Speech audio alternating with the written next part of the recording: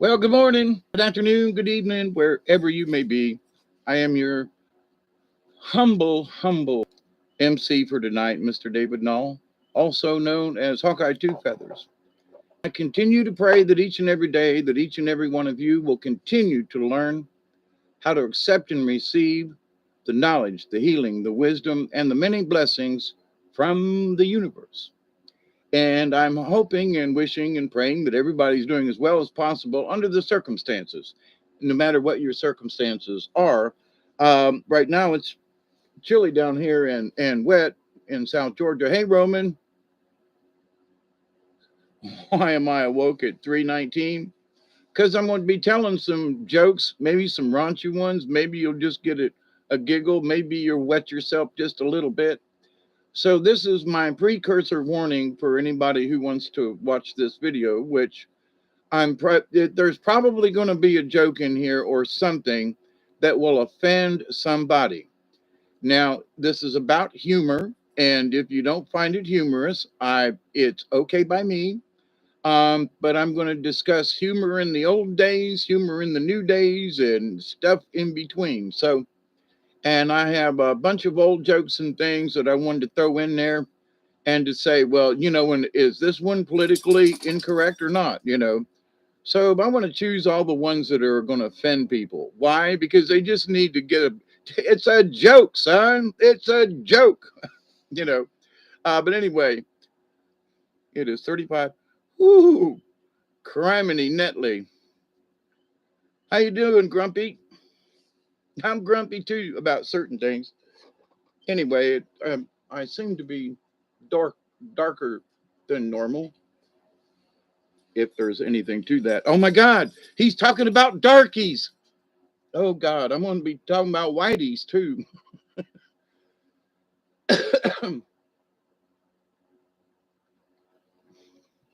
So because we're hey Mel, how are you? Roman, Grumpy, Barry. I said hello to you earlier, but I'm in one of them crazy ass moods. You know, you're Doug. Okay, but ain't you still grumpy sometimes, Doug? But I am glad you told me that. I'm like, grumpy stack. Have I seen you here before? No, I have not. I'm not seen any of you. Never mind. So I'm in one of those silly ass moods, and there might be some cussing and cursing and bad joke telling in this program. So if you're like me and you like bad jokes, and you don't mind a little cursing, then sick 'em there, Barry. There's one, Yanni. Holy crap! Haven't been on 3 minutes, and we're already being whatchamacallit.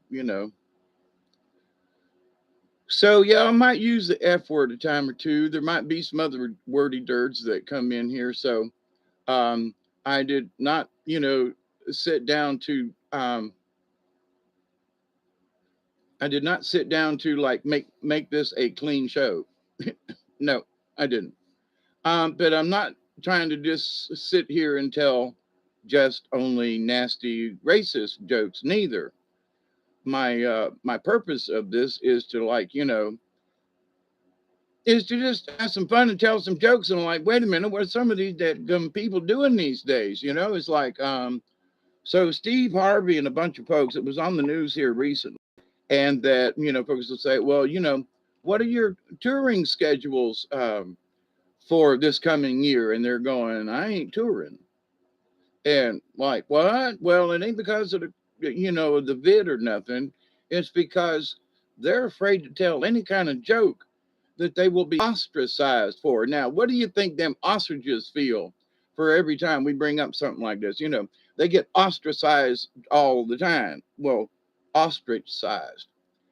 But anyway, so but a lot of folks just they don't want to go there. Not that they wouldn't have a good time, but that the criticism and people in the audience, and uh I've been trying to think of the guy's name back in Lenny Bruce. Okay, Lenny Bruce. And for those folks who know a little bit about comedy, Lenny Bruce was doing smoke dives, and he was funny in his own political way, but he started using curse words. I mean, like curse words, like the F word. And they arrested him. They closed down the places where he was. Hey, Mary, how are you? And so the idea, though, that comedy, you know, back in the days of vaudeville, okay, what was vaudeville? Well, 100 years ago, it was every town had some kind of little theater or vaudeville show. It was comedy, it was music, it was singing and dancing and acrobats, and vaudeville was a little bit all of it. I've been in a couple of vaudeville shows in my day, and I'm here to tell you.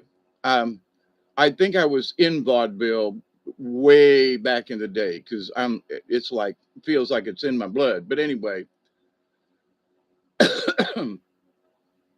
so but some people came out and told jokes. Some people just came out and recited poetry. It was different little acts, sort of like variety shows, which we don't really seem to have variety shows anymore either.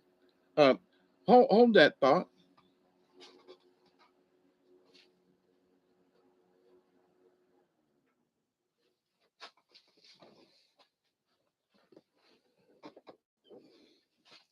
It's warm enough in here.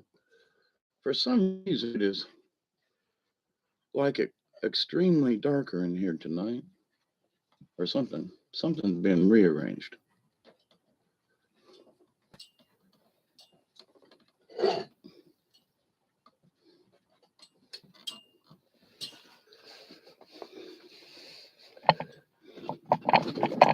Well, I didn't come on here so y'all could just look at my pretty face. But anyway, it's to um, so the some of the comedians and folks I'm talking about jokes these days, and I try to watch some of these comedies that I love comedies, but there's been very few programs, especially here, what I would say, lately, that I can't get a good guffaw out of. What's a guffaw? It's one of them. But I get a giggle, I get a little snort once in a while. Most of the time, I'm just bored. I'm like, well, that was cute. And is that their attempt at trying to be um, funny? I'm not yet, but it's 9:27, and I missed the 20 mark. But Alex, since you're here, I'll share. Okay. Um, so I have collected jokes for years. Okay, and I've got some on this little hard drive here hooked into my computer. So I might disappear, and I might be can't see anything or what's going on because I'm scanning for through the jokes. Some of them are funny. Some of them are whoops. They're gender biased. And I was sitting here earlier, and something had came up on a commercial or something, and they were like, you know, boys' clothes for the summer. And I was like, wait a minute, they can't use that term anymore, can they? And school clothes. It used to be boys' pants and girls' skirts. Well, now it's boys' skirts and girls' pants. And wait a minute, what do they call clothes for whatever they are, right? Gender, whatever. Now I know there's a lot of stuff and people, and I don't mean to hurt anyone's feelings, but for those of us who have, only so much brain power left in our lives, it's like, what the hell are y'all talking about? Well, I'm gender something. Okay, I'm a cis. Really? I had a cyst on my ass one time and the doctor removed it. Oh, you don't mean that. I'm sorry. Did I offend you? Because they don't understand, I have offended you. Dems the breaks. Smoke if you got them.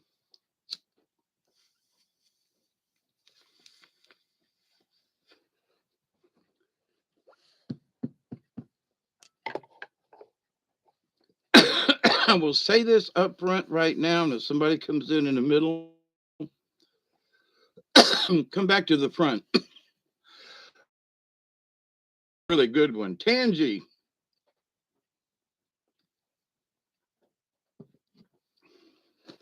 I didn't come on here to like tell jokes or whatever, and but to show how easy it is for somebody like me who's slightly hard of hearing and getting old and like what I don't some words like you said what, and I don't mean that in a negative way, but you said what? Let me say that again, because if I repeat what I thought you said, I ain't going to repeat it.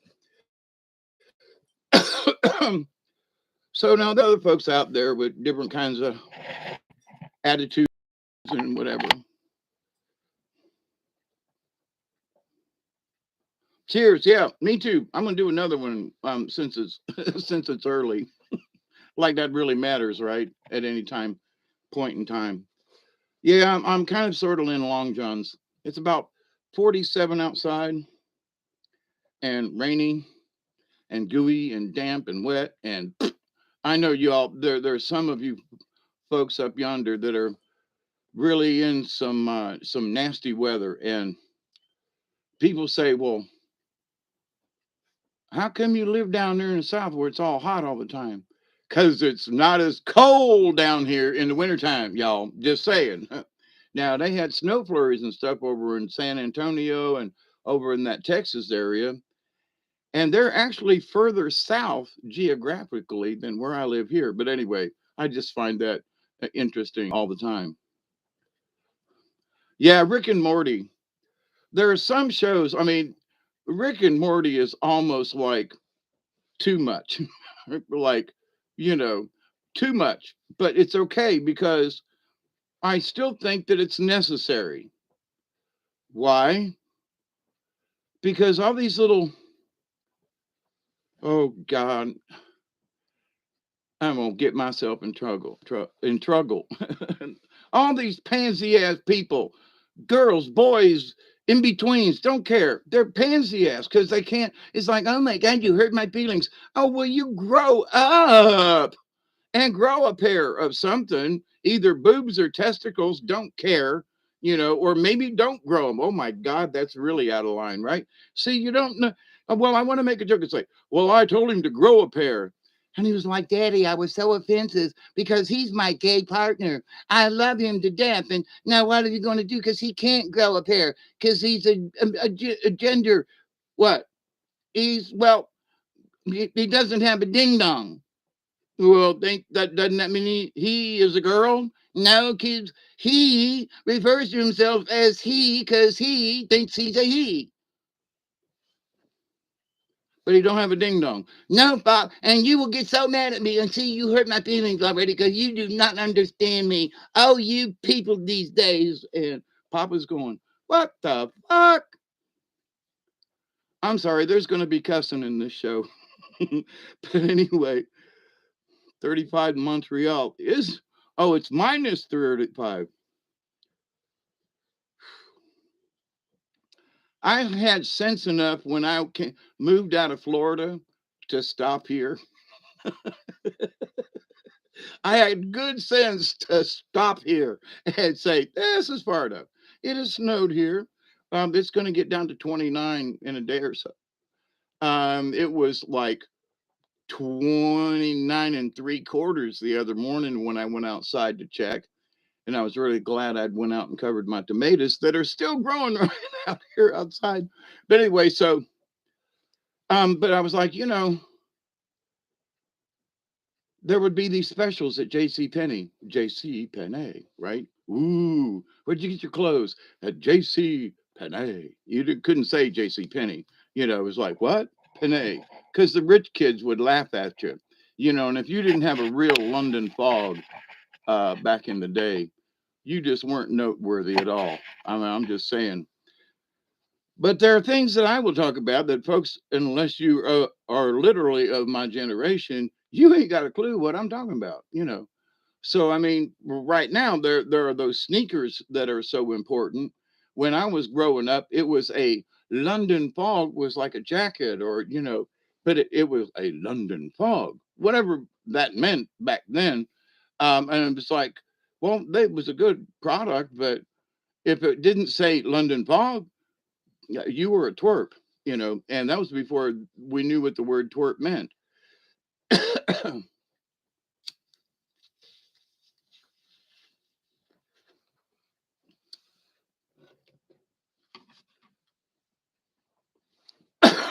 So in this day and age, you know, it used to be that men could tell a joke about their wives. And then there was Phyllis Diller that she always talked about Fang, right? Now, if you've never heard any of Phyllis Diller's material, then go look up some of it. You know, for those younger folk that might come on here, for gosh sakes, go back and listen to some of her earlier stuff. She did albums and stuff. She didn't start being a comedian until she was in her 50s or something, you know? But Phyllis always talked about Fang. It was her husband. Oh, well, if Fang did this and Fang did that. And you could hear him like, you know, in the microphone, she would do this. So it sounded like Fang. And, but, you know, Phyllis was a trip. Um, oh no, I touched something. Oh crap. Okay. I hit something with my finger, one of my digits. So, but anyway, so folks can't talk like that. Well, me and my partner. Well, or is it a boy or a girl? Are you a boy or a girl? Well, it don't fucking matter. Apparently, me and my partner. Well, but it's nice to kind of get like just a base point. Your partner in crime, your partner in sex, your partner in business, your partner as in a marriage or living arrangement, if a partner, what do you mean? And I don't mean to be rude. Yes, I do. No, you don't. Yes, I do. No, I don't. But you understand what you're talking about. Well, me and my partner. Okay. And the rest of us are just going to sit around and go, does she mean her? Is that her husband, wife, girlfriend, boyfriend? Who? And that is that a boy or a girl? I can't tell the way, you know, the hair and you know, and the flat chested could be a man, but I don't know. Does she have a ding dong? Well, I don't know. Go to the restroom and see if you can take a peek. Well, I don't know, you know, but she's going into the ladies' room. Well, then you go in and they, you know, see if he wipes her. She, you know, do they have a ding? What are you talking about there? Come on now, I want to know. Straight folks are coming, a coming, a coming. The straight folks are coming today. Sort of to the tune of the shrimp boats are coming, dear Liza, dear Liza. The shrimp boats are coming. Hey, Project, how are you? Happy birthday. So,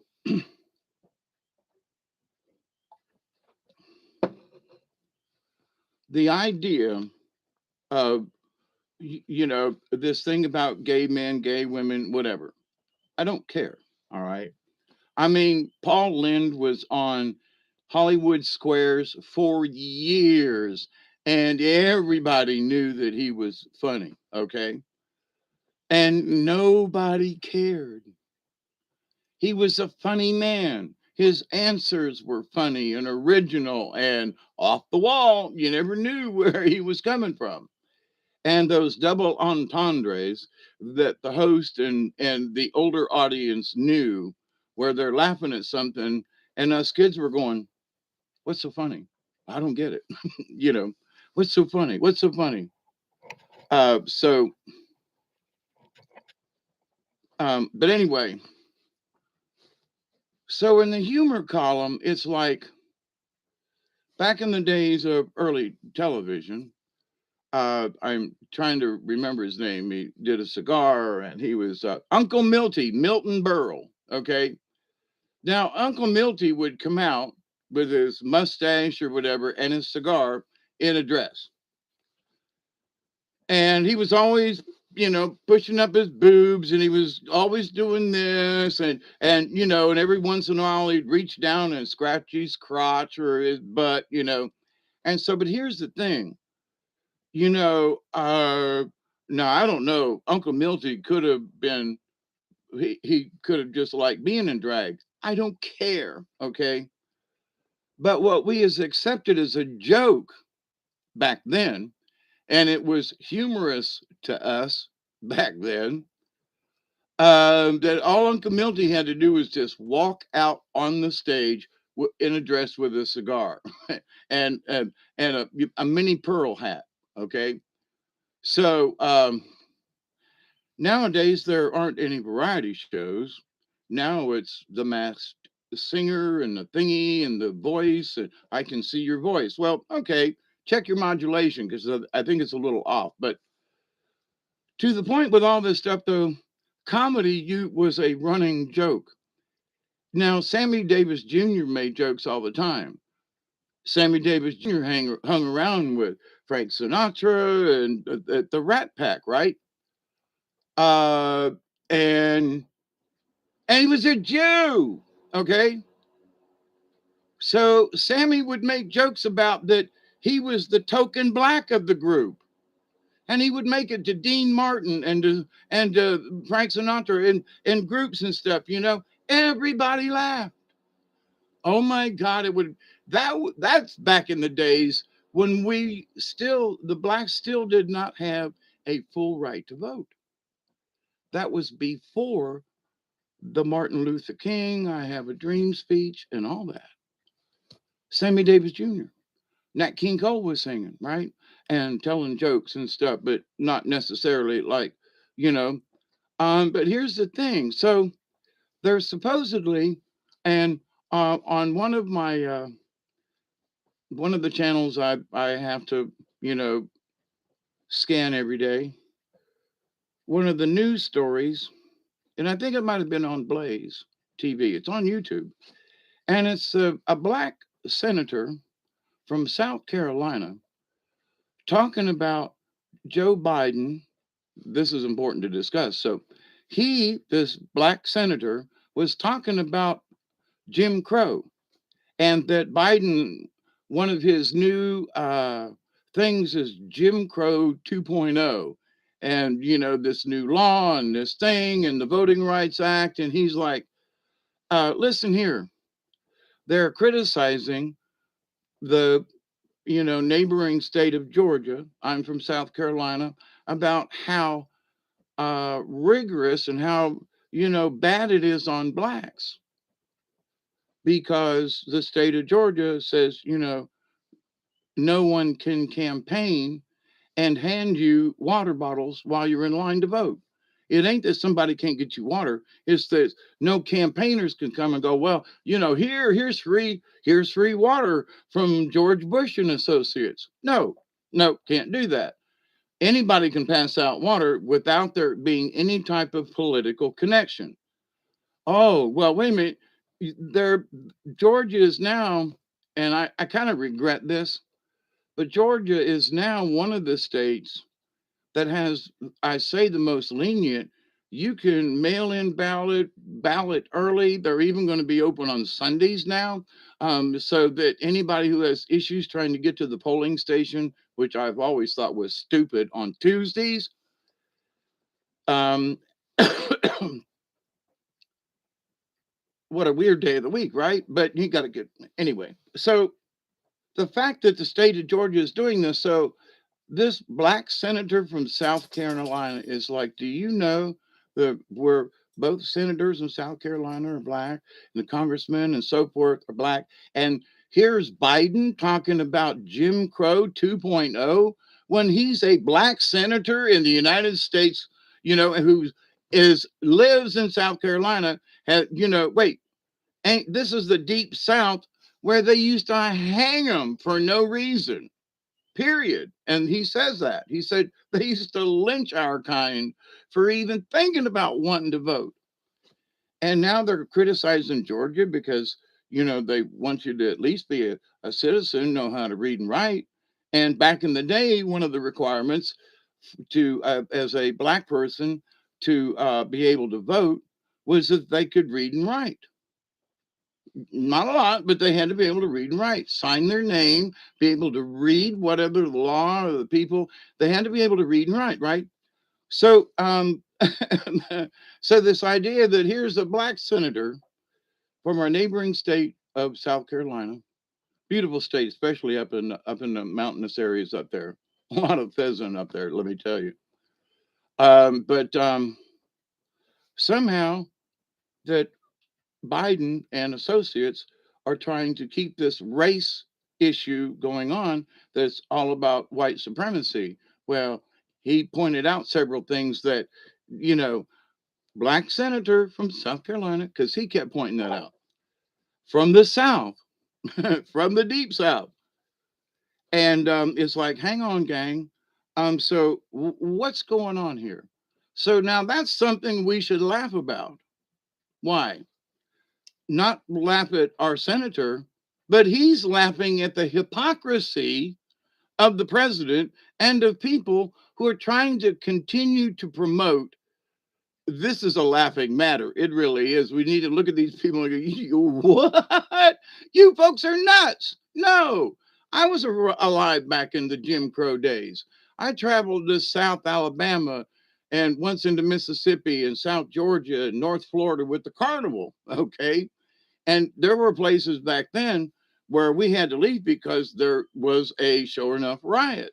We'd be the only white people in that section of town after 10 o'clock at night, and everybody else would be black. Now, I won't give the name of the town, but it was in Georgia, north of me and sort of on, below Columbus. But anyway, and we literally got attacked. And the sheriff, who was black, and his deputies, who were black, blamed everything on us white people when we were obviously outnumbered like 50 to 1. I ain't lying. In that we had to tear the carnival down by sunrise with no help, because we normally would get black folk in the neighborhoods and so forth, um, and to help us set up and tear down and cleaned us out. So we had to tear the whole carnival down, get it up, get it out, and be out of town by. He gave us till 7 o'clock in the morning. There were a couple of stragglers, but he didn't arrest anybody because we were at least headed out of town, right? And some of the people on the carnival were forbidden to come into that county. The carnival was not allowed to come into that county for like a bunch of years. One particular person was forbidden to, he could drive through it, but if they caught him stopped somewhere in town, he could be arrested. I mean, it was nuts. Jimmy Deal. But anyway, so that should be laughable too, because that ain't what happened. But then few white people got blamed for this ruckus in that part of town. Well, which was half of the town was black population. I don't have a problem with it. I don't. But when people just get mean because you're white, or when people get mean just because you're black, that's just like no, no, no, no, no, no, no, no, no. We can't have that. So, what do we do? We should be able to tell jokes and get along with each other, right? So, I want to start off with some really corny jokes, all right? And whether or not they're appropriate. Now, they're husband wife type jokes, they're men and women kind of jokes, this particular one. And this particular subject, there's 8 little snippets here called The Whys of Men. Why do men become smarter during sex? Dun, dun, dun, dun, dun, dun, dun, dun, dun, dun, dun, dun, da, da, da, da, da. Okay. Um, Why do men become smarter during sex? Because they're plugged into a genius. Now, here's the thing. In this time when this joke was written, men would have mostly be having sex with women, okay? And so the joke is that you're plugged into a genius. Well, if you're having sex with another man, then wait a minute, this joke don't make sense. You follow me? So, okay, um, hang on.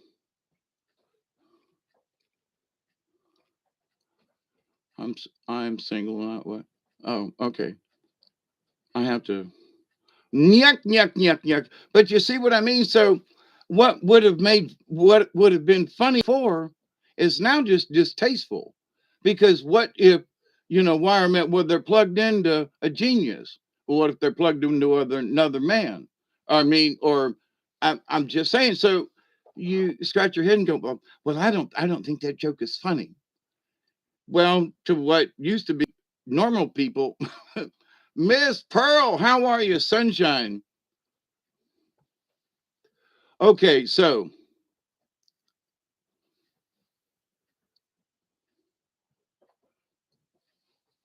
now this one relies on the male female relationship, okay, for the joke to work. Why don't women blink during sex? Da, da, da, da, da, da, da. Why don't women blink during sex? They don't have enough time. Now, if your partner is another woman, then that doesn't make sense because the joke about men being quick, etc., doesn't work. Okay, so there goes that humor out the window. Where I still think it's funny, but because I'm a heterosexual male, at least last time I checked. Why does it take 1 million sperm to fertilize one egg? Da, da, da, da, da, da, da. Because they don't stop to ask for directions. Huh? Why does it take 1 million sperm to fertilize one egg? Because they don't stop to ask for directions. But now, so sperm fertilized, but women ain't going to spermalize it. You know what I mean? So then that's sort of like, well, if you're two women and that's offensive, then but let's not talk about sperm. Ew. Okay, but then you know this is where the jokes are taking us, right? So that's why some of these jokes are non-compliant. I warned you all at the beginning of this thing that some of this stuff in here just wasn't fit for anything. um why do men snore when they lie on their backs?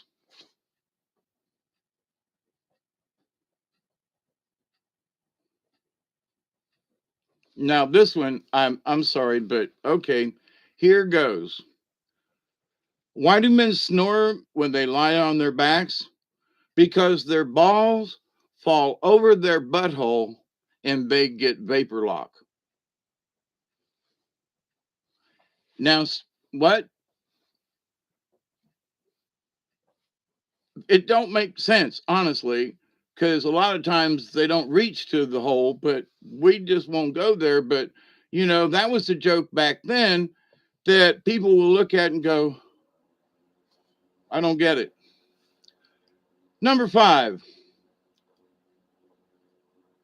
why were men given a larger brain than dogs? Da, da, da, da, da, da, da. So they won't hump women's legs at cocktail parties. Or wait a minute, is that panties? Oh, no, it's parties. That don't really. So men were given larger brains than dogs, so they won't hump women's legs at a cocktail party. Okay, all right. Funny or not, don't care. Dems the brakes. Number 6 on this list. Why did God make men before women? Da-da-da-da, da-da-da-da, da-da-da. You need a rough draft before you make a final copy. Okay. Number 7 in this list of humorous things. How many men does it take to put a toilet seat down? Don't know. It's never happened before. Now, see, that's a women's joke. But now, if it's two female partners, then or two male partners, do both if in a male relationship do they lift the seat or take it? You know what I'm saying? So just saying, the joke doesn't necessarily work. Okay, in a binary society. Number 8. Why did God put men on earth? Da, da, da, da. This is for women, maybe, because a vibrator can't mow the lawn. Okay. Okay. All right. So now, if I was to look at these, I would say that a woman wrote these jokes. And I still consider myself, straight, white, and male. That I find that offensive, and all you women should be, raked over the coals and hung upside down or made to listen to Don Rickles or something. I don't know, but that was a stretch, wasn't it? Listen to Don Rickles, and Don Rickles, of course, would not be allowed to even participate in anything on TV or whatever, because of what he used to do and how he used to do it. And so this idea that um, currently, jokes of old and the old style of comedians is it outdated? Well, I don't know about the outdated part, but depending on what brand you are, you may not be.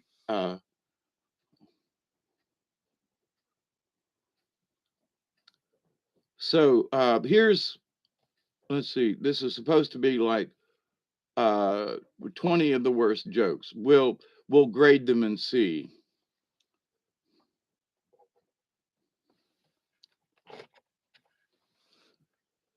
May the fleas of 1,000 camels infest the crotch of the person who screws up your day, and may their arms be too short to scratch. Now that's a nice little curse. Calling in sick. Employee. I'm sorry, but I can't come in today. My doctor says I suffer from anal glaucoma. Anal glaucoma? What's that? I just can't see my ass coming to work. Anal glaucoma. Okay. I didn't write them, but I did choose to read them. So, But that's the thing about comedy though. So that one employee to the boss. So it doesn't matter whether the person is of any particular, but there you go. Two antenna met on a roof, fell in love and got married. The ceremony wasn't much, but the reception was excellent. Pause for the cause. Here's my cause. A jumper cable walks into a bar. The bartender says, well, I will serve you, but don't start anything. A jumper cable went into the. Okay. Two peanuts walk into a bar. Two peanuts walked into a bar, and one was assaulted. Oh, I know they're horrible, ain't they? Okay, keep going.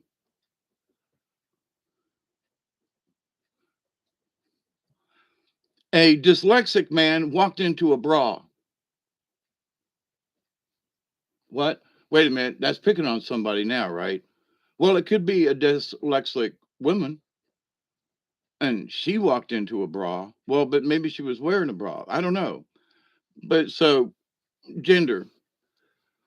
A man walks into a bar with a slab of asphalt under his arm and he says, "A beer, please, and one for the road."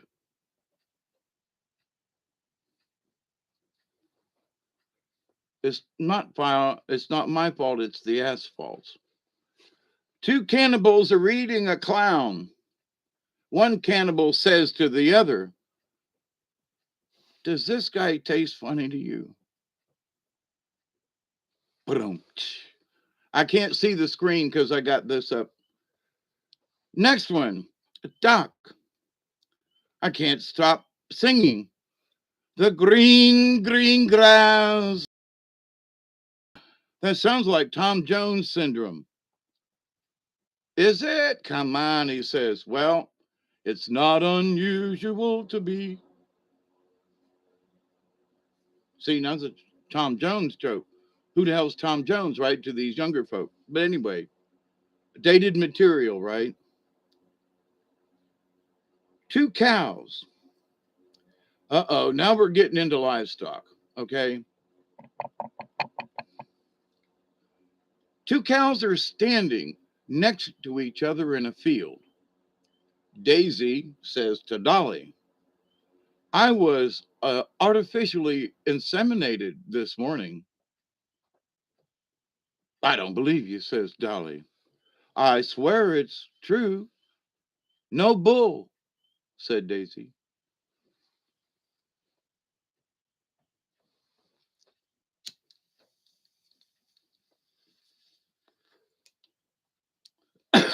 An invisible man marries an invisible woman. And when they had kids, there was nothing to look at.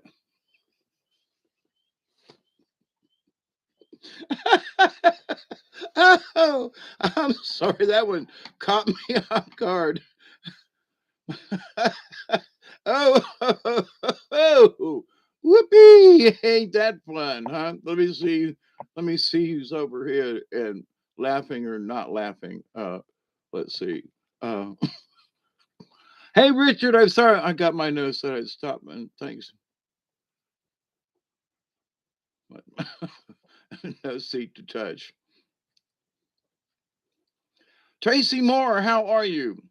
David Castle, how are you? Barry, I'm on another screen, so I can't watch you all in the chat. So, blessings to all y'all. I just, with some of these jokes, so some of these require a gender to them. You know what I mean? And again, I don't care if you're uh, homo in any way, Homo erectus. Wait a minute, did that mean that the old guy in the corner that his penis stood up? No, no, Homo erectus. He was one of the cavemen. So did the caveman? They called him erectus. Is that because he walked around with his penis out all the time? I mean, but Homo erectus. Well, but what about the women? Were they erectus, or were they something else? You know, were they subdirected? Or were missing a directive, or was it an internal directive, or Anyway,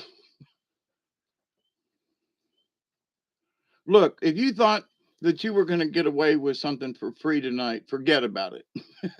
If you want your money back, ask the person at the ticket box. Okay, I am not the proprietor of this establishment.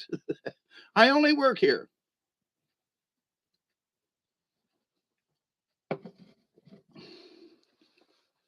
Now, to those folks my age and older, they would get that joke.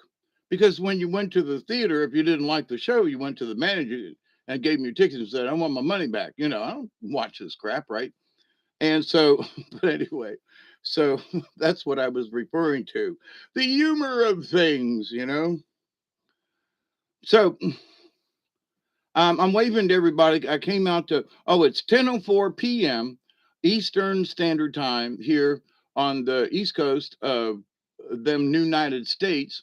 And here in Southwest Georgia, aloha, howdy, cheers to everybody. I hope you're dry and safe as possible and as healthy as possible. Just as an aside, while I take aside a minute to hit this, my daughter and some other folks who have had the COVID shot are and they've all come down and are sick with the flu. And I just go, then what good has it done you all? Well, this is a different variant. Okay, fine. But I wish them well. I honestly do. They did their best, and I don't want to pick on them, but they should stop picking on me now because I haven't had a shot. Okay, just say it. So, and I warned them. You know, that's my 10 cents. Now back to the jokes, okay? It's on another page, so I gotta um loads of buffering.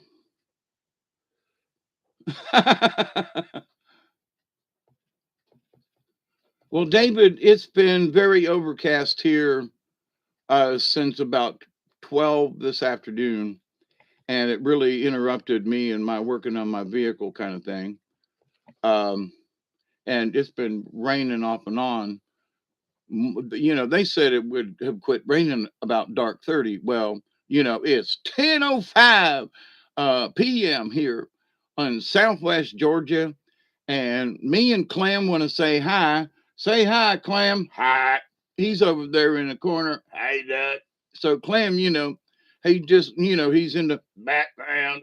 Okay, he's in the background over there. Um,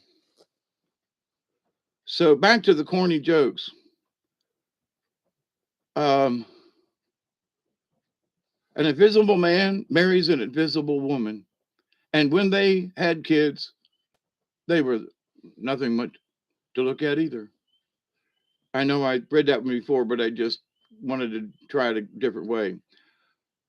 Deja vu, the feeling that you've heard this bullshit before. Deja vu. That's a good one.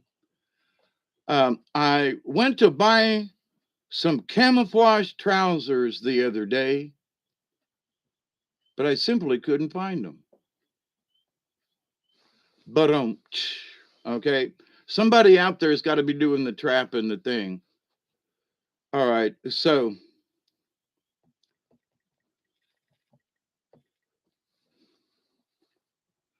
a man woke up in a hospital after a serious accident. He shouted, "Doctor, doctor, I can't feel my leg."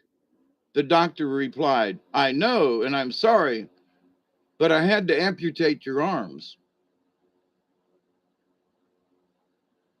But now that's a double amputee. Why, my doctor? I can't feel my legs. Right, I had to take your arms.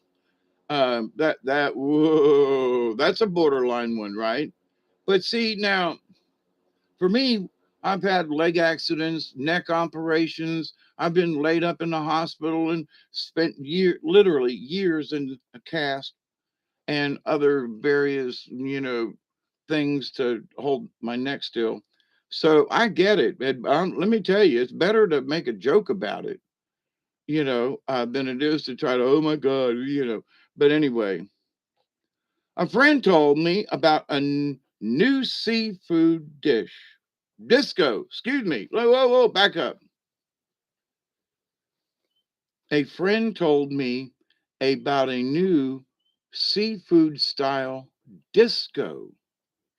So I went last week and danced so hard I pulled a muscle. Seafood disco?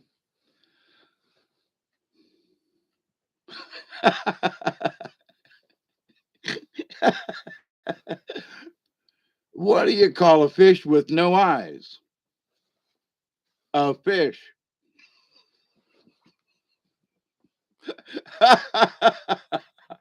What do you call a fish with no eyes? A fish? Okay. Two fish swim into a concrete wall. One turns to the other and says, "Damn, that was hard." Two Eskimos sitting in a kayak were chilly. Two Eskimos in a kayak who are chilly. So they lit a fire in the craft. Not surprisingly, it sank, provoking once again, proving once again that you can't have your kayak and heat it too. You can't have your cake and eat it too. Okay, bad one. I didn't say they were good. A group of chest enthusiasts. Now, I thought it said chest. Okay, so I thought they were all double D. Never mind. See, that's how this could go. A group of chess, and now all I want to do is say chest. A bunch of chess players, of enthusiasts, uh, checked into a hotel motel and were standing in the lobby discussing their their recent tournament victories. About an hour After about an hour, the manager came out of the office and asked them to disperse. To leave. Take your purse and dis somewhere. To disperse. Ain't that what it means? But why, they asked as they moved off. Because, he said, I can't stand chess nuts boasting in an open foyer. Chestnuts boasting in an open foyer. Jack Frost nipping at your nose. Okay. Uh, oh, there's more. There's more. There's more. Oh, here we go. Now it's the women's turn a little bit, because a lot of these, no offense, have been aimed at men, and that's okay. I mean, my point to this is, can we not learn to take a joke? Oh my God. Now, out of all these jokes, there will be somebody that will be pissed about them. But back in the day, they were like, jokes. I mean, like, hey, gang, just it's a joke, son. You're not to be pissed about or get upset, or somebody doesn't understand me because they didn't, they told a joke and I was desensitized. And I just want to, and I don't mean this in a male female kind of way, take it for what you, but dadgum pansies, cut it out, quit being so munchky, it's a joke, son. It's a joke. Okay, it may be distasteful to you, but so you don't have to tell it to other people, all right? A woman has twins. Now, a man can't do this, so this has got to be a woman's joke, right? So a woman has twins and gives them up for adoption. One of them goes to a family in Egypt and is named Amal. The other goes to a family in Spain. They name him Juan. Years later, Juan sends a picture of himself to his birth mother. Upon receiving the picture, she tells her husband that she wishes that she also had a picture of Amal. Her husband responds, "They're twins. If you've seen one, you've seen Amal."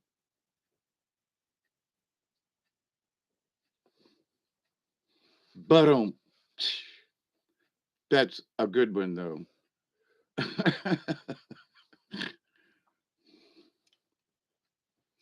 So, insensitivity, I would say that people who can't take a joke, that they're the ones who are insensitive to those of us who just like a joke. Steve, how are you? Susie, Ray of Milan, Ray of Milan, Ray of Man. Okay, look, y'all, my eyeballs are a little cockeyed as normal, and I'm smoking. Wait, you can see me though when I'm reading, can't you? So I'm not really hidden.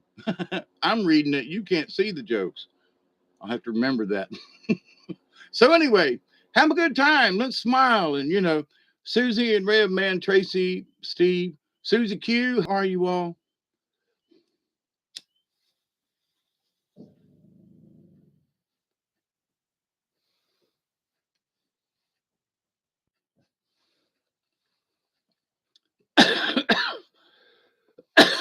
I tried to pass some to Duggar, but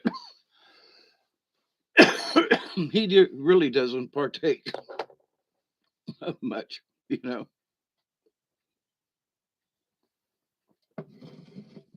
I was going to say the other day, but it's been 2 weeks ago since I've been to the store. My truck broke down in the yard. Let me tell you.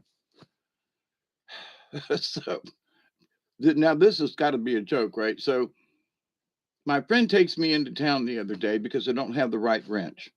He brings me a wrench to take off this part, right? And it fits, and like, man, I'm ready to go, right? Sent, but I was missing some of the tools, so we go into town, and I need to pick up a couple of things, and so I picked up a couple of new sets of wrenches in the larger metric sizes, which I haven't had. I have in the mail, right? Especially in the box end.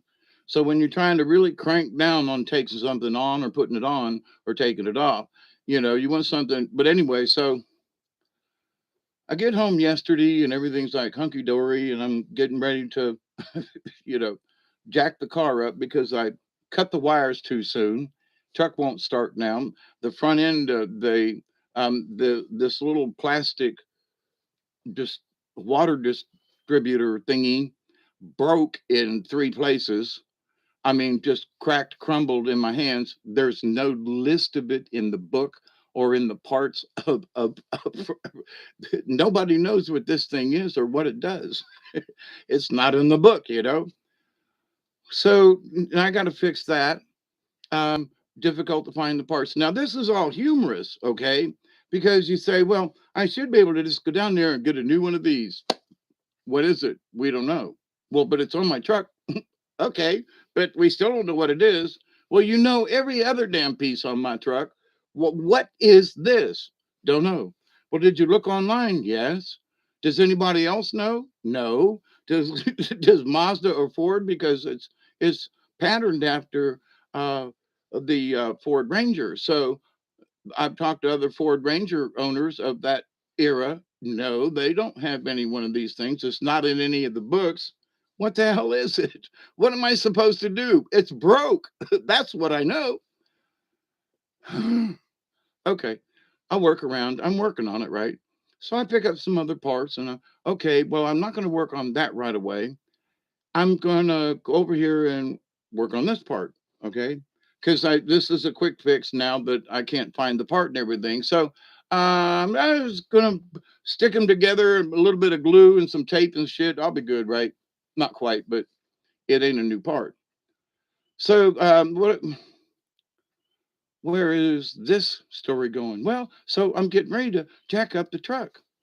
And I go and get my new jack, or the newest one anyway. I put it under the truck, take the older one out because it's not really jacking up the way it should, but it's way old and. So I put the newer one under the truck, go to jack it up. It won't pick up as much as the old one does.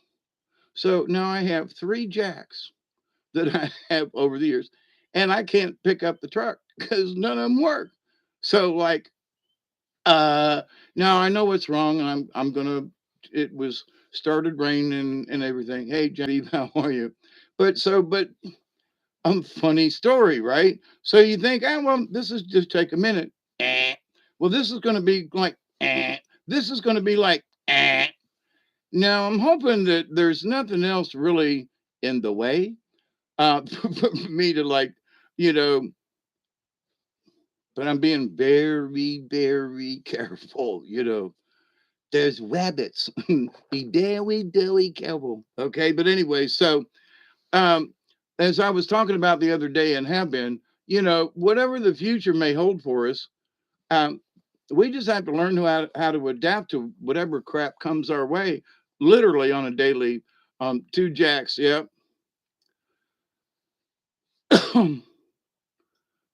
And the Queen of Hearts, no one but the da da da, no one ever ba ba ba ba do, down away from you. Anyway,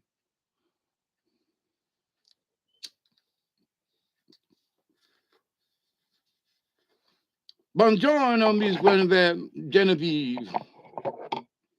Okay, back to the jokes. I had to take a.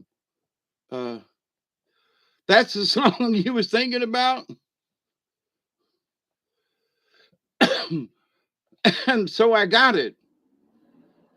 I'm the only fool to take me away from you.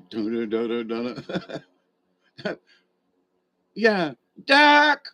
Where? What? I don't see any ducks. No, duck. No, where? Where's the duck?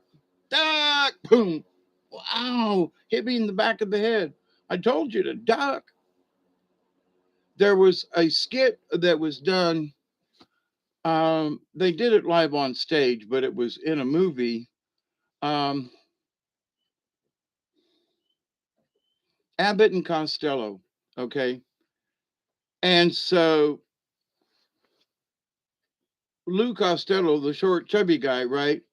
He's practicing this song, and Bud Abbott is over there doing some stage direction, and they were raising and lowering one of the one of the teasers over the at the front most of the time. They're towards the front of the theater, up in the top, because the teasers cover the front of the lights, so you can't see them from the audience as much. So those teasers up there, you know, act as a shadow. Anyway, so Bud Abbott is over yonder directing these guys. Lou is doing this little singing number. And so he goes, by the light of the silvery moon. And he goes, no, no, no. Stop, stop, stop. A little lower. So Lou looks over and he goes, by the light of the silvery. And no, no, no, stop, stop, stop. A little higher. By the light. No, no, no, a little higher than that. By the light. Now a little higher than by the light of the silvery. So and he's not talking to Lou at all. He's talking to the guys that are raising and lowering the part of the scenery in the backdrop. But you talk about a funny little skit, but you had to been there to see it, right?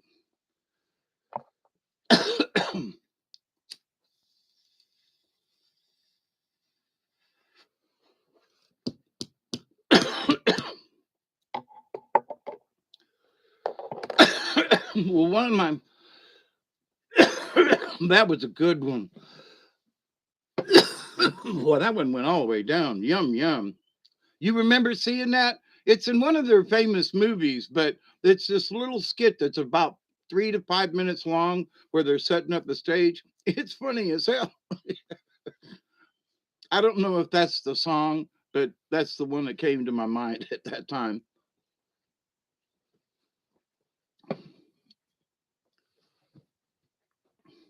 The Tale of the Lonesome Pine song. Yeah. And Oliver Hardy was supposedly born in Georgia, south of Macon and more over towards Savannah in the state. I can't remember the town, but I did puppet shows there, spent the night, and then did a Saturday performance thingy. Um, Sickleberry. But anyway, he was from that. Oliver Hardy was from that town in Middle Georgia, southern Middle Georgia. Who's on second? What's on first? Yeah. But anyway, there's a there's I love old westerns. If it's a decent Western, a new one, but most of the new stuff just ain't worth watching. But anyway, um, this new one out that's on either CBS or I can't remember which one, 1886 or 3 or something about the wagon train or whatever. But I like a couple of the actors, actresses in there. And I'm kind of there. I like old Westerns, but to see how accurate they are, folks want to make things authentic these days. Back in the day, when they first started making cowboy movies, they still dressed that way. There was no costume change of the cowboys in the old west, right? They they just wore their stuff. But anyway, but Oliver Hardy. Now I can't remember. I think I know, but not quite sure. But he was in a western color, I think, back when it was like new, with a famous cowboy, John Wayne. They played as partners, and I think it was like called the Pioneers or something. And um, Oliver Hardy played his stout companion from Kentucky, and hilarious, good, semi-western movie back then. And Oliver Hardy, like you, what? Yeah, he played, top billing with John Wayne. Just amazing. But anyway, so back to the comedy of other stuff. Laughing Gravy. Okay, so I gotta. You can't see the screen, but I gotta switch. Oh my God, we've got a dwarf. If there's any short people got to nobody to love. Good for Randy. You know what I mean?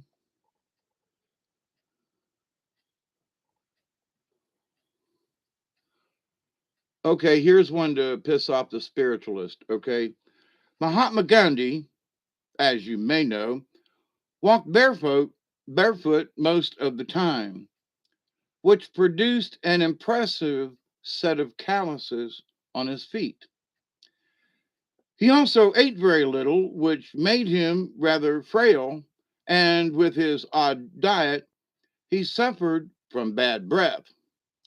This made him, oh man, this is so bad it's good. It made him a super calloused, fragile, mystic, hexed by halitosis. A super calloused, fragile mystic hexed by halitosis. That's one. Uh, oh, a dwarf who was a mystic escaped from jail. The call went out that there was a small medium at large.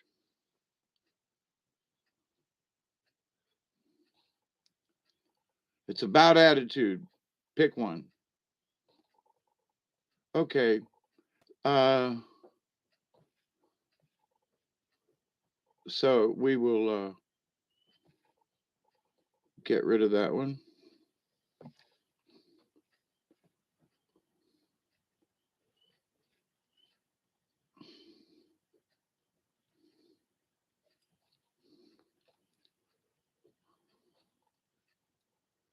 Um,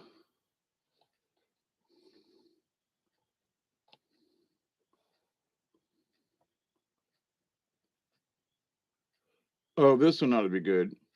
I have them in written in different text documents and with the title, so I have to open them. So bar with me for a minute. Is this one is just the bar necessities, simple bar necessities, simple bar necessities of life. Uh,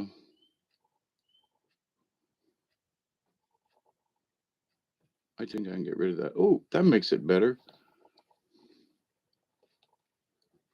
Oh, by the way, for those folks out there who worried about Microsoft Office and everything like that, there I've been using a which is and it's oh, what do you call it? An open it's open source um software, and it looks just as good as Microsoft Office, and it's free as a download. Okay. And it's reading this old text, which was just a rich, simple ASCII text back in the day, because there were so many conflicts with different types of how they coded words back then. Microsoft did it their way, and these people did it their way, and this one did it their way, and none of the none of the softwares would work together. So if you put a page in at the end of something, that it meant something else in somebody else's program. But anyway, I'm glad they quit fighting about that kind of stuff. But anyway, potential and reality. All right. A kid comes home from school with a writing assignment. He asks his father for help. Dad, can you tell me the difference between potential and reality? His father looks up thoughtfully and then says, Son, I'll demonstrate. Go ask your mother if she would sleep with Robert Redford for $1 million. And then go ask your sister if she would sleep with Brad Pitt for $1 million. And then come back and tell me what you've learned. So the young boy is puzzled, but he decides to ask his mother, Mom, if someone gave you $1 million, would you sleep with Robert Redford? She says, Don't tell your father, but yes, I would. He then goes to his sister's room. Sis, if someone gave you $1 million, would you sleep with Brad Pitt? She replies, Oh my God, definitely. That's the way she said it. The kid goes back to his father. Dad, I think I figured it out. Potentially, we're sitting on $2 million, but in reality, we're living with two sluts. Potential and reality. Now, see, that's got to be offensive to somebody. You know what I mean? I don't know who, but it's got to be offensive to somebody. you know, so I I didn't write them, but some of these are like, I'm sorry.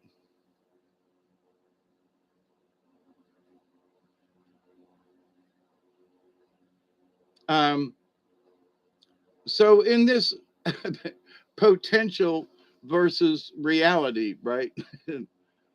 Potentially, I almost got my truck fixed yesterday and today, but the reality was that everything I touched turned to shit. Just didn't work. So the potential was there, but the reality turned out to it's just another day. Hey, Johan, how are you? Oh, crap. What did I do? Y'all still there?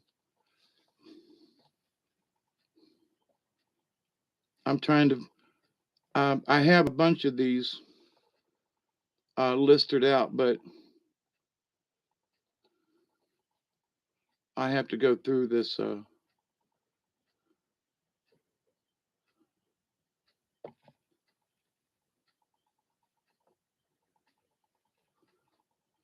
it takes it a second to load out of these old. You know what? I could probably save them as a better text. These things have been on my this backup hard drive for a long time. And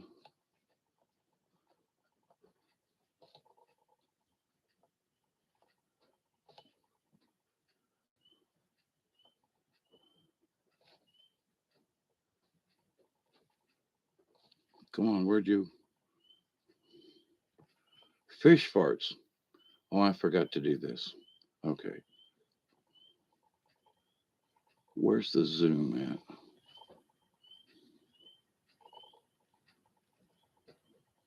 Oh, there it is.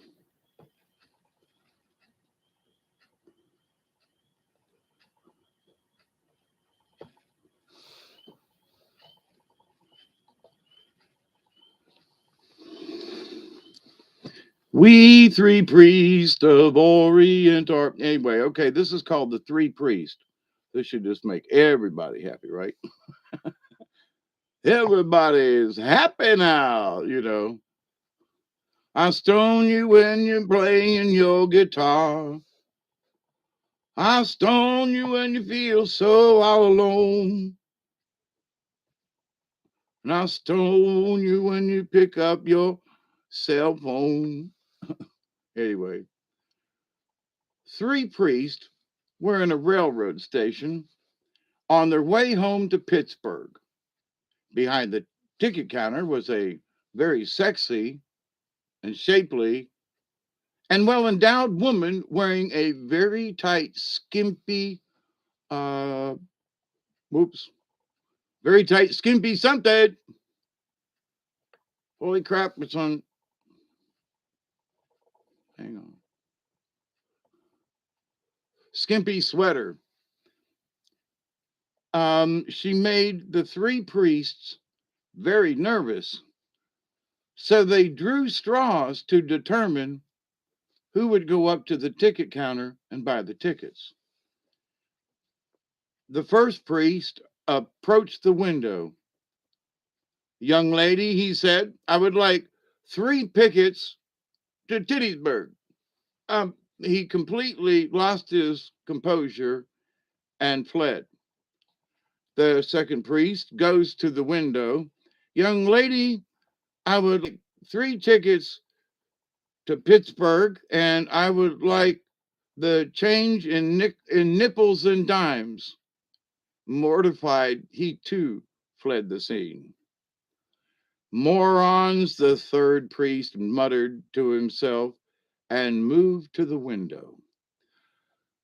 Young lady, he said, I would like 3 tickets to Pittsburgh, and I would like the change in nickels and dimes. And if you insist on dressing like that, when you get to the pearly gates, Saint Finger's gonna shake his Peter at you. And then they took a bus. In poor taste, right? Those male dominated sexist pigs, you know. All right.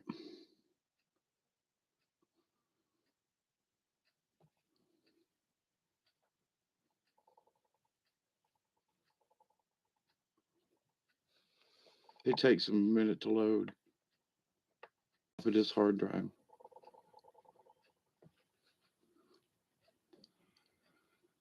3 women in a sauna. Sounds like a clam bake. Never mind. 3 women, 2 younger and 1 senior, were sitting naked in a sauna. Suddenly, there was a beeping sound. The young woman pressed her forearm and the beep stopped. The others looked at her questioningly and she said, Well, that's my pager, she said. I have a microchip under the skin of my arm. And a few minutes later, a phone rang. The second young woman lifted her palm to her ear. When she finished, she explained, That was my mobile phone. I have a microchip in my hand. Well, the older woman, she felt very low tech, but not to be outdone, she decided that she too had to do something just as impressive. She stepped out of the sauna and went to the bathroom. She returned with a piece of toilet paper hanging from her rear end. The others raised their eyebrows and kind of stared at her. The older woman finally said, "Well, will you look at that? It seems I'm getting a fax." Boom. I didn't write them. So, um, is the is the humor going to get you yet?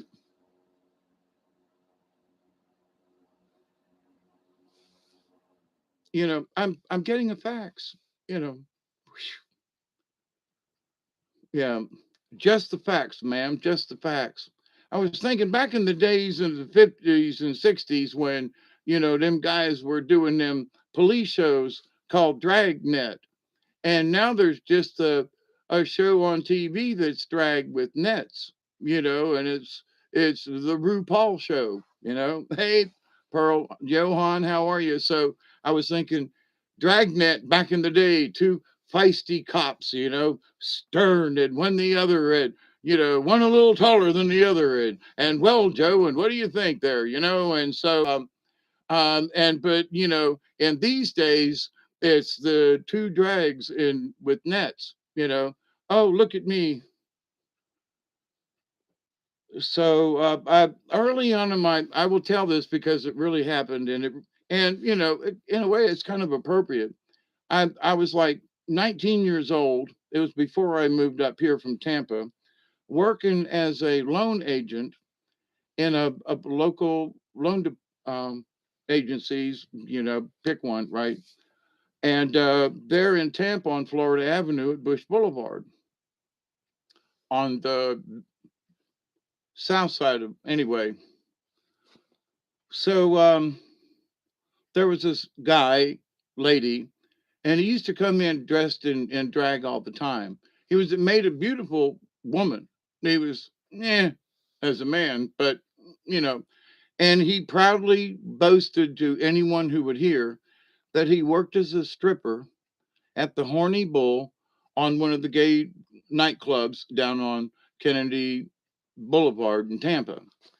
And so he fell in love with me. And the secretary there, she was like, "You be careful. This guy's nuts. He wants your ass." And I mean that, Dave, because you ain't got nothing else to give him. And I was like, she was very brash but so I was like, "Yeah, but you got to be careful." Hey, Chloe, how are you?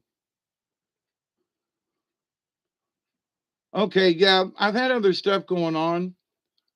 Plus, I have been sick. But anyway, on to the story. So I had these two different couples that came in that were scheduled to come in on a Saturday morning, which was uncommon. So the store was not, the office building, it wasn't open, except I was there to receive these two people and finish signing, give them a check and all that kind of stuff. And so, but while I had the door open, as one person was leaving, and "Hi, have a good day," and all that, and I closed the door because I knew there was another couple scheduled in like 15 minutes. So I didn't lock the door right then. That was a mistake. But I turned and went back behind the counter. And when I did, this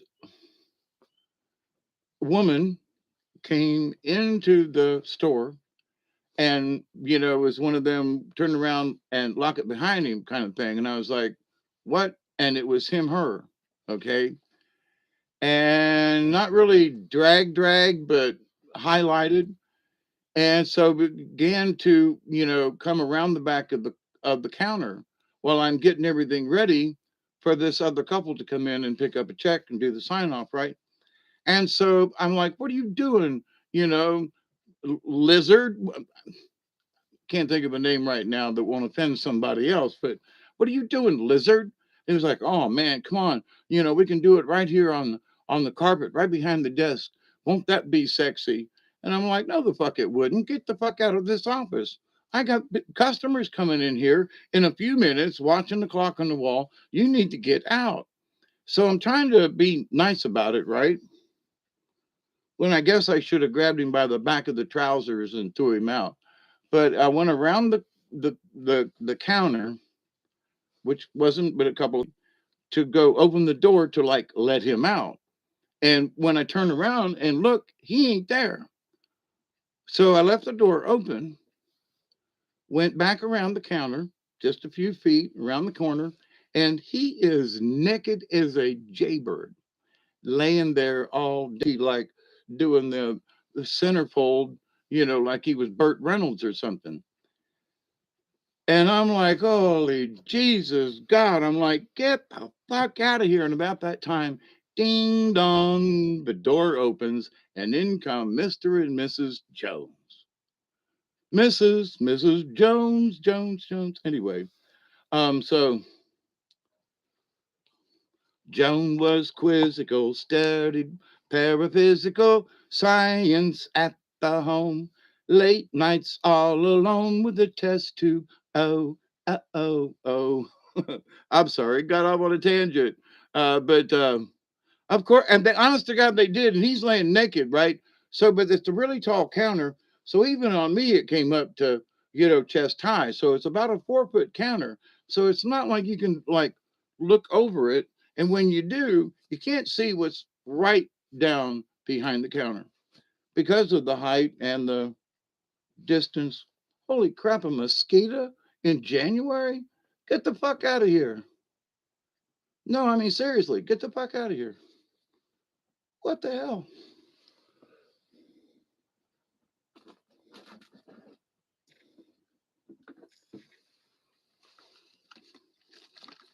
Soapy water spray. You hit them with it and they can't fly. The soap gets on their wings and makes them heavy and doesn't necessarily kill them, but it ain't good for them. Mosquito very well. I just sprayed you with a little water and soap, so the that skeeter ain't flying right now. It's walking. That skeeter's walking. Hey, they get monstrous around here. We there's not enough months in the year where we don't have skeeters, and oh my god, it's beautiful right now. No, I'm sorry, you got to wait 2 months. No skeeters right now, right? But so anyway, I'm standing there at the counter, and this guy is literally trying to unzip my zipper. I'm like maybe 19 years old. No, it wasn't a fairy. I checked. I would not do that to a fairy. I have to make sure they're skeeters. It was. But anyway, so standing behind the counter, and this guy's feeling me up, and I'm like kicking him and smiling at the people. If I wished it was like a Laurel and Hardy movie, and something had happened. Not that Laurel was trying to do, but or Bud Abbott, Lou Costello, or the something. And I was like, oh my god. So I finally kick this guy, and I go out to this little table where I do the signing, little boothy thing, right? And we're doing the number, and thank you very much, and here's your check, and have a nice day, and out the door, right? So I go back around, and this guy, he's like playing with himself in the middle of this carpet. And I'm like, you got to get the fuck. Now I'm like livid. I have lived through this nightmare of the dream is you go to school in your underwear. My worst dream ever is I'm making a loan to two customers, and here's this naked faggot laying on the carpet who wants to hump my bones just a few feet away. No, reality, and. So it's like, sorry about that. So I literally just grabbed him by hair, underarms, and didn't want to touch anywhere around his ass, and threw him out into the parking lot naked as a jaybird. with him banging on the window. Let me in. We can do this. It'll be fun.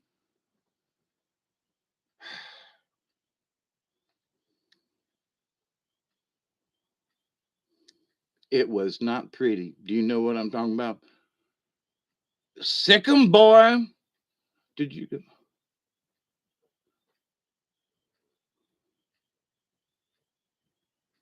Tracy, are you talking to me about getting a. Oh, how old was I? I was at least 18, probably 19. I was 19 years old.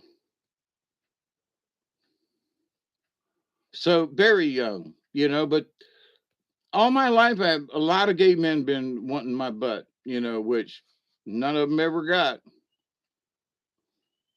But anyway, so um, when folks, they say, well, you just don't know what you're talking about. Oh, and look, okay. Uh,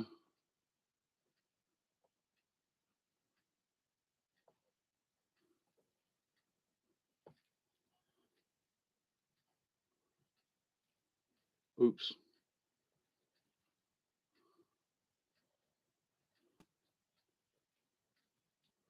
Come on.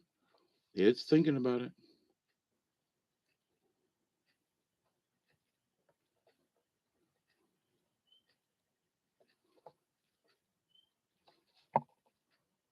All right. This is called barbecue rules. All right. Now we'll see how these jokes fit today. We're about to enter the summer, which is a little off, but here we go. And that means barbecue season. Therefore, it is important to refresh your memory on the etiquette of this sublime outdoor cooking activity, as it's the only type of cooking a real man will do. Probably because there is an element of danger involved, thus, the flaming liquid. When a man volunteers to do the barbecue, the following claim of chain of events are put into motion. The routine. The woman buys the food. The woman makes the salad, prepares the vegetables, and makes dessert. The woman prepares the meat for cooking, places it on a tray along with the necessary cooking utensils and sauces and spices, and takes it to the man who is lounging beside the grill. Beer in hand, he comes to the important part. The man places the meat on the grill. More routine. So, the woman goes inside to organize the plates and the cutlery. The woman comes out to tell the man that the meat is burning and he needs to turn it. He thanks her and asks if she will bring out another beer while he deals with the situation.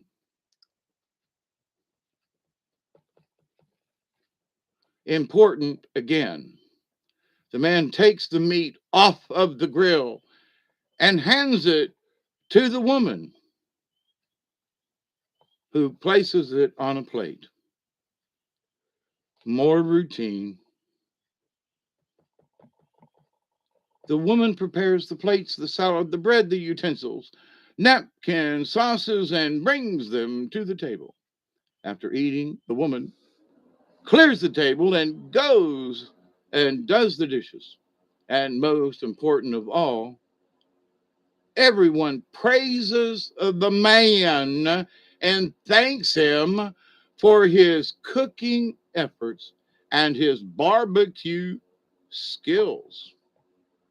The man asked the woman how she enjoyed her night off. And upon seeing her annoyed reaction, concludes that there's just no pleasing some women.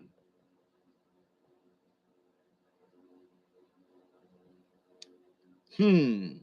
Now, there goes another one of them. You know what I'm saying? Yeah, who made the tater salad, right? How about that? Like that.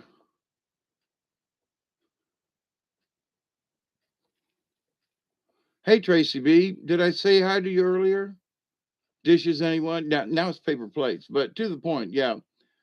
So anyway, I'm just kind of nipping and tucking it here. Um,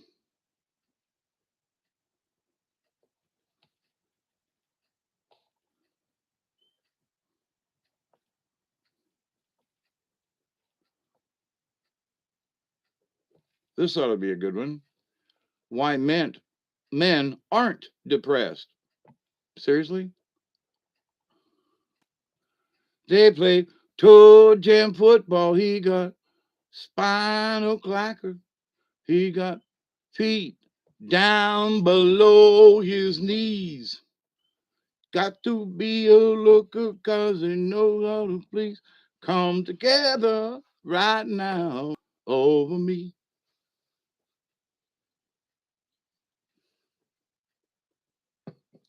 Come on, everybody. Hey, come on flat top. He won. Grooving up slowly. He won. Spinal clacker. He won. All right. Why men aren't never depressed. Okay. Men are just happier people. What do you expect from such simple creatures?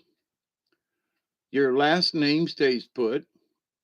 The garage is all yours. Wedding plans take care of themselves. Chocolate is just another snack. You can be president. You can never get pregnant, ever. You can wear a white t shirt to a water park. You can wear no shirt to a water park. Car mechanics will tell you the truth. The world is your urinal. You never have to drive to another gas station restroom because this one is just it's just as icky as the last one. You don't have to stop and think of which way to turn a nut on a bolt. Same work, more pay. Wrinkles to men add character. Wedding dress, 5,000. Tux rental, 500. 100, excuse me.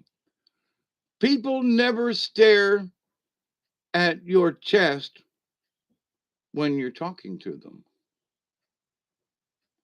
Well, I never thought about that, you know. Uh, new shoes don't cut, blister, or mangle your feet. Men, one mood all the time.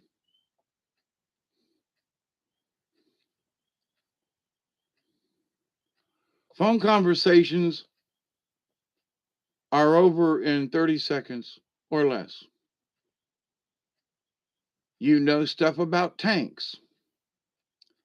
A 5-day vacation requires only one suitcase for you men. You men can open all your own jars. You men get extra credit for the slightest act of thoughtfulness.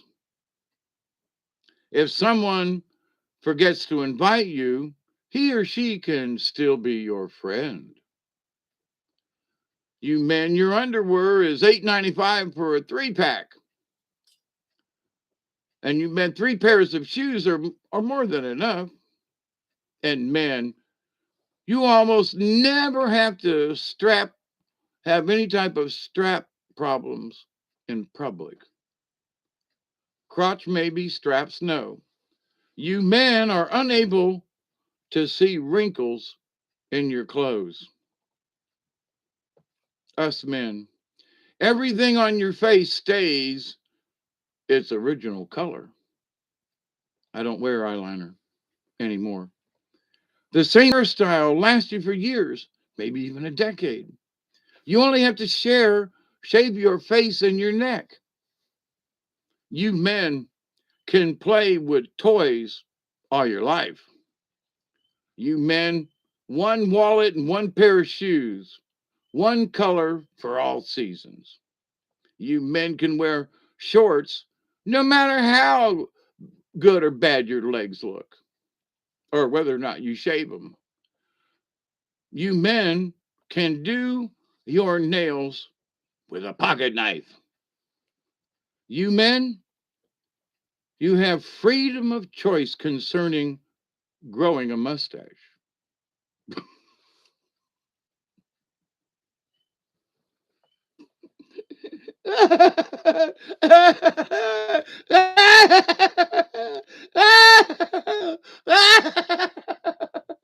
Oh my God. Woo. It's the next to the last one, but I got the flash of this person I used to know who, like, woke up one morning with this like mustache. But you men have freedom of choice concerning growing a mustache. Well, women have that same choice. They just choose not to. But anyway, and also to wrap this up, you men can do Christmas shopping for 25 relatives on December the 25th in about 25 minutes. So, us men. Now, here's the thing. I would say that in today's lifestyle, some of these yuppie men stuff is like, I don't know. They um, have a lot of they have a lot of hair products and skin toner and all that kind of stuff. Well, my goodness, nails with a pocket knife. Yeah. Well, it depends on the girl, for girly girls, they got to have their stuff, right? I mean, and here's the thing. I I have known quite a few girly girls, especially like in theater, but married to a couple, and it's just like, honey, you really look nice. No, and to the point where they actually put on too much makeup because they don't think it's enough. And it's like when they get through, they end up looking like a painted hussy. I've worked in theater and stuff, and it's like a touch of blush and a little this and some eyeliner and a this and that. You look beautiful, darling, and I mean it. And then an hour later, they're still masking and doing and painting. And by this time, they've got the putty knife out and are puttying on this stuff to try to mask a wrinkle that popped up. And the wrinkle that popped up is because she's got a quarter of an inch of makeup on her face, and by now it is starting to cake. And, Lord have mercy. I'm here to tell you, Maybelline, why can't you be true? Whoa, Maybelline, why can't you be true? I do those things you make up not to do. How about it, ladies and gentlemen? So, are y'all liking my crazy, let's tell jokes? And I haven't really gotten political about any of this, because as I was thinking about this like last minute, I was like, no, let's just see how bad some of these jokes I have. Just let's see how bad they are. Um, oh, listen, you can put up if you can put enough too much of anything on. I don't care. Well, you only need a little bit. But then 10 minutes later, well, I'll add just a little bit more. Well, I'll add just a little bit more. And by this time, there is a layer of stuff. Um,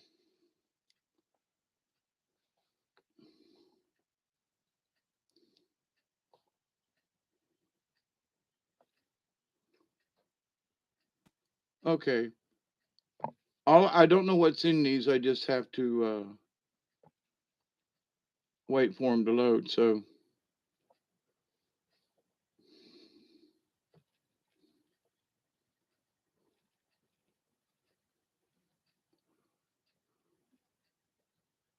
All right, let's see.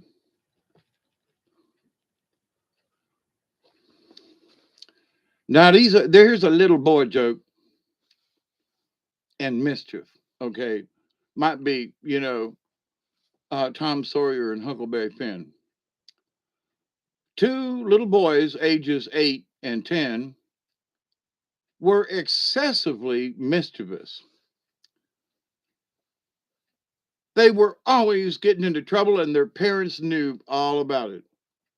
If any mischief occurred in their town, the two boys were probably involved. Sounds like Tom and Huck, right? If you read, anyway. The boy's mother heard that a preacher in town had been successful in disciplining children, so she asked if he would speak with her two boys. The preacher agreed, but he asked to see them individually. So the mother sent the 8-year-old in first in the morning, with the older boy to see the preacher in the afternoon. The preacher, a huge man with a booming voice, sat the younger boy down and asked him sternly, "Do you know where God is, son?" The boy's mouth dropped open, but he made no response, sitting there wide eyed with his mouth just hanging open. So the preacher repeated the question in an even sterner tone. Where is God? Again, the boy made no attempt to answer. The preacher raised his voice even more and shook his finger at the boy's face and bellowed, "Where is God?" The boy screamed and bolted from the room, ran directly home, and dove into his closet, slamming the door behind him. When his older brother found him in the closet, he asked, "What happened?" The younger brother, gasping for breath, replied, "We're in big trouble this time, brother. God is missing and they think we did it."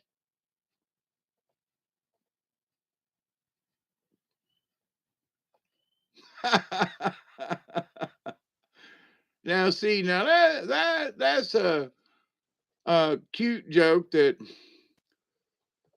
could have went to a "See you, Richard. Yeah, thank you." Um, it's 11:07 p.m. time here on this is Thursday still, isn't it? It's 1:20 in 2022. That's a bunch of twos and 202022. How about that? That won't happen again for a while. But we'll see you, Richard. Thanks for always coming in.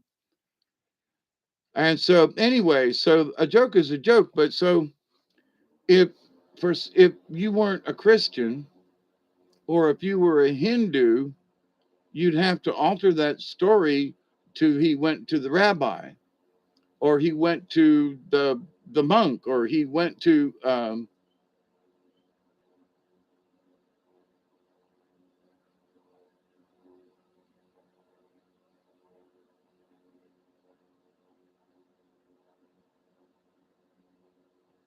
WW1.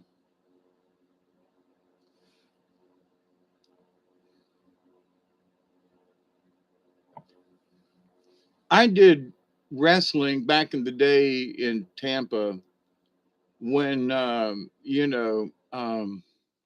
Great Malenko was like the Mad Russian, the Great Malenko, and one of his daughters went to Tampa Catholic, where I graduated. But anyway, so and Duke Kiyomoto, his son Tanaka, um, I'm not sure, but I think they went into wrestling too. Um, back in the day. Uh,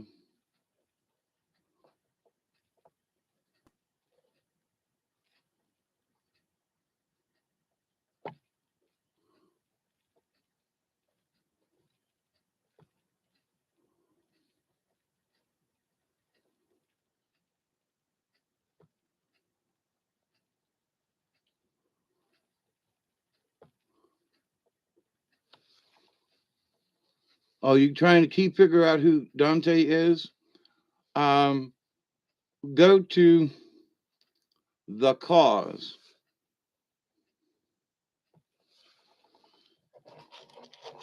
Put out a video just the other day. The cause, Cause. Just type it into YouTube, and Dante is in there, and his epilogue to today, or actually would have been yesterday, was that some of the things that were going to be shown in this year, and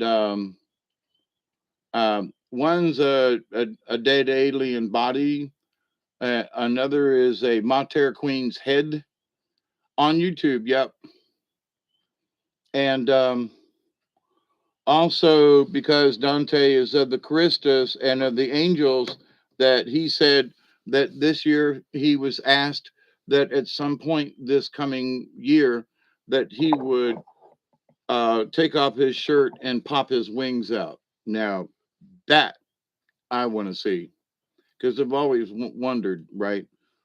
You know, being of angel lineage is one thing, but being able to pop wings out of your whoa, I really do want to see that. What time is it? 11:11. Where's Michelle when you need her?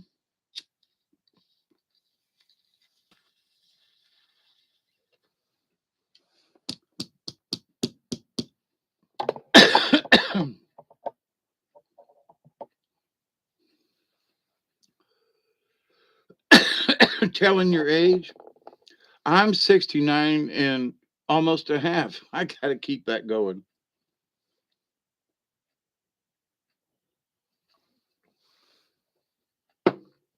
I don't let it hold me back, but there are times when I have I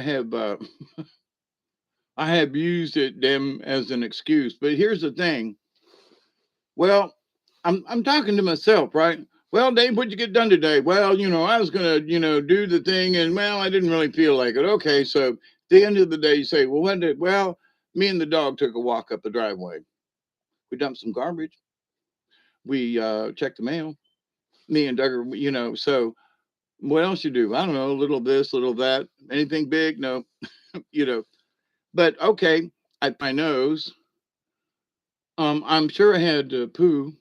Uh,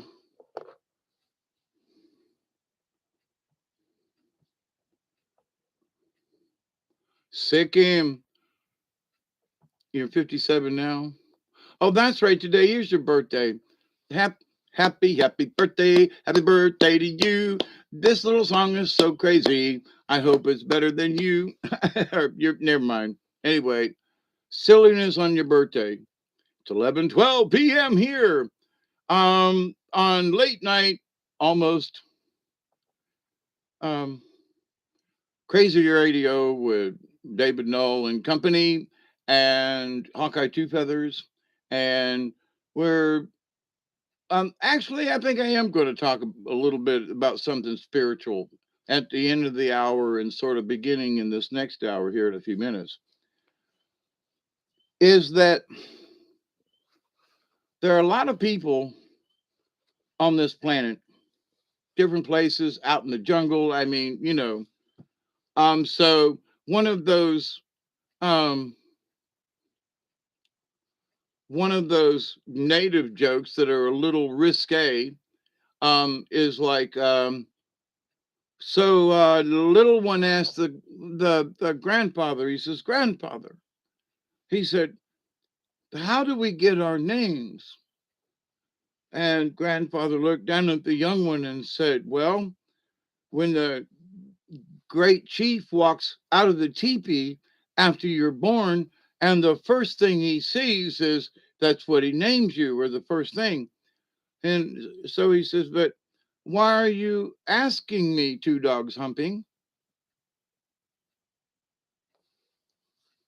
So there are jokes and stuff within it. Now, this is a true story, and I'll tell it again because in this being of crazy Native Americans, and how did I get my native name from the tribe with the that that tribe of us with the powwow circuit, and my nickname was Running Man. Okay, so it was up in Tullahoma, Tennessee. It was in November. It was cold as snap. Okay. I mean, it's like 22 degrees outside, and we're staying in a teepee the whole weekend. Got a little fire in there. It's cozy, but it's still cold. Okay. And we did not come, with a lot of firewood to burn in there. We just came to use it as to not have to go to a motel. And I like to experience things. So I wanted to see what it was like to be like, 21 degrees outside in a teepee, and how bad, what's the thing. So anyway, so we got there on Friday for Friday afternoon, Saturday all day, and all day Sunday, and then come home Sunday night, Monday. So in Tullahoma, Tennessee, the night before, right? Or early that day. I can't remember. I think it was the night before. So because they had school groups coming in on Friday. And so needed something to eat. And I went down to the local Subway. And I've always had a tricky stomach, especially going out in different places and eating. Like I'd like to go eat at any kind of buffet where I could choose a this or that, some bread, biscuits, rice, gravy, something that I knew was not going to upset my stomach versus like going to the local fish house and getting fried chicken and and fried taters and fried this and that, and my stomach be raw, so that doesn't work. So anyway, so Friday night had went to Subway. It was a simple turkey breast or something, whatever. I don't go too much for the oil and everything, so simple cheese, extra cheese sandwich, lettuce, tomato. Well, after we shut down, and about 8 or 8:30, 9 o'clock at night, my stomach starts to rumble. Now, at this end of the field is where the teepee is, and all the way across the great circle and some more are the toilets. A couple hundred yards, longer than a football field. Okay, at least as long as a football field, including the end zones. Okay, so stomach starts to rumble, and I'm like, holy crap.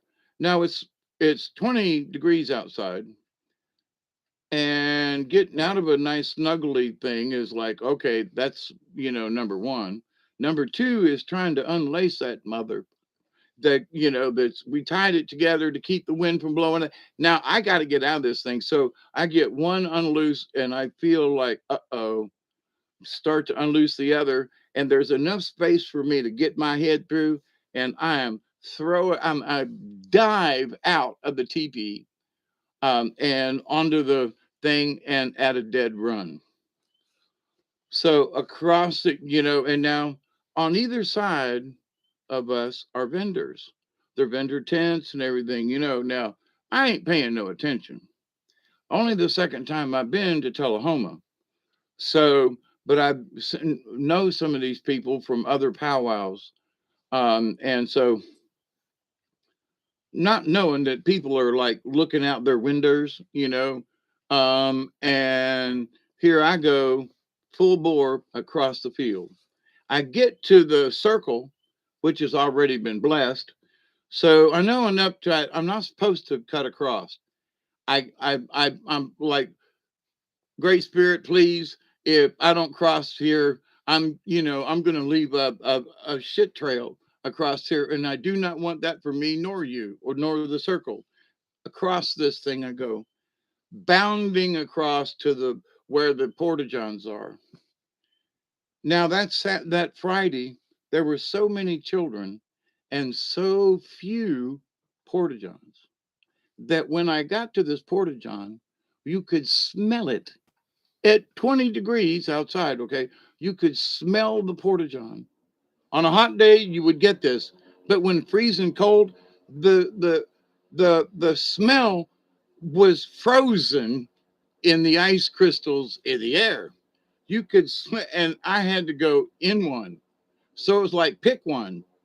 Sorry, I'm in one with the door half open because I have to breathe. It is so nasty. I mean, I live in the South, right? I've been where there are literally hand dug um, pit toilets out back. I built one when I first was here, so before I got my septic tank in and everything, we had a pit toilet down in the woods and covered it up and blah, blah. Anyway, so, oh my God, in the summertime, yeah, it smelled. This was middle of November, and the ice crystals, like I say, the stench was hung to the ice. So I'm about to throw up, and it sounds like a covey of quail, as we say down here in the South. And so I'm like, oh my God, what happened to me? And oh man, stomach ache, doubled over, and I'm trying to pay attention because I got the door open halfway. I'm sure somebody can see me sitting in there if they're really trying to look because of the street lamp nearby, right? Don't care. Don't care. So finally, it's like, okay, I'm good. So I clean up best I can and I head back. And I'm just walking and I don't cut across the great circle. I go around it and I'm just a walking and I'm sweating to beat the band, even as cold as it was, right? Because whatever it was giving me a chills and blah. And plus I had to, to like, oh my God, where I was just at, right? And I had no alternative. So anyway, so I get back to the teepee and it's been unlatched once. So I lift it up and I crawl in, close it up, and think to myself, I'm only going to wrap it one time real loose. Hey, Michelle. So I crawl in, I get in under my cover, and I'm, oh my God, that what an experience. And then all of a sudden, it's like I close my eyes. I gotta go. Now, I just laid down.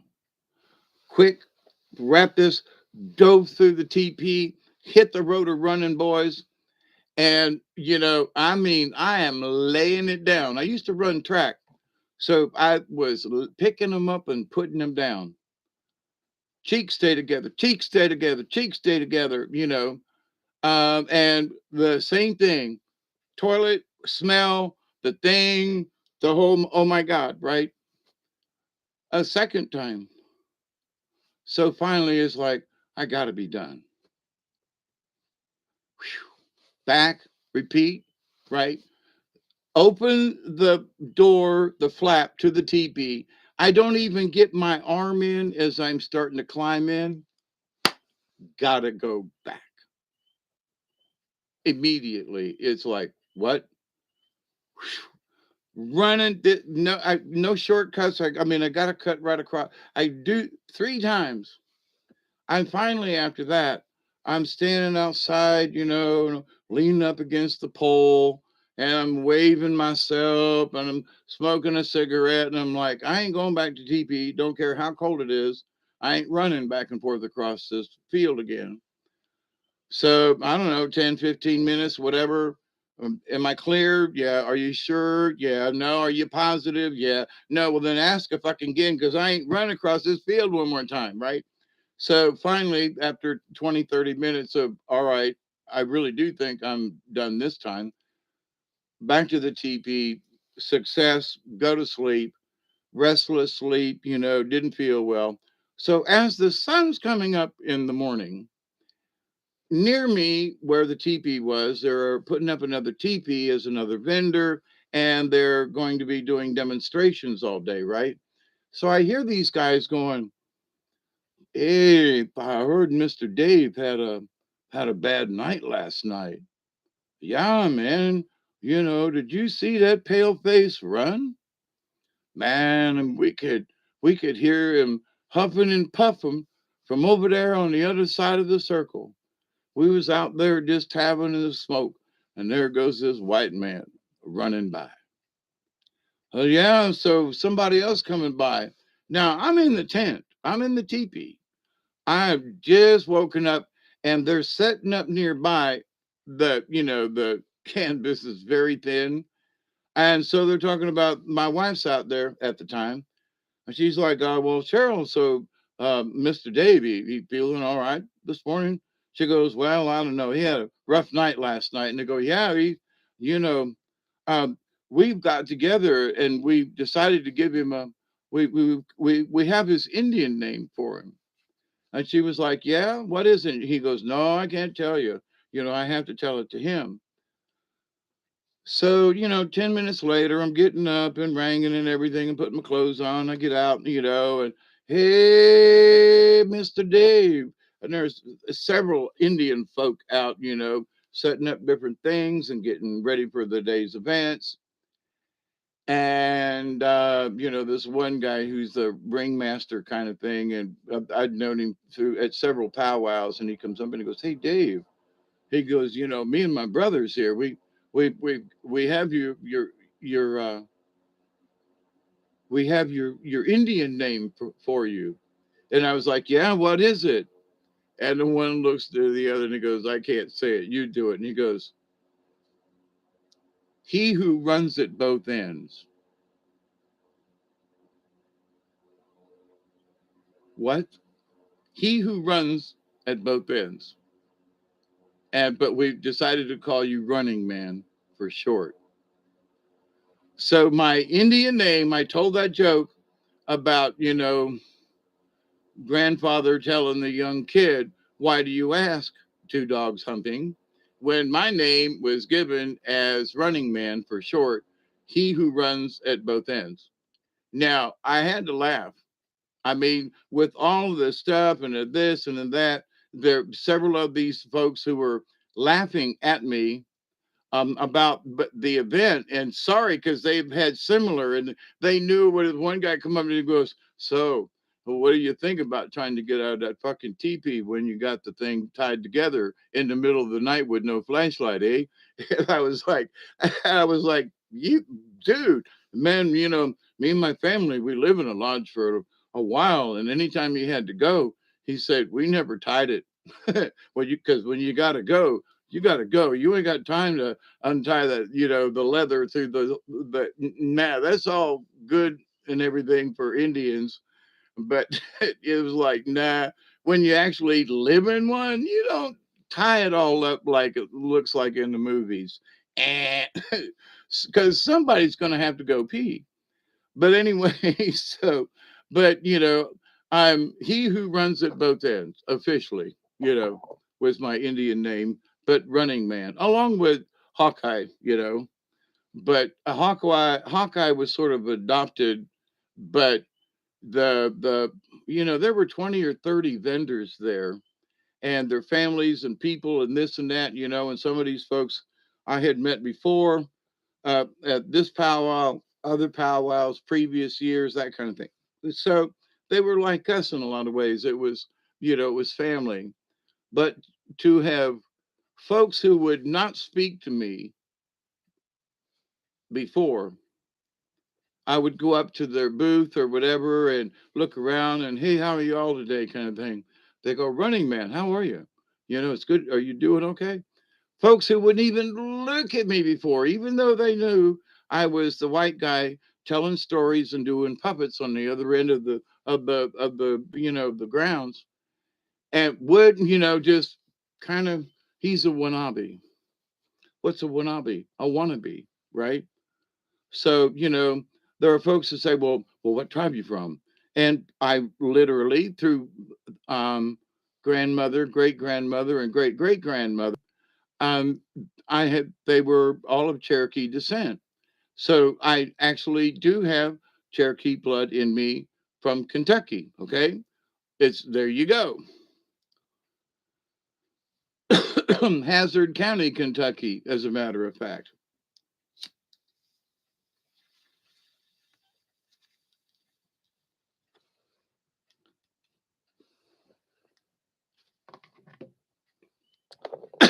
it's in it's in southern Kentucky. But I mean, that's a for real, honest to God. That's what happened, kind of deal. So he who runs at both ends. So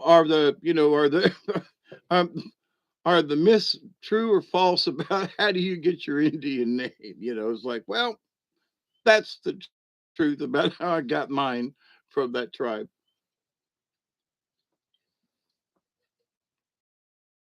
So, um, but there's some of, and let me kind of be a little philosophical for a moment in comparison to like people in the neighborhood down in Tampa when I was growing up. What little bit I could remember of growing up in Dayton and some of the neighborhoods, and it's just some stuff, and going back up there for a couple of reunions, and thinking about how they acted, talked, and just stuff like that. Nobody really, was against any blacks or anything.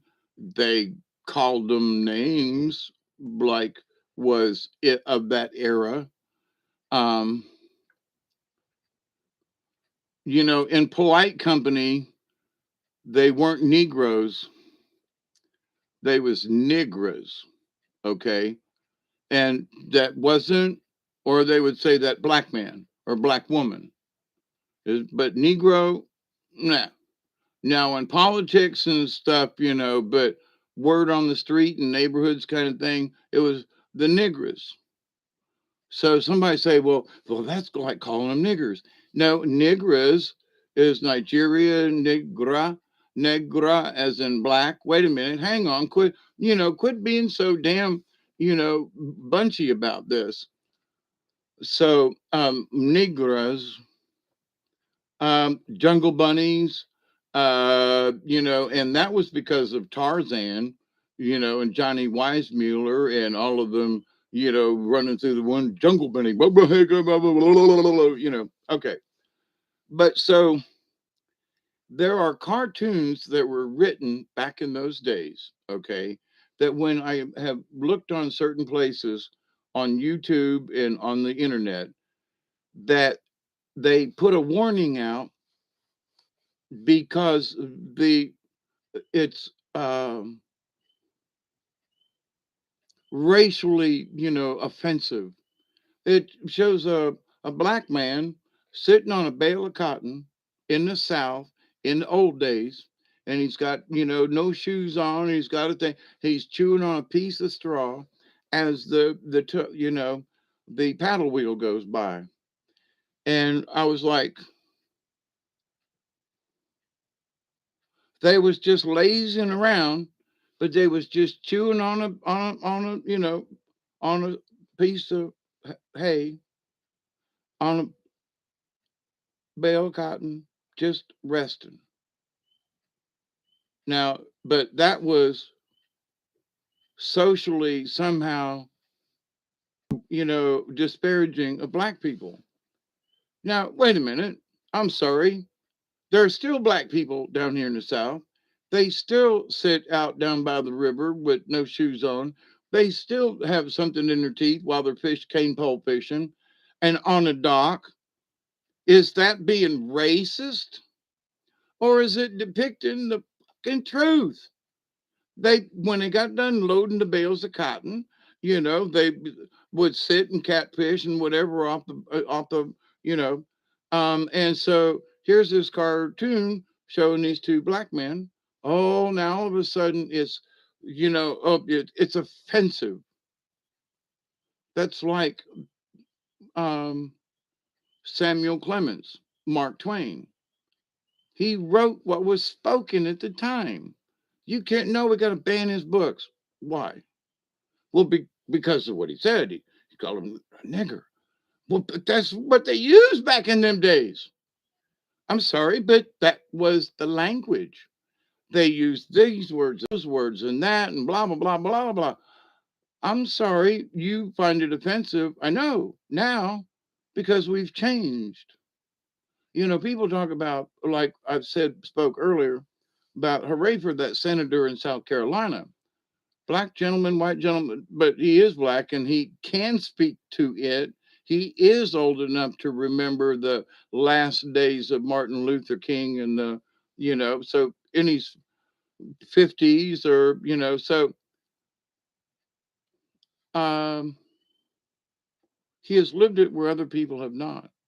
And this idea of Jim Crow, old Crow, you know, dead Crow, um, dead Crow walking.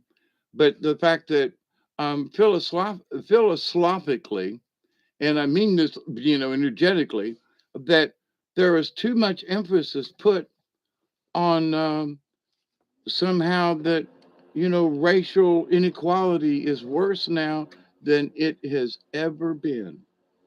And oh my God, So I say we need to make jokes about this because it's like, in 1862, they hung this nigger from a magnolia tree downtown in Moultrie, Georgia, Colquitt County Square. Now, they don't know his name or whatever, but they have gone to great lengths to keep that magnolia tree alive. It's supposedly one of the oldest magnolia trees down here in the South. But they hung this nigger in that magnolia tree back in the 1800s. Wait, what's the matter? Did I say something wrong? What? Well, who you interview? You want to know about that tree and its history, right? Well, we hung a bunch of them niggers in that tree back in them days. But what? They interviewed a man who spoke just like I just got done doing. And it was, but we hung them in the tree and the thing, and everybody came around and we had a party and lynching. Yeah, showing up, Coffin County, Moultrie, right up here, you know.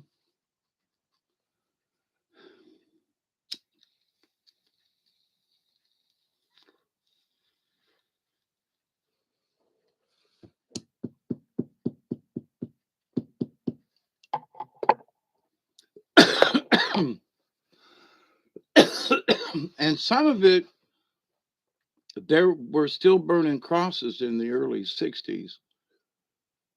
Um, but and so when I came up to Georgia and Alabama with the carnival, we had to contend with us being white people from out of town and carnies. Um, you know, that ain't good no matter what color you are. But um, and I've talked about that disparagement in that respect a few times. But in Cuthbert, Georgia, I'm just going to go ahead and say it. We was set up on the other side of town in the what they all said the colored section over there, big field, baseball diamond, about one whole city block kind of thing, and neighborhoods all around. We had played there when I was a kid back when I was like 13 or 14, we played Cuthbert. There's a little college there. I thought that was like the coolest little town. It was the coolest little college. And I wanted to go to that college and move to Georgia and blah, blah, blah, blah, blah. Well, let me tell you, it was one night in the 70s, early 70s, because I'd graduated high school and was already living up here in South Georgia. And I was driving back and forth. If they was anywhere nearby in Georgia, I would drive up for the weekend and help them and make extra money and do some drug dealing in back in the day. But anyway, delivery and pickup. But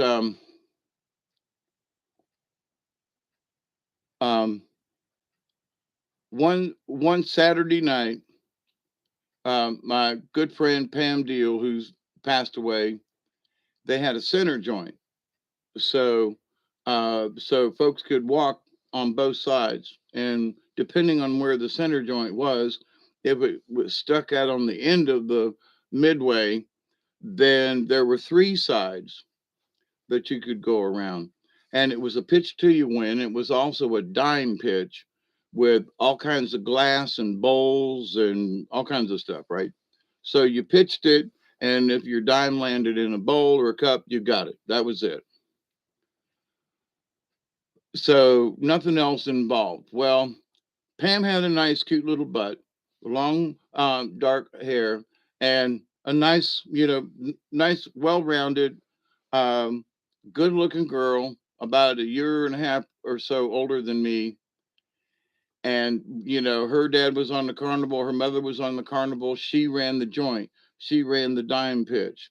We were, carnies, and on the weekends and whatever, but we were part of the family, and we were about the same age. So we hung out, we did this, we did that. And so there were a lot of guys who would reach over and pinch her on the butt. And, and she would like warn them, now cut it out, hey, girlie, I'll give you a tip. Let me, white and black. But at a certain time every night on the carnival, like clockwork, 8:30, 9 o'clock, the white people mostly went home. 8:30, 9 o'clock, the black folks started coming out. There was this change of guard. I don't care where we were or what it was, there was this change. Now, in some places it was more drastic, but in 30 minutes' time, it was like somebody blew an invisible whistle. All the white people left, and all the black folk started trickling in. And by the time the night was over, there would only be a few white faces on the whole carnival lot. Tampa, Alabama, Georgia, didn't matter. Okay. I mean, Florida, anywhere in Florida we went, it was the same no matter where we went. It varied a little bit as far as time of night. But anyway, so, but there was this migration. But anyway, it was one night and we was in the hood, and they was drunker than skunks. Not a white person around, but her and her dad working this joint, and they just started harassing. She turned around and slapped one of them. Another guy pulled a 22 pistol. Jimmy Deal, he pulled his pliers out, and somebody pulled a knife, and this happened, that happened, and the riot began because they were fondling Pam when she was trying to work. And then her dad trying to stand up for her, with these, I'm talking about big burly guys, and it was, but they blamed it on us whiteys, and Cuthbert was a really good spot. And, the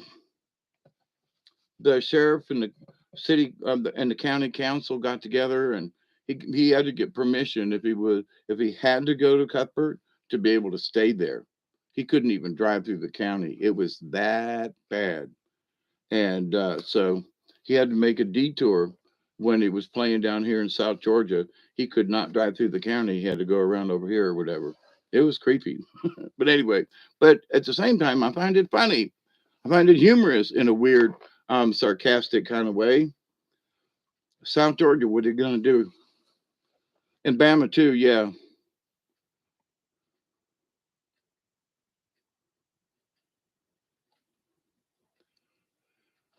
Yeah, and there are some quiet KKK still down here.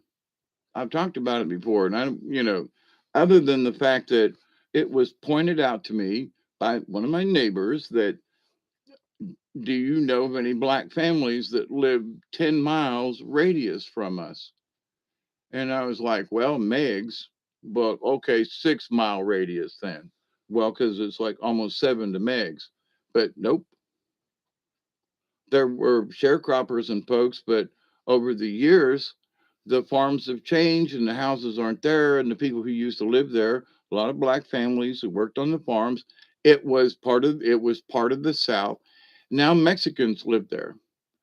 So, what were traditional black jobs on farms, and some of these farms really they weren't treated like slaves, but employees.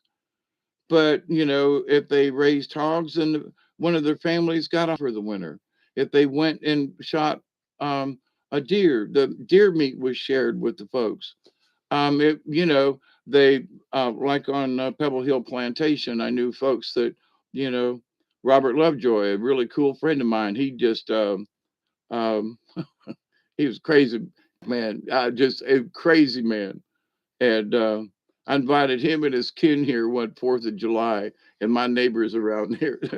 I thought they were going to start. I thought they were going to start burning a a burning crosses up on the hill, um,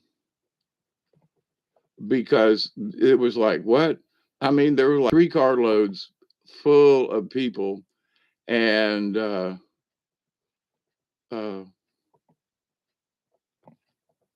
we I had fireworks up the yin yang, and we was laughing and drinking and shooting off big mortars and everything around here and making a lot of noise. And I found out later on it was like my neighbor was like, "What's with all them black folks that was at your house?"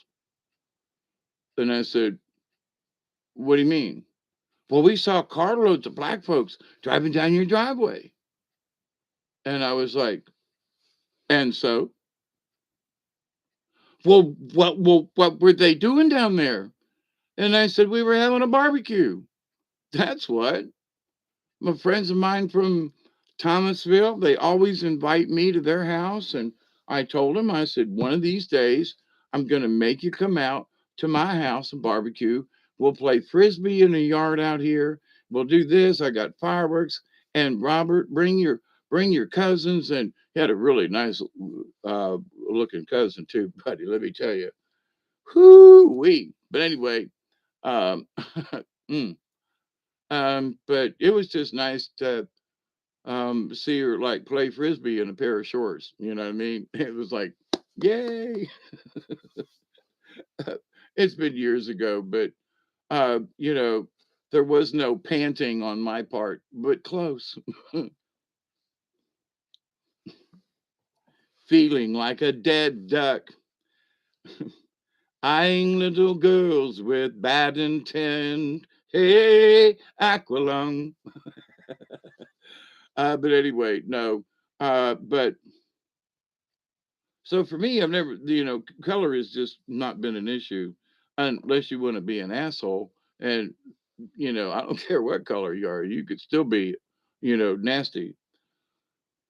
So it is all about faith, and it is all about who you are and the person that you represent. And I know I've talked about other things about um, some of the other places that I've been, but in the humor of things that I've noticed is like there wasn't anything wrong with what was in the cartoon.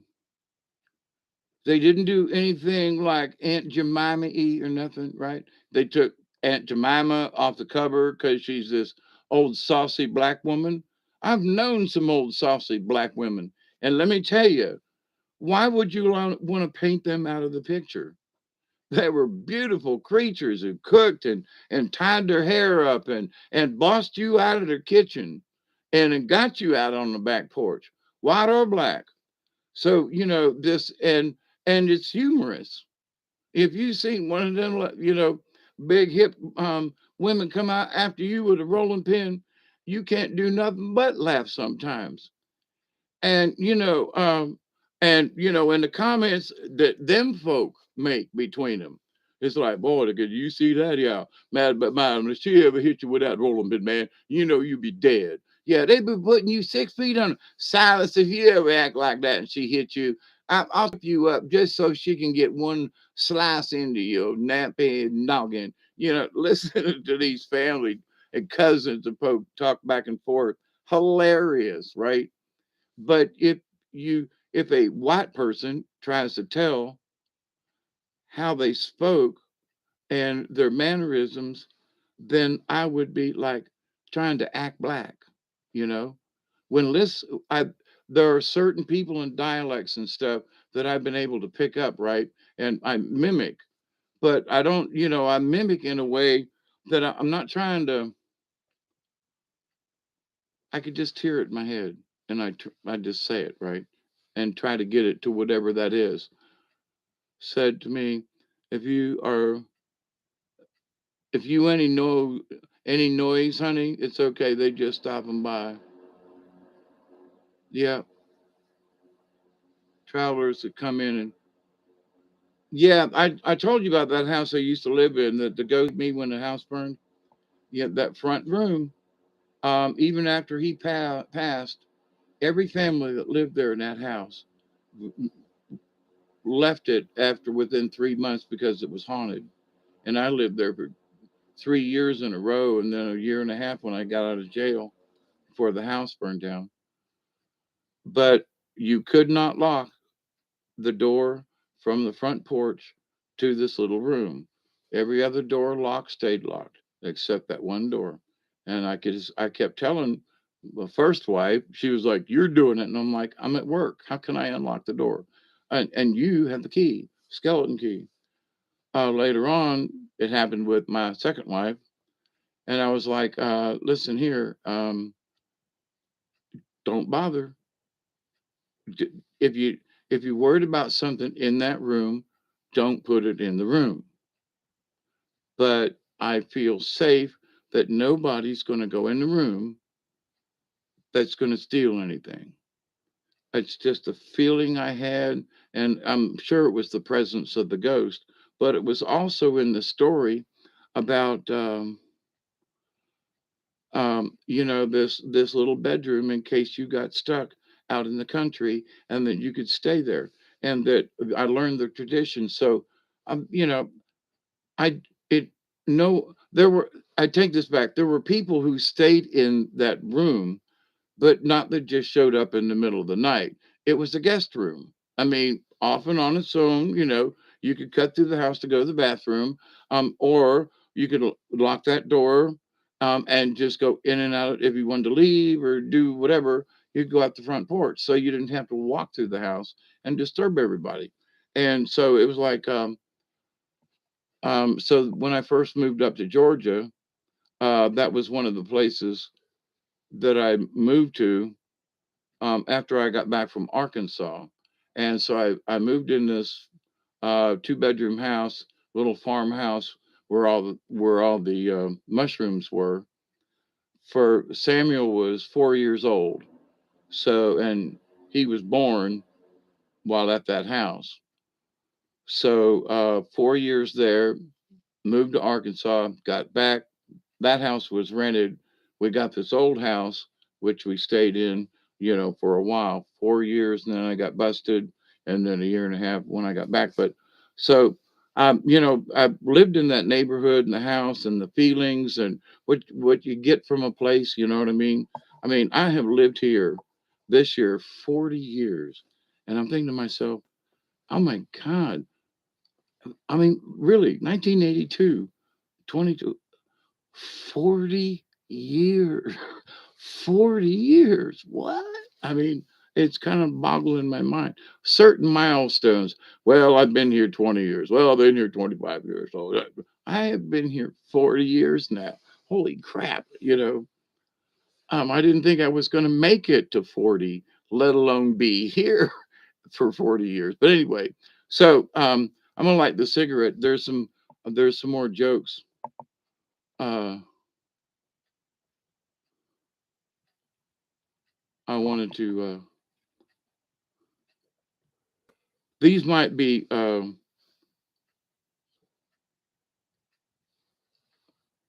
Kmart type jokes.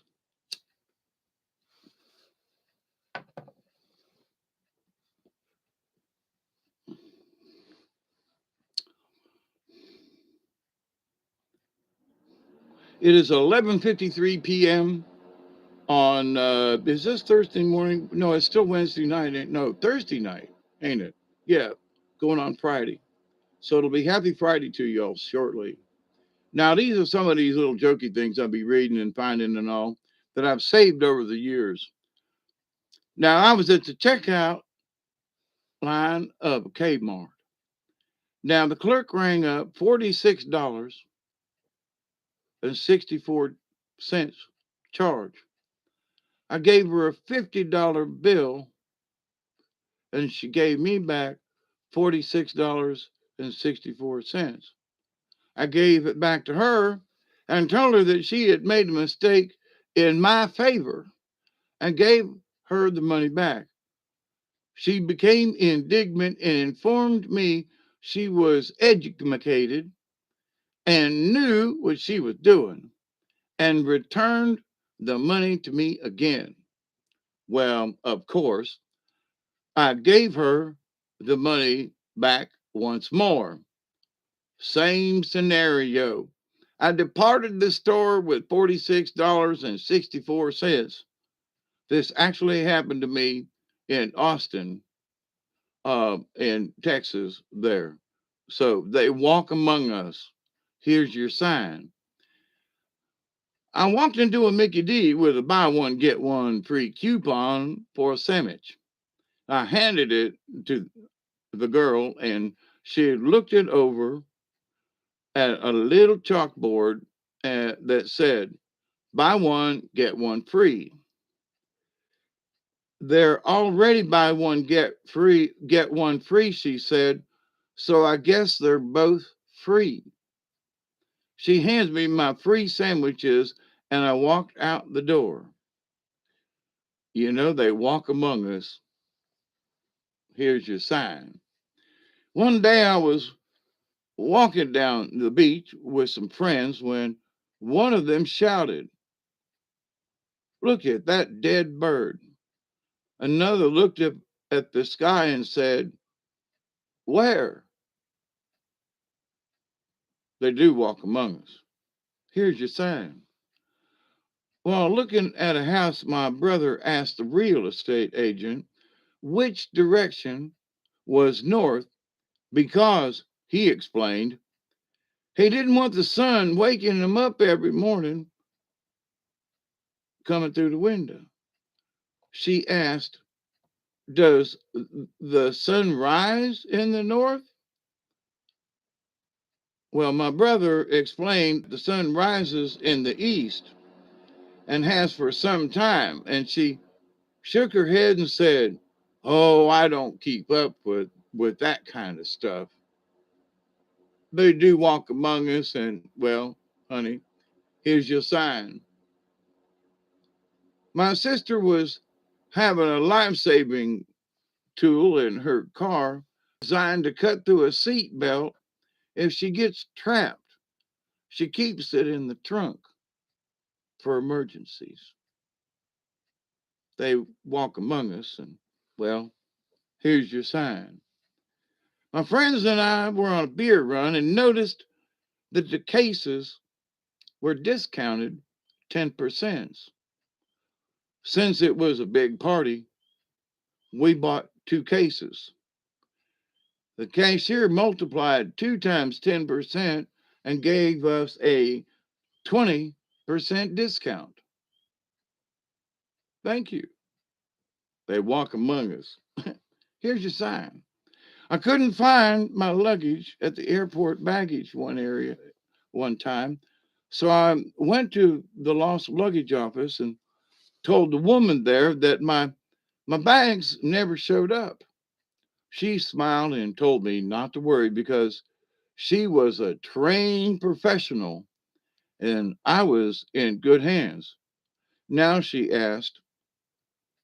uh, she asked me, has your plane arrived yet? I'm a trained professional. Here's your sign. While working at a pizza parlor, I observed a man ordering a small pizza to go. He appeared to be alone, and the cook asked him if he would like it cut into 4 pieces or in 6 pieces. He thought about it for some time before responding. Just cut it into 4 pieces. I don't think I'm hungry enough to eat 6 pieces. They walk among us. And what's worse, some of these folks have actually reproduced. Ask Clem. All right, so that's some of them old redneck type jokes, which to me are always lots of fun because, being from the South of the redneck.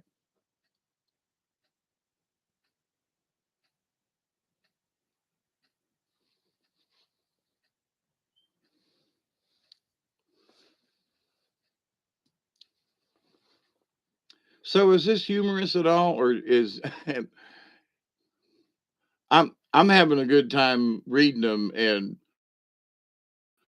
finding them, because anyway, this is sort of my humorous contemporary, even though I'm reading someone else's joke.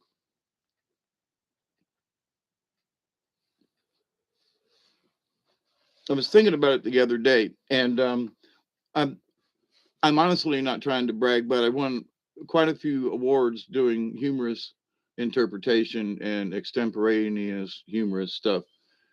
That's what they called it instead of like trying to be a comic. But I picked different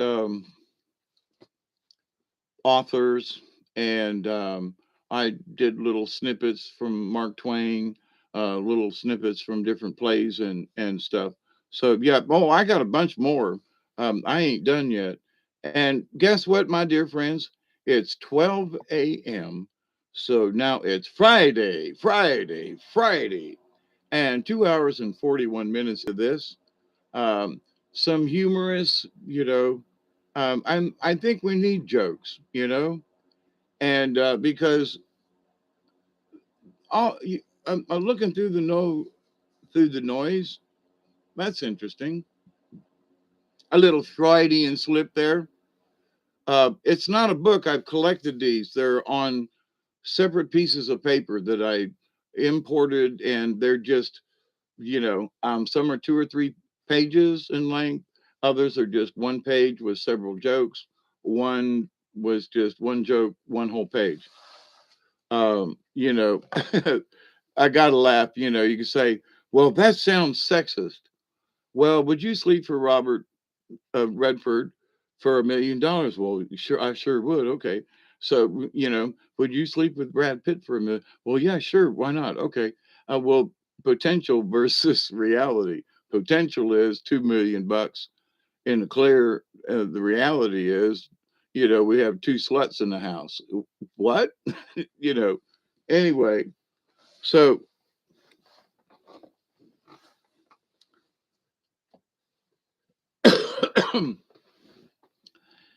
there seems to be. I've studied humor over the years.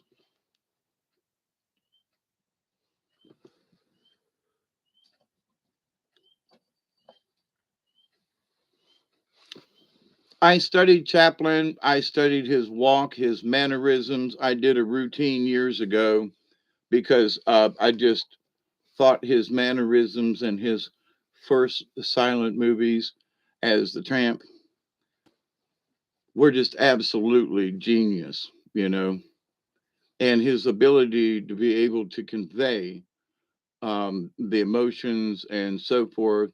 Um, and also later on, when he did that, one of his last movies, I think there was talking in it, and where he went through this machine and it was government, and it was, can't remember the name of it, but that was a heavy duty movie, and he did it just before the Nazi regime.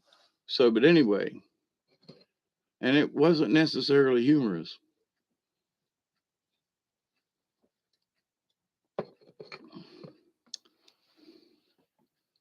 Okay, Johan, it's good to see you. Rest up. Have a good day. Because it's 1 o'clock there, right? Or do I have that wrong? Never mind. Sleep well. Okay, so all right, I have to go find the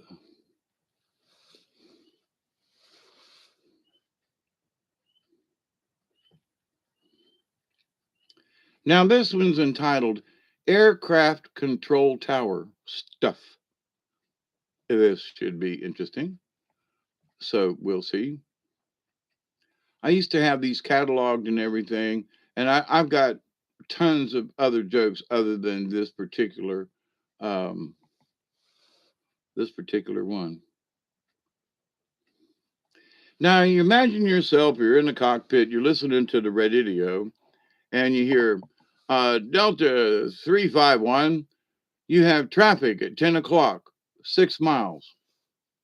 Delta 351. Give us another hint.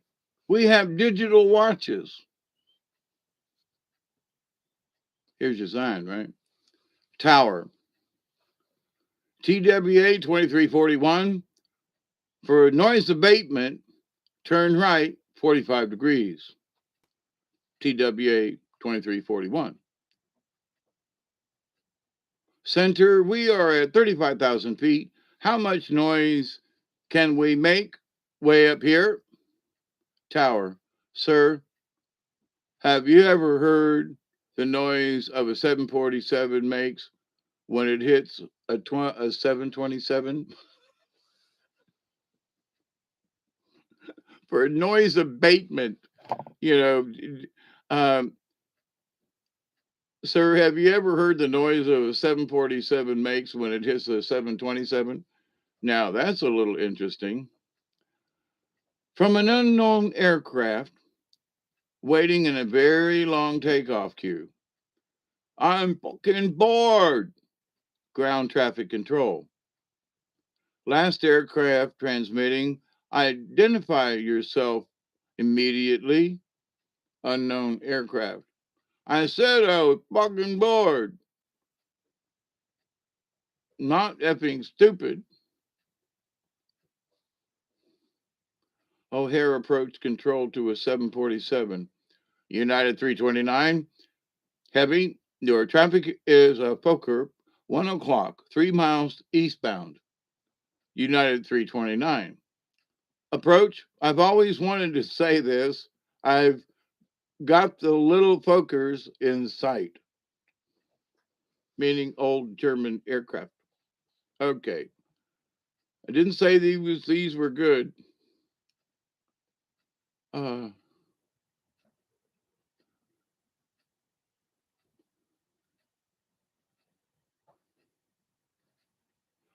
a Pan Am 727 flight waiting for start clearance in Munich, Germany, overheard the following. Lufthansa in German. Ground, what is our start clearance time? Ground in English. If you want an answer, you must speak in English. Luftwaffe in English. I am German, flying a German airplane in Germany. Why must I speak English? Unknown voice from another airplane in a beautiful British accent. Because, chap, you lost the bloody war. Another time, a tower, Eastern 702, cleared for takeoff. Contact departure on frequency 124.7. Eastern 702. Tower, Eastern 702, switching to departure. By the way, after we lifted off, we saw some kind of dead animal on the far end of the runway. Tower to Continental 615, cleared for takeoff behind Eastern 702. Contact departure on frequency. Continental 635 says, Continental 635 cleared for takeoff, Roger, and yes, we copied Eastern. We've already identified our caterers. That's a bad joke, ain't it? Really bad. Why I would think that, oh, these are funny. I should save these for, future reference, right? What?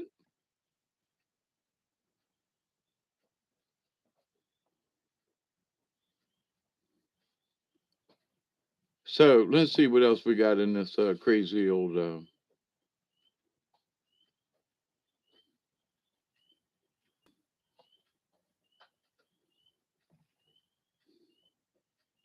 Oh, here is a good in South Georgia.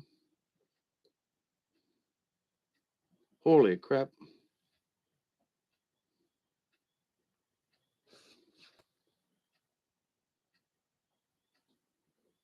This better be good.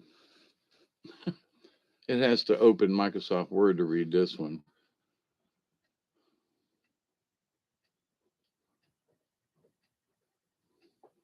Okay, now this one ought to be fun and games. What time is it? It's 12:09. So let me um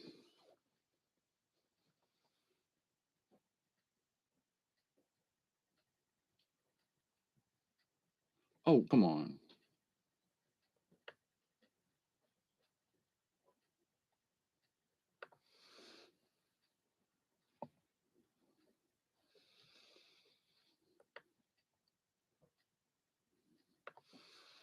I'm trying to move this thing over so that I can see the chat and but read. So that works. So anyway, I think I'm going to top this bowl off because it's 12:10 a.m. in the morning time. It's 1:21 2022. That's an interesting combination, ain't it?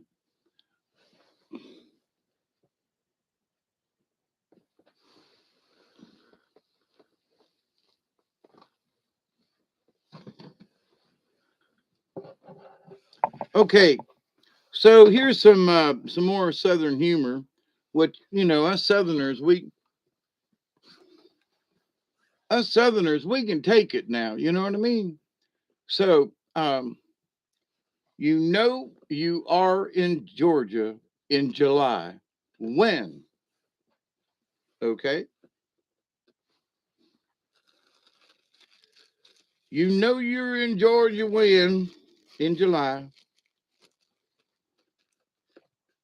When the birds have to use potholders to pull worms out of the ground. Now you know you're in Georgia in July when the trees are whistling for the dogs to come by and pee on them.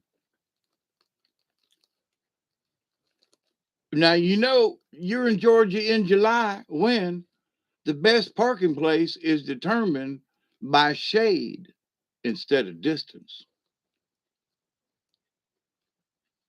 You know you're in Georgia in July and maybe August because hot water now comes out of both taps. And you know, of course, that you are in Georgia in July when you can make sun tea instantly. All you got to do is just walk outside. You know, you're in South Georgia in July when you learn that a seat belt buckle makes a pretty good branding iron. Now, you know that you're in Georgia in the summertime when the temperature drops below 95 and you feel a little bit chilly. Now, you know you're in the South and maybe in Georgia in the summertime. You discover that in July it only takes two fingers to steer your car because the wheel's so hot. You know you're in South Georgia when you discover that you can get sunburned through your car window real easy. You know, you realize you're in the South in the summer when you actually burn your hand opening the car door. You can break into a sweat in an instant. You step outside at 7:30 in the morning. Now, you know, the in Georgia in the summertime, your biggest bicycle wreck is fear. What if I get knocked out and end up lying on the pavement and get cooked to death? That's a worry among seniors in South Georgia who don't ride much on bikes. You Know you're in Georgia in the summertime when you realize that asphalt has a liquid state and it's gushy. You also realize that potatoes cook underground, and so all you have to do is pull one out and add a little butter and salt and some pepper. And you know you're in Georgia when farmers are feeding their chickens crushed ice to keep them from laying hard boiled eggs. Now you know you're in Georgia when the cows are given evaporated milk. So, you know, us folks in Georgia, we can laugh about this stuff too. So I wonder sometimes how some folks can get their, you know, their undies in such a twist that oh,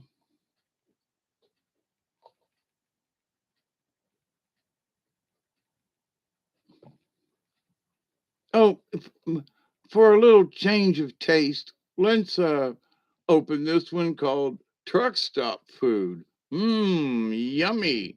You know, anybody just had, oh, that's interesting. Happy birthday. Happy birthday.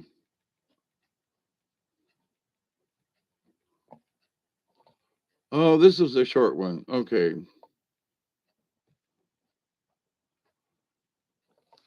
A trucker came into a truck stop,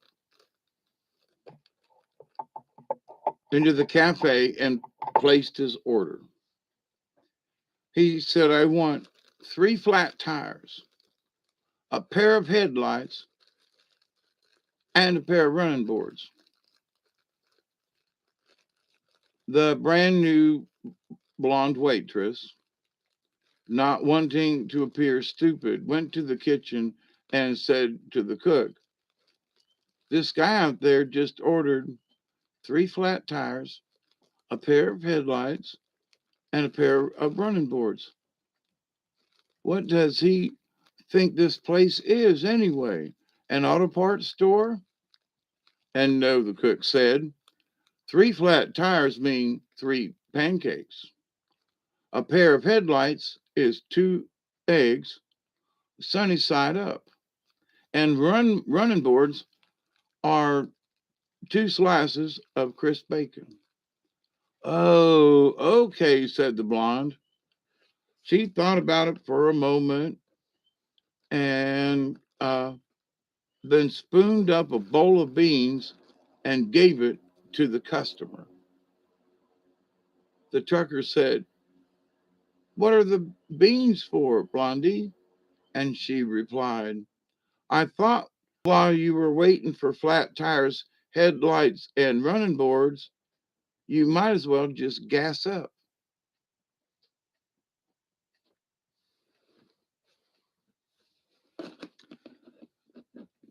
Trucker humor, South Georgia, simple humor. Now, where was the joke? Is it the blonde's fault that she didn't understand, or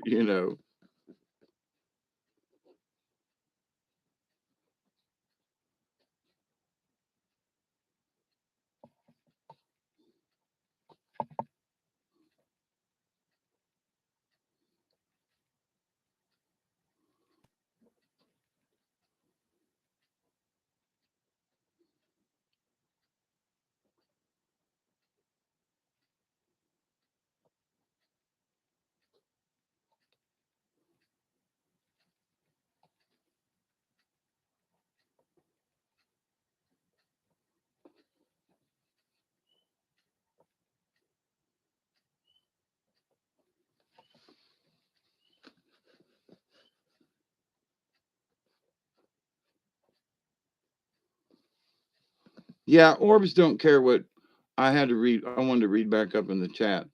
And fairies aren't normally affected by cold weather either. And if it's cold and you have orbs, and I have taken photographs of fairies with a bunch of orbs around them too. So I would say, okie dokie, You know, don't piss them off. And what I mean by that is there are some who will get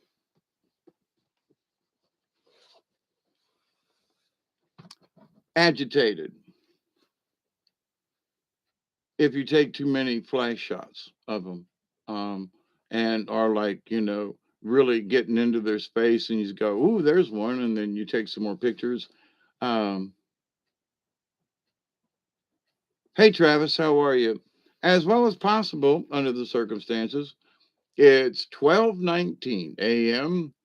here on Friday morning, Southwest Georgia. Time is 12:20. Smoke if you got 'em. I'd share if I could, and share I would. Share, share, puff, puff, pass, pass. Anyway, not that y'all need to really look at me so much, but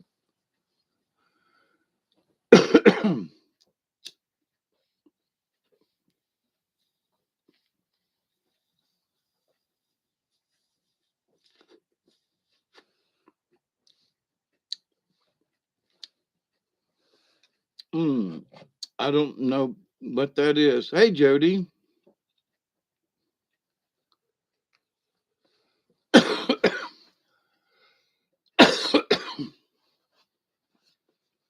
That's an interesting question.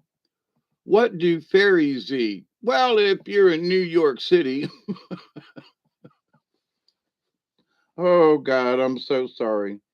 Or San Francisco, uh, I'm I'm so sorry. That one came out just, phew, it was there. Oh, hey, that way, how you doing? So, um, from what I understand about the water wisps and the fairies that I have just kind of like, how do y'all exist, kind of thing, and just asking, and and allowing the great mystery to answer me without a bunch of malarkey. And it's that they, because they're interdimensional type beings, um, uh, that basically they live off the energy of the universe. Like, there are all these orbs that float around. Well, what keeps them alive? It's the energy of the universe. The sun, the moon, the energy, magnetics, all of the above, air, you know. So, but do orbs eat through a sippy straw? you know, I have often wondered that. So they're floating around in this cute little orb, and they're flying around and doing their thing. But, if they have to evacuate, it does it come out a little port somewhere, and does it turn into little orb ice cubes from their, oh, never mind. I'm thinking aircraft with people and flushing the commode. Okay. So, do fairies poo? And what um do they poo fairy dust? If a fairy has an upset stomach, do they get do they get enemas if they get stopped up? Do they, do they ever get do fairies ever have explosive diarrhea, while they're flying? Like, oh, like me, I'm running man, right? I'm he who runs at both ends. So here's this tiny little fairy that's got this problem. Can you see it now? This cartoon, okay? Little fairy guy just having his time, and something that's up his stomach. And by the time he can get home, he has had explosive diarrhea over the garden, over the Smith's house, over the community swimming pool, over the golf courses. 4, and he goes, sorry, it's a 6, and all this poo comes down from this fairy with, gastritis and explosive diarrhea. Oh, that sounds like a really fun little cartoon series. Here I come to save the day, now that Mighty Mouse is on the way. Here I come to save the day. Brrr. Oh, shit for brains, you know? Oh, poo on you. Poo, poo, poo, poo, poo on you. Oh, gold dust poo or flower dust or something, or, you know, oh my God, you know, there goes this really big fairy that just pooped a flower pod, you know? Yeah, what did Tinker Bell? Where did she get the name Tinker?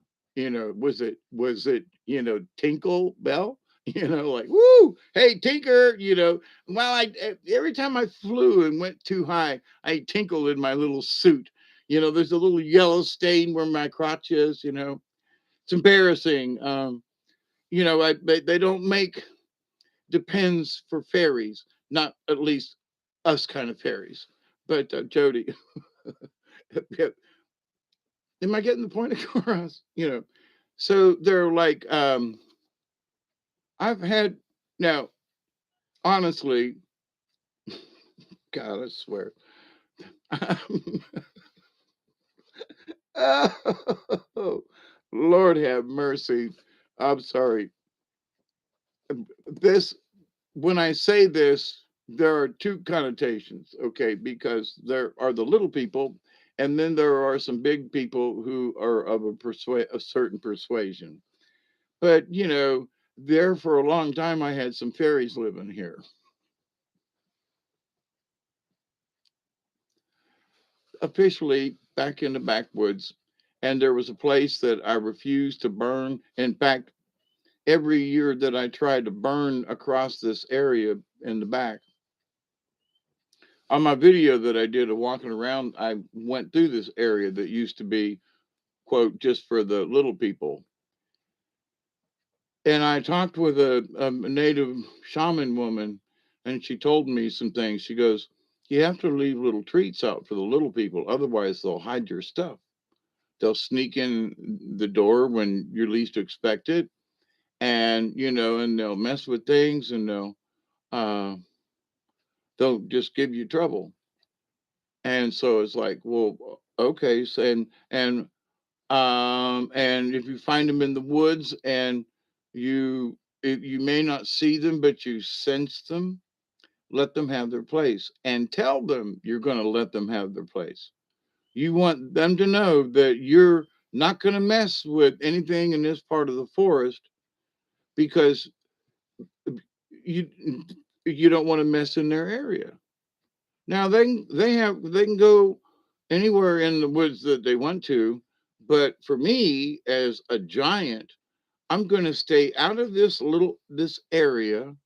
I don't know. It ended up being like about a quarter of an acre ish that I wasn't going to walk through. I wasn't going to burn it. Nothing. I would stay out of this area back there. And for every year I burn in the backyard, and for every year except until these last couple of years, it would burn right up to the edge of where their territory was, and the fire would stop.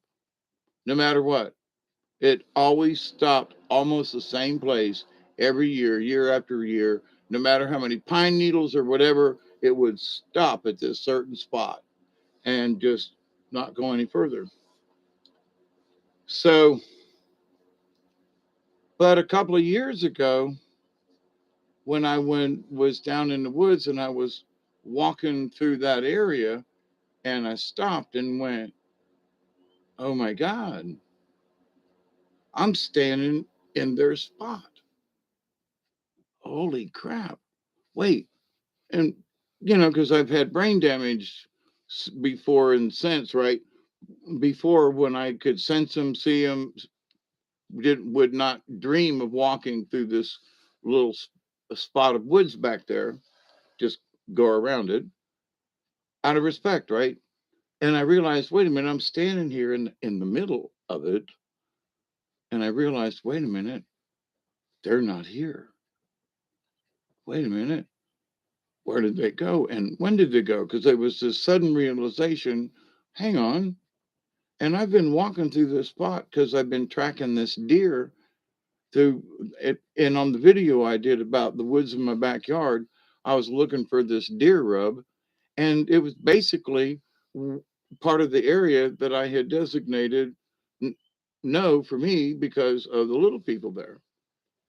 And I just like scratched my head both mentally and physically and went, now, when did they leave? When did I quit? When did what how come I forgot? What happened with the scenario when it was so obvious? And then now it's so obvious that it ain't obvious. I mean that it's just like there's nothing there. The little folks are gone, the energy, whatever, it just isn't there now. And it was there for a long time because other people felt it too. When Joe was here, the property is like, this fire won't go any further. And I said, well, this is where the little people live back over here. And, and that was in 2012, 2013. So that's been a ways back. And since then, I've been back there and I burned, but I can't remember, it's been within the last 4 or 5 years that they just ain't there. And when I burned a couple of years ago and burned last year, I was like, it burned up to that spot and then burned a little further, but it still gave me a little territory. But they're just not, the little people ain't there the way, I had felt. And I think I've seen them in the past. Did it move to another place? Did it flood so much, with all the wet weather and everything that they just had to move on? Floods will, can destroy shit that, you are dependent upon. And no matter how nice or polite I was, too much water is bad. And it was very dry for many years in a row. And then when it started raining again and flooding again and staying flooded, somewhere along in there is when, you know, the uh, the little people disappeared or moved. I don't know what happened. I don't. It's not when I go through there now. It's like, wow, I miss that feeling I had, but I don't feel like evil came in and destroyed it. You know what I mean? So, but anyway, so I was being finally had dinner with some being alone. Cool chicken, ice cream, and passed out.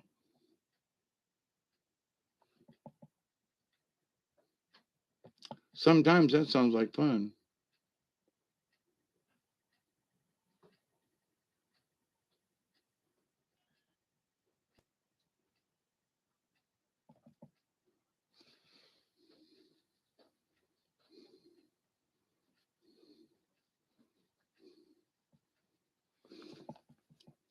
Oops.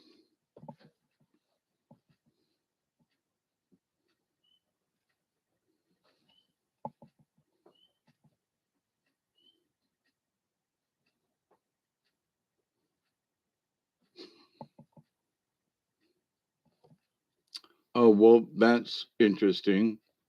Um, you'd have to see this one to.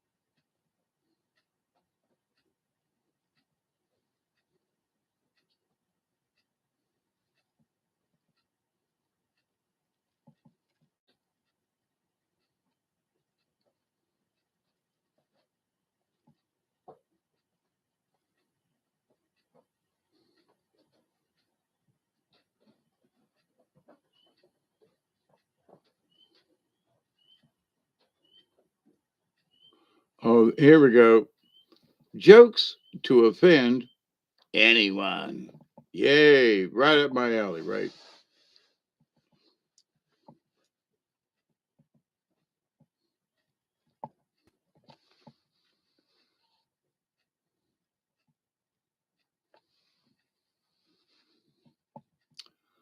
So,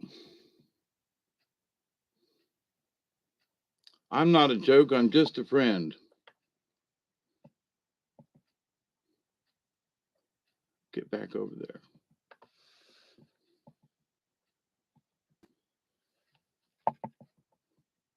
Oh, yeah, this could offend somebody, but we're going to go with it anyway. So, what do you call two Mexicans playing basketball? Juan on Juan. What is a Yankee? The same as a quickie, but a guy can do it alone.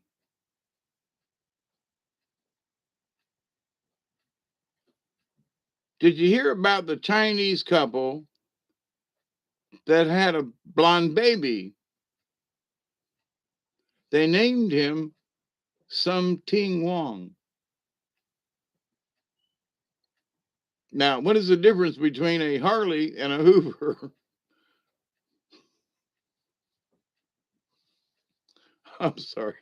I read the punchline before I got to the. That's my quick eyes, right? What is the difference between a Harley and a Hoover? The position of the dirt bag. I was thinking of something else, but never mind. Why are divorces so expensive? Because it's worth it.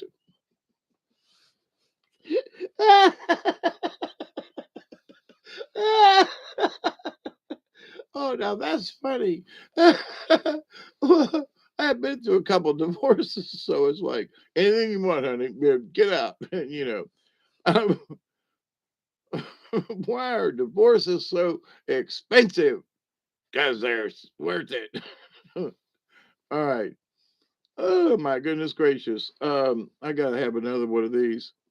Um, what do you see when the Pillsbury Doughboy bends over? Donuts.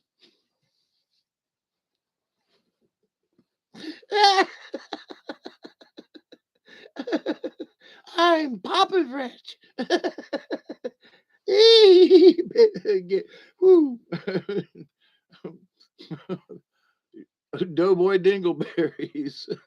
Anyway, uh, stupid, silly jokes. Hang out with me for a little while. I'll get your sinuses in a snot drucker. Uh, why is air a lot like sex? Well, I don't know why. Because it's no big deal unless you're not getting any air. Anyway, uh, what do you call a smart blonde? A golden retriever. Holy crap. I can't remember if all these came in at one time or if I like, you know, I was subscribed to some stuff way back in the day, like joke of the day, and there'd be like this, there'd be like a dumb blonde joke or a moron joke or something, right? Two priests walk by into a bar, who knows? But anyway, and I would just take the joke of the day and copy and paste it into a Word document, and then just so all of the blonde jokes went onto one page, right? So anyway, that's what I'm doing is I'm reading these that I saved, 20 years, almost 20 years ago now. Seriously. Um, what do attorneys use for birth control? Their personalities. What's the difference between a girlfriend and a wife? 10 years and 45 pounds. What's the difference between a boyfriend and a husband? 45 minutes. What's the fastest way to a man's heart? Why, through his chest with a sharp knife. Why do men want to marry virgins? They can't stand criticism.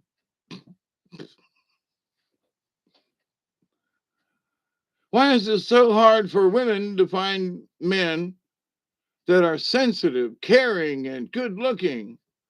Because those men already have boyfriends. How about that, huh? What's the difference between a new husband and a new dog? After a year, the dog is still excited to see you. Why do men chase women they have no intention of marrying? The same urge that makes dogs chase cars they have no intentions of catching or driving. Oh, wait, that's even funnier. Uh, why do men chase women when they have no intention of marrying? It's that same urge that makes dog chase cars they have no intention of driving. That's even funnier than catching. But yeah. Woo, woo, woo, woo, woo. Okay. Why don't bunnies make noise when they have sex? I don't know why. The noise is muffled because they have cotton balls. Hopping down the bunny trail, hippity hop along its cotton balls. Dum. What's the difference between a porcupine and a BMW? A porcupine has the pricks on the outside. Okay. What did the blonde say when she found out she was pregnant? She looked and said, "Are you sure it's mine?" Why does Mike Tyson cry during sex? Well, because Mace will do that to you.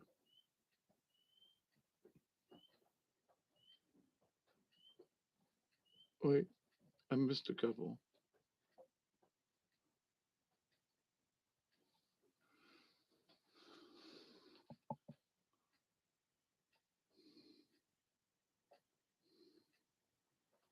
Oh God Almighty! This is goes back. Why did O.J. Simpson want to move to West Virginia? Well, because everyone in West Virginia has the same DNA. Why do women find it difficult to make eye contact? Well, because breasts don't have eyes. Why do driver's education classes in redneck schools use the car only on Monday, Wednesdays, and Fridays? Because on Tuesday and Thursday, it's used for sex ed class. Now, where does an Irish family go on vacation? To a different bar. Right? What would you call it when an Italian has one arm shorter than the other? It's called a speech impediment. Hey, mamma mia, you make the best of. What's the difference between a southern zoo and a northern zoo? A southern zoo has a description of the animal on the front of the cage along with a recipe. Man, them possum stews are really good, Granny said. Now, how do you get a sweet 80-year-old lady to say the F word? to get another sweet little old 80-year-old lady to yell, bingo, first. You fucking. Okay, now what's the difference between a northern fairy tale and a southern fairy tale? A northern fairy tale begins once upon a time, and a southern fairy tale begins with y'all ain't gonna believe this shit. Redneck fairy tale, right? Um, why is there no Disneyland in Japan? Well, when this was written, but there is one now, I think. No one's tall enough to go on the good rides. Ooh. Okay, and that is, so in this is like, there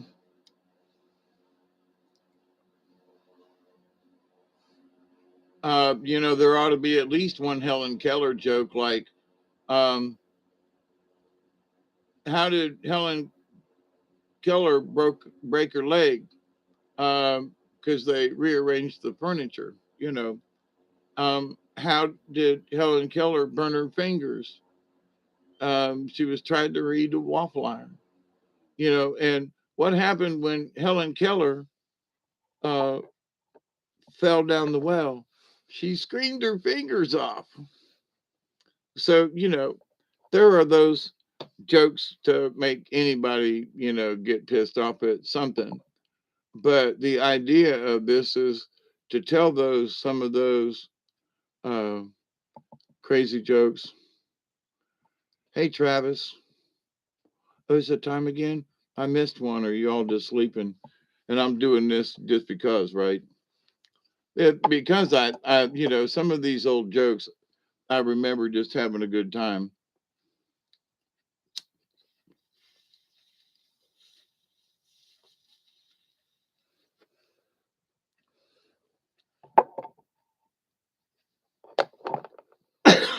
When I emceed for places and did shows with kids and all, so I had jokes literally in files and in folders and stuff. So if I was going to a certain place, I'd look over some things and go, yeah, that's a cute little story. A cute little joke I can throw in there when I'm introducing the puppets and stuff. And, little kids and grown ups both laugh and all that. So I would read through my jokes and pick up one or two and go, okay, I'm going to tell this one when I go and tell this puppet show, or when I do the storytelling or whatever, right? But anyway, so um, and from just liking a good joke, way back in the day, folks that um, um, that back in the day, especially in little theater, that some of these folks jokes were like I don't know, like a way of life. And um, we could sit up after a show and drinking and smoking and partying, and folks would be telling jokes. You know what I mean? And oh my God, we went for hours one night and never looking at anything. I mean, and it was me, my little redhead friend, God bless her, man. And she'd think of one and I'd think of one, and she'd think of one and I'd think of one. And for hours, and we were at this party after a show, and they were all drinking because I don't drink anymore, right? But I'd had some weed and they'd had some wine, and it was just funny. And one joke after another for hours and hours and hours. And I mean, we couldn't stop, and we'd be laughing so hard, it felt like our guts were going to fall out. And she'd go, well, okay, I'm not going to tell one. and I say, tell one. And there's something that reminds me of a story, don't you dare. And the next thing you know, oh, dare. I remember this joke. And oh, Jesus. An hour later, and we're still telling jokes. And the people that were there, they left us. They were like, we're going to bed. And we are like, ma'am, we don't mean to keep you up. And they said, no, that ain't it, dude. We're laughing so hard. We have to go in the other room so we can't hear you. You guys won't shut up. And so, but it was amazing. One of them times that really was a good time. Those kind of days I miss, you know. Um,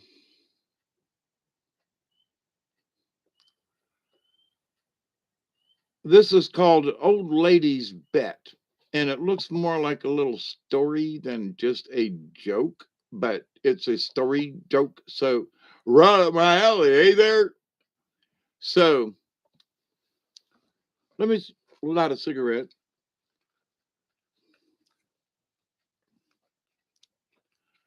An elderly woman walked into the Bank of Canada one morning with a purse full of money. She wanted to open a savings account and insisted on talking to the president of the bank because, she said, she had a lot of money. After many lengthy discussions, after all, the client is always right, right? An employee took the elderly woman to the president's office. Now, the president of the bank asked her how much she wanted to deposit. She placed her purse on the desk and replied, $165,000. The president was curious and taken aback and asked her how she had been able to save so much money. The elderly woman replied that she made bets. I make bets with people. Now, the president was surprised and asked, well, what kind of bets? And the elderly woman replied, well, I bet you $25,000 that your testicles are square. And the president started to laugh and he told the woman that it was impossible to win a bet like that. So the woman never batted an eye. She just looked at the president and said, would you like to take my bet? Certainly, replied the president. I bet you $25,000 that my testicles are not square. Done, the elderly woman answered. But given the amount of money involved, if you don't mind, I would like to come back at 10 o'clock tomorrow with my lawyer as a witness. No problem, said the president of the bank confidently, right? So that night, the president became very nervous about the bet, and he spent a lot of time in front of the mirror examining his own testicles, turning them this way and that way, and checking them over again and upside down. And Chili was positive that no one could consider that his testicles as square,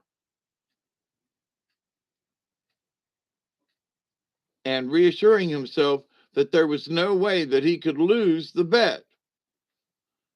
So the next morning, at exactly 10 o'clock in the morning, the elderly woman arrives at the president's office with her lawyer and acknowledged that the $25,000 bet made the day before that the president's testicles were square. The president confirmed that that was the same as the one they made the day before. And then the elderly woman asked him to drop his pants so that she and her lawyer could clearly see. Well, the president was happy to oblige for $25,000. The elderly woman came closer so she could see better and asked the president if she could touch them. Of course, he said, given the amount of money involved, you should be 100% sure. The elderly woman did so with a little smile, and suddenly the president noticed that the lawyer was banging his head against the wall. He asked the elderly woman why he was doing that, and she replied, "Oh, it's probably because I bet him $100,000 that around 10 o'clock this morning, I would be holding the balls of the president of the Bank of Canada."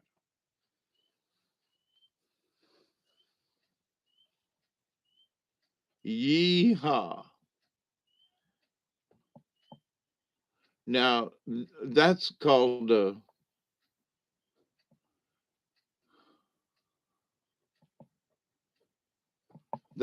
some kind of something right there, ain't it?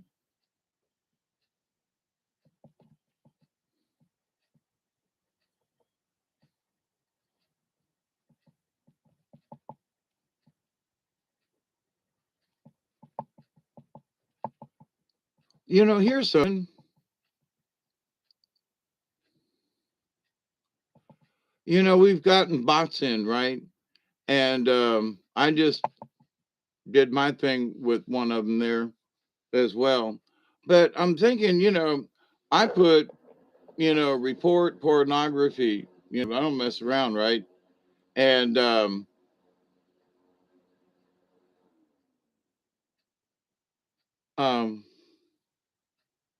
it seems that since we have been reporting them, there have been more of them.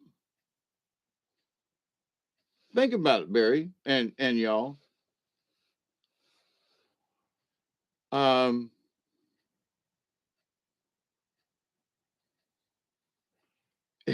what? I mean, I delete them, you delete them, and Michelle deletes them too. I delete them, you delete them, and she deletes them too. Ooh, what wonderful songs tonight. Oh, the music's in the air. Interesting. But so, yeah, some of these jokes are like, there was one about the little old lady thing, and it was something about, it was basically the same thing. She went into somewhere and made a bet. It was like for a new car. And that somehow she had bet her doctor that she could get this somebody to like stand in the middle of the showroom and piss on the floor or something, and it basically she, a new car or something. Anyway, but yeah, the crazy old lady, Now see, 3 hours ago I was kind of sort of talking about this in that, it's a dumb lawyer. Now when I was growing up, it was all about Pollock jokes.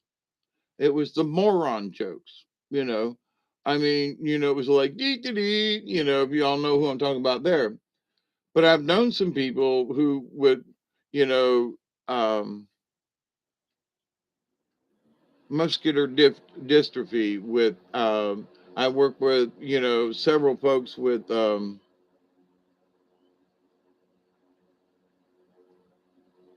I can't think of it right now, where the hands are like this, but anyway, and and how they react and how they talk, and some of the things that I have done, that people like, you're mocking them.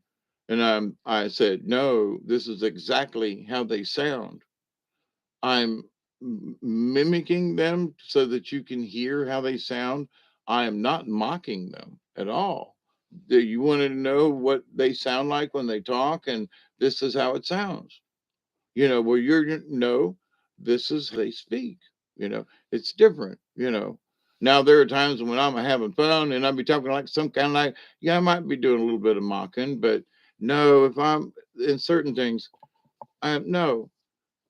But there are people that I've worked with and I can hear the tone of their voice in my head. And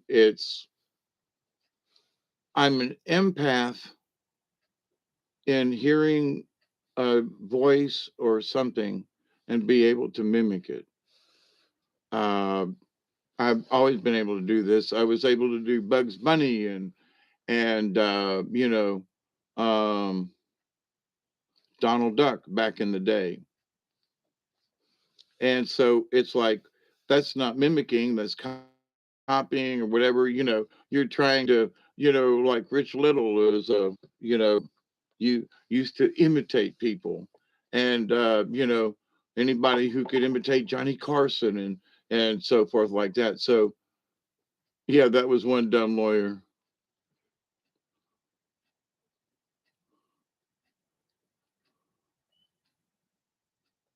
Okay,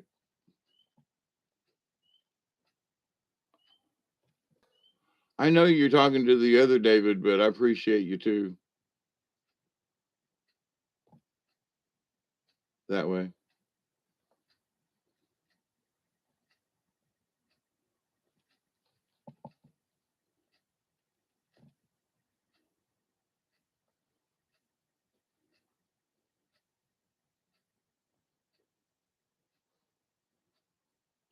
Okay, let me go back to this, to not looking at the chat. Um,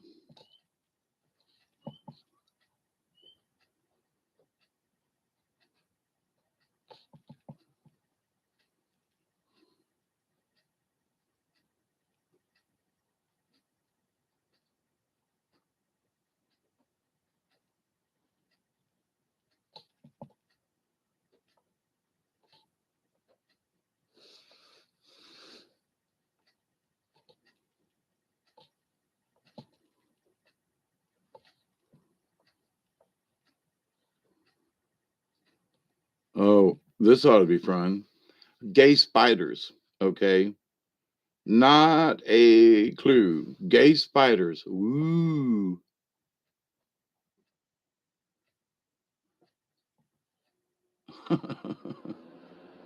I know I'm nuttier than a fruitcake. Okay, spiders. A father watched his young daughter playing in the garden.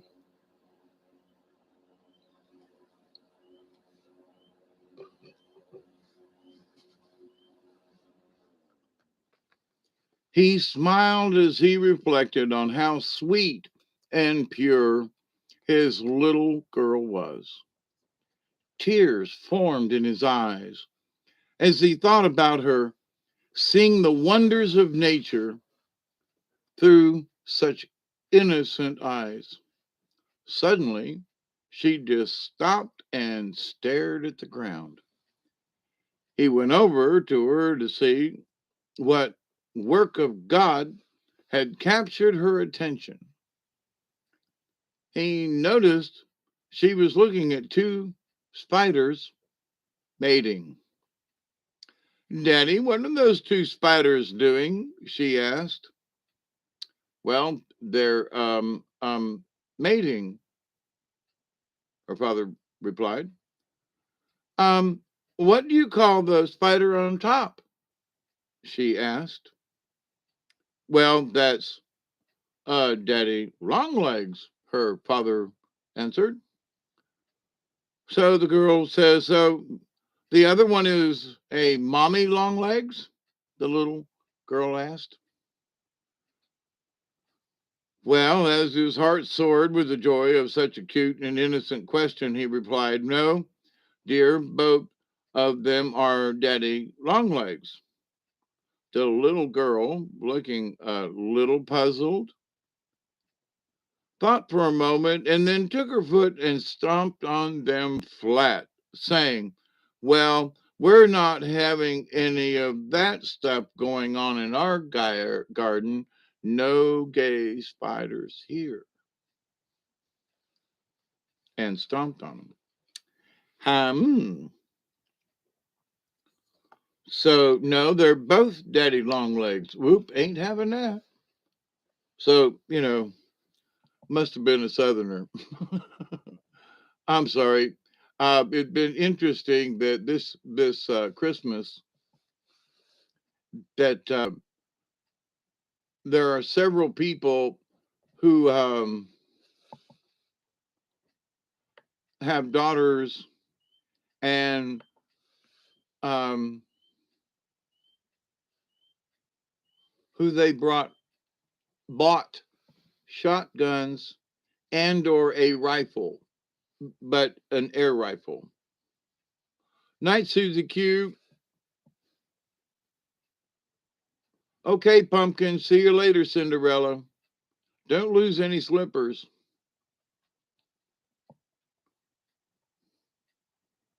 Okay.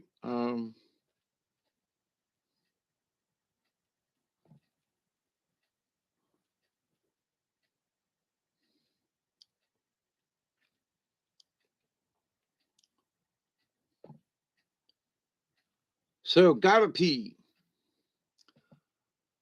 Two women friends had gone for a girls' night out.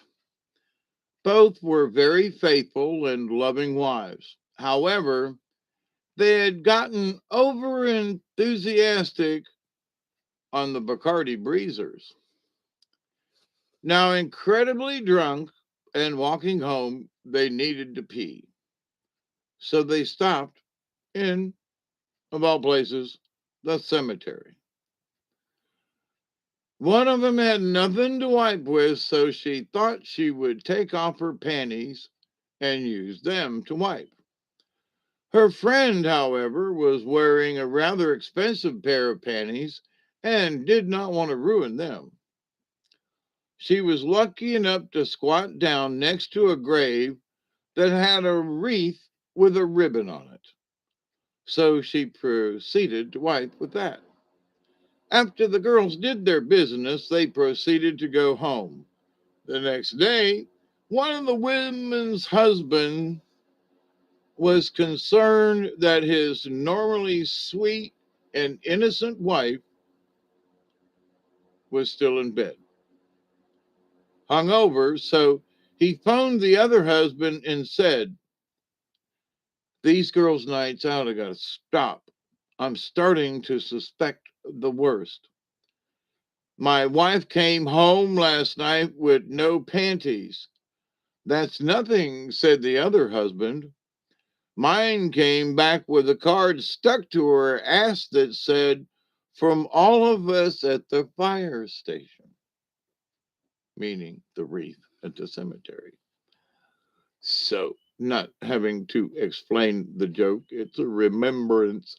Yeah, from all of us at the fire station. Honey, where'd you find that card? Stuck to your ass. What? Yeah, that's going to be hard to explain in the morning. Um,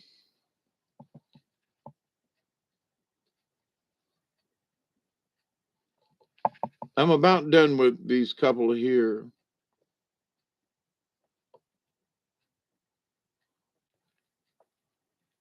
The Pope's arthritis. It's 1:08 a.m. in the morning time. You're riding with Hawkeye Two Feathers and friends, and we're doing old comedy jokes and banana business and hanging out. And it's about time to smoke another one. So, if you want to share with us, we're happy to. Now, what causes arthritis? A drunk man who smelled like beer sat down on a subway next to a priest.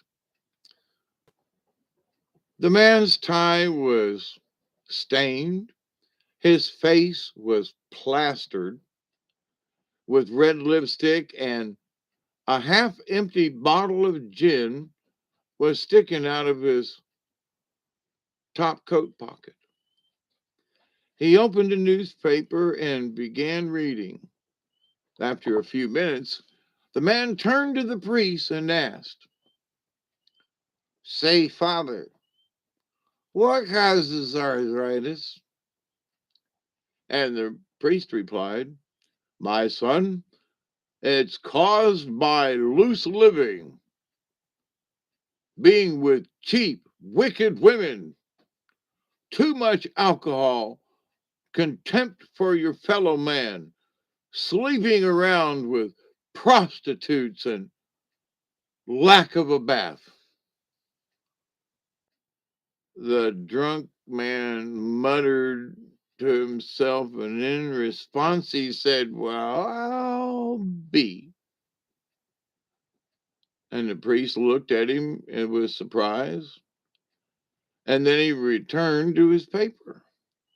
The priest, thinking about what he had said, nudged the man and apologized. He said, I'm very sorry. I didn't mean to come on so strong. How long have you had arthritis?" said the priest.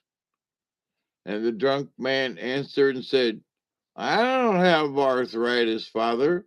I was just reading here in the paper that the Pope does." And so that's that, Ollie. I'm Henry the Eighth, I am. Henry the Eighth, I am, I am. I got married to the widow next door. She'd been married 7 times before, and everyone was an Henry. Never got a Willie or a Sam, but there ain't no one like Henry. Henry the Eighth, I am. Now, to continue on at 1:11 a.m. in the morning time here on Friday morning, cloudy with temperatures at 47 degrees, partly cloudy and chilly outside because we've had rain. And so, good morning, everyone, to all you all, wherever you all might be.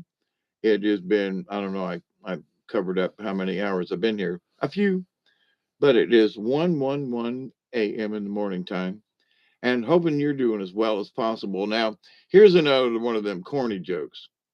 Many of us old folks, and it says in parentheses here, hovering near 50, those over 50, or way over 50, are quite confused about how we should present ourselves. We are unsure about the kind of image we are projecting, us old people, and whether or not we are correct as we try to conform to current fashions. Now, despite what you may have seen on the streets, the following combinations do not go together and should be avoided at all cost. Old folks, a nose ring and bifocals, spiked hair and bald spots. In old people, a pierced tongue and dentures. Old folks, well, mini skirts and support hose, especially for men. Ankle bracelets and com pads. Speedos and cellulite.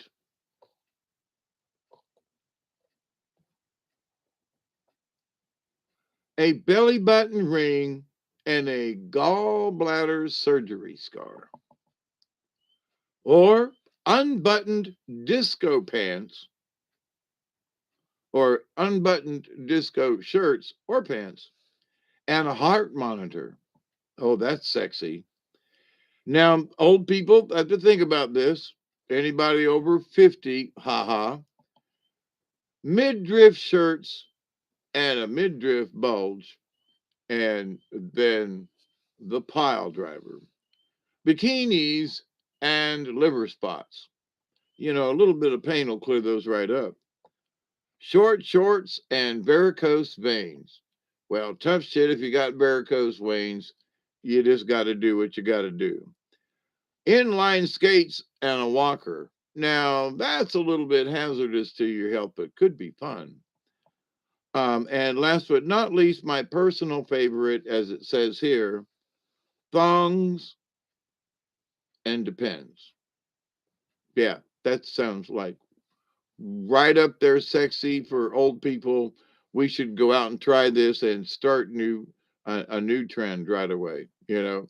So we can pick on old people and depends and that, but now is do old people have rights like all these other folks, the transgenders and these folks and that folk? I mean, um honestly, not trying to be rude, but um do old people have the same, can we bitch and complain and start, uh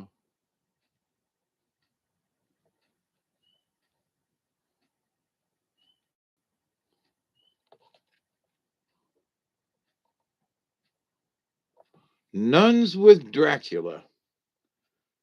That just sounds kinky right there. What were them nuns doing? Subject to nuns. Okay. Two nuns, Sister Catherine and Sister Helen, really close to Helene, ain't that? Are traveling through Europe in their car. They get to Transylvania and are stopped at a traffic light. Suddenly, out of nowhere, a tiny little Dracula jumps onto the hood of the car and hisses through the windshield. Quick, quick, shouts Sister Catherine. What shall we do? Sister Catherine switches on the windshield wipers. That will get rid of the abomination, says Sister Helen.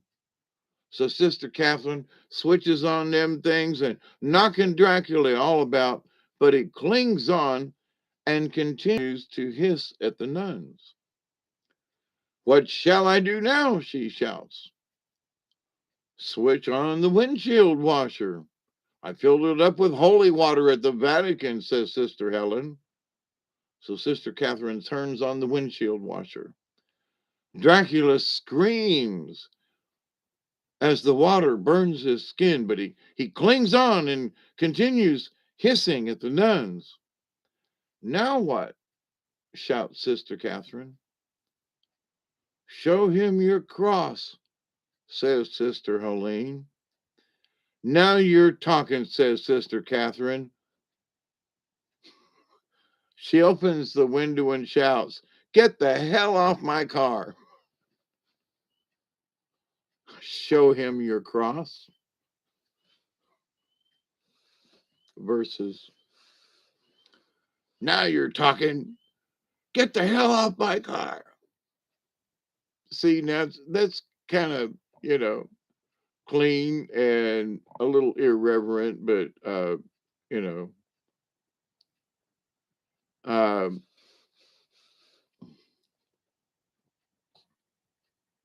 oh,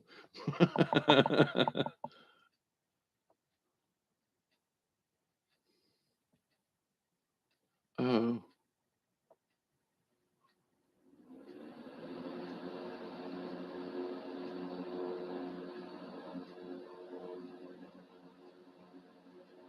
hey, Super Scream, how are you?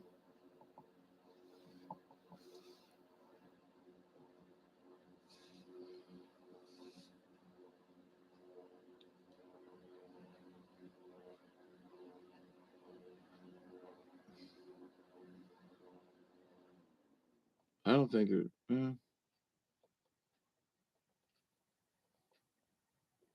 that just got weird.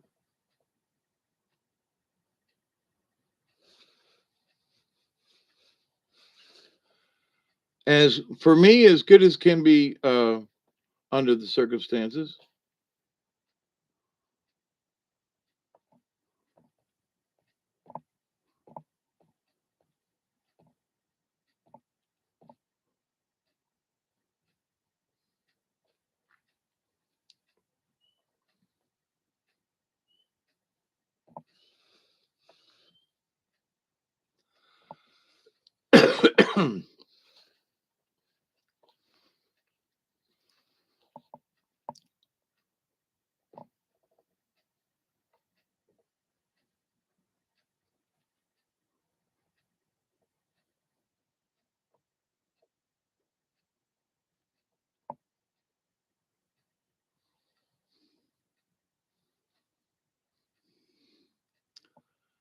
Truly a bad day. Now, I'm not sure what this is, but since it's bad jokes and let's piss off people with some humor or bad jokes or puns or whatever. Punatalia, a little guy is sitting at the bar, staring at his drink for half an hour, and then this big troublemaking truck driver, get that, steps next to him, grabs his drink, and gulps it down in one swig. The poor little guy just starts like crying. Come on, man, I was just giving you a hard time, the truck driver says. I can't stand to see a man crying. This is the worst day of my life, says the little guy between sobs. I can't do anything right. I overslept and I was late to an important meeting. So my boss, he fired me. And when I went to the parking lot, I find my car was stolen and I don't have any insurance. I grabbed the cab home, and after the cab I left, I discovered my wallet was still in the cab. At home, I found my wife was in bed with the gardener, and my dog bit me. So I came to this bar to try to work up enough courage to put an end to my life, and then you show up and drink the poison.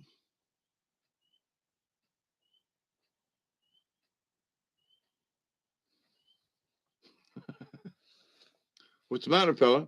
You just drank my poison.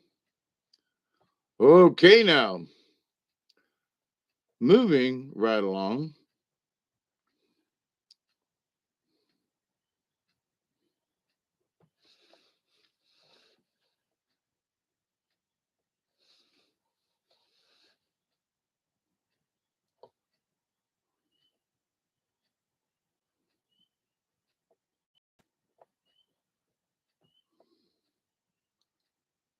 All right, this one's entitled Brawn Jokes of the Year, and noting that this thing is like, years old. Whoa. Well, that's interesting. Okay, that ain't gonna open. All right, never mind. Bakery diet. That was the one I was trying to get. This is I saved these things back in the day in old ASCII text because it was just simple text without paragraph markers or anything, and anything back in the day where you could open up with with WordPad. And so some of these things that the new computers are going, what the hell's this? It's ASCII text. What? Yeah, it's the simplest form. Anyway, after starting a new diet, it says, not me, I altered my drive to work to avoid passing my most favorite bakery.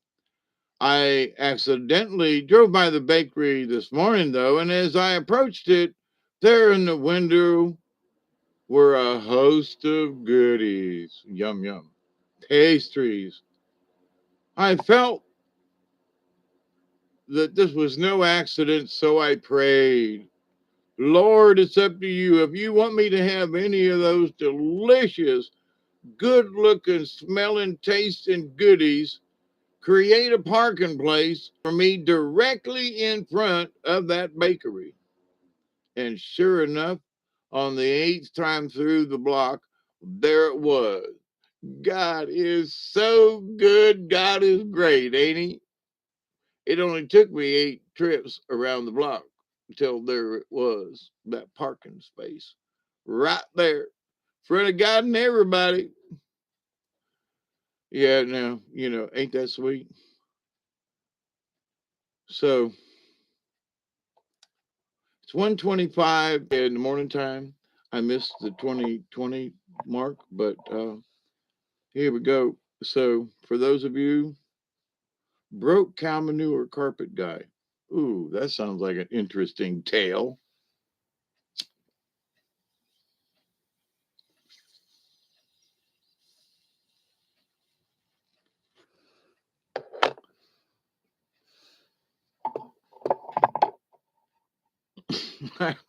I've got a file in here that's called fish farts.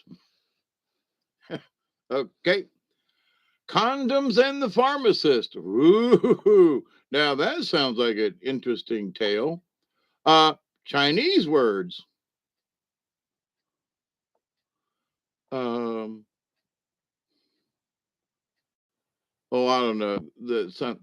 I haven't offended the Chinese. I don't think tonight. We've done a little bit of Mexican with Juan on Juan basketball. Uh, you know, uh,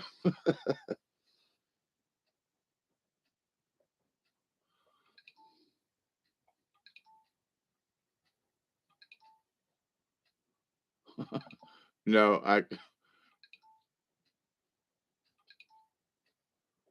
um, Chinese, Japanese. I can't remember what it said. Anyway, Oriental. So we white people we make fun of everyone. Small horse, tiny pony. That's not right. Something wrong. Are you harboring a fugitive? Are you hiding? Are you hiding? Are you hiding? Anyway, stupid man, dumb guy. Uh, did you go to the beach? Why are you so tan? Why are you so tan? I do that pretty good anymore. Um, I bumped into the coffee table. I banged my knee. No, I'm sorry. I banged my knee. My knee. Um, I think you need a facelift. Chin too fat. Chin too fat. Um, it's very dark in here. Why so damn? Why so damn?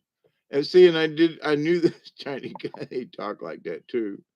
Uh, I thought you were a diet. Why are you munching? Why are you munching?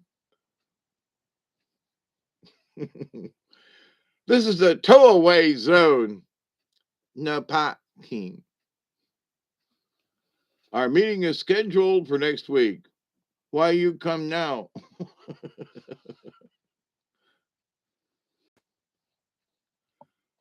Staying out of sight is lying low. Lying low. Anyway, he's cleansing his automobile. Washing car. Your body odor is defensive and offensive and defensive too. Uh, you you stinky. Oh, great, great, super duper. And how it's spelled. It's funnier if you can see how it was spelled. Anyway, good morning, Katniss. I'm being silly.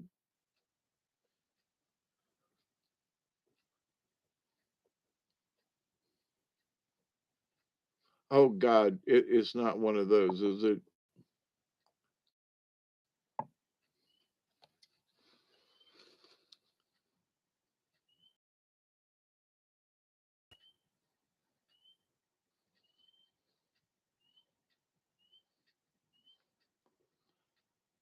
So there's these two guys they're talking at the gym. Okay. Now this ain't in there, but this is one of them old jokes, a little dirty, but so and then it wasn't me. I didn't log in. So these two guys are in like the YMCA gym and they're talking, and he's like, "Man, I'm like I'm 50 pounds overweight, man." He goes, "I come in here and I work out a little bit." And he goes, "I just I just haven't been able to lose the weight. I don't have any incentive." And so his other buddy says, "Well, listen, I know this little place near Chinatown." And the guy's like, "Wait a minute." He goes, "No, no, no, but hear me out." He said, "A friend of mine lost 65 pounds in a week without any surgery." And he was like, "No way." And he was like, "Yes way." He goes, "But, it's a little expensive, but man, if you want to look good for whatever," he said, "this is the deal."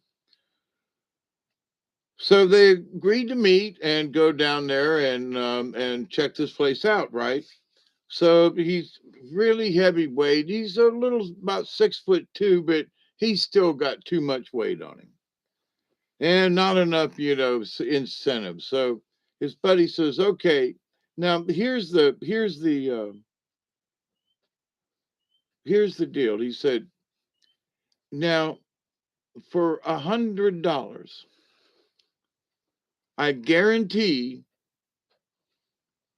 that for $100 for 2 hours, and this is the special introductory offer, um, you'll lose 10 pounds." And the guy was like, "Dude, sign me up, right?" So he signs up, right? And what do I do? And they say, "Well, just go in this room.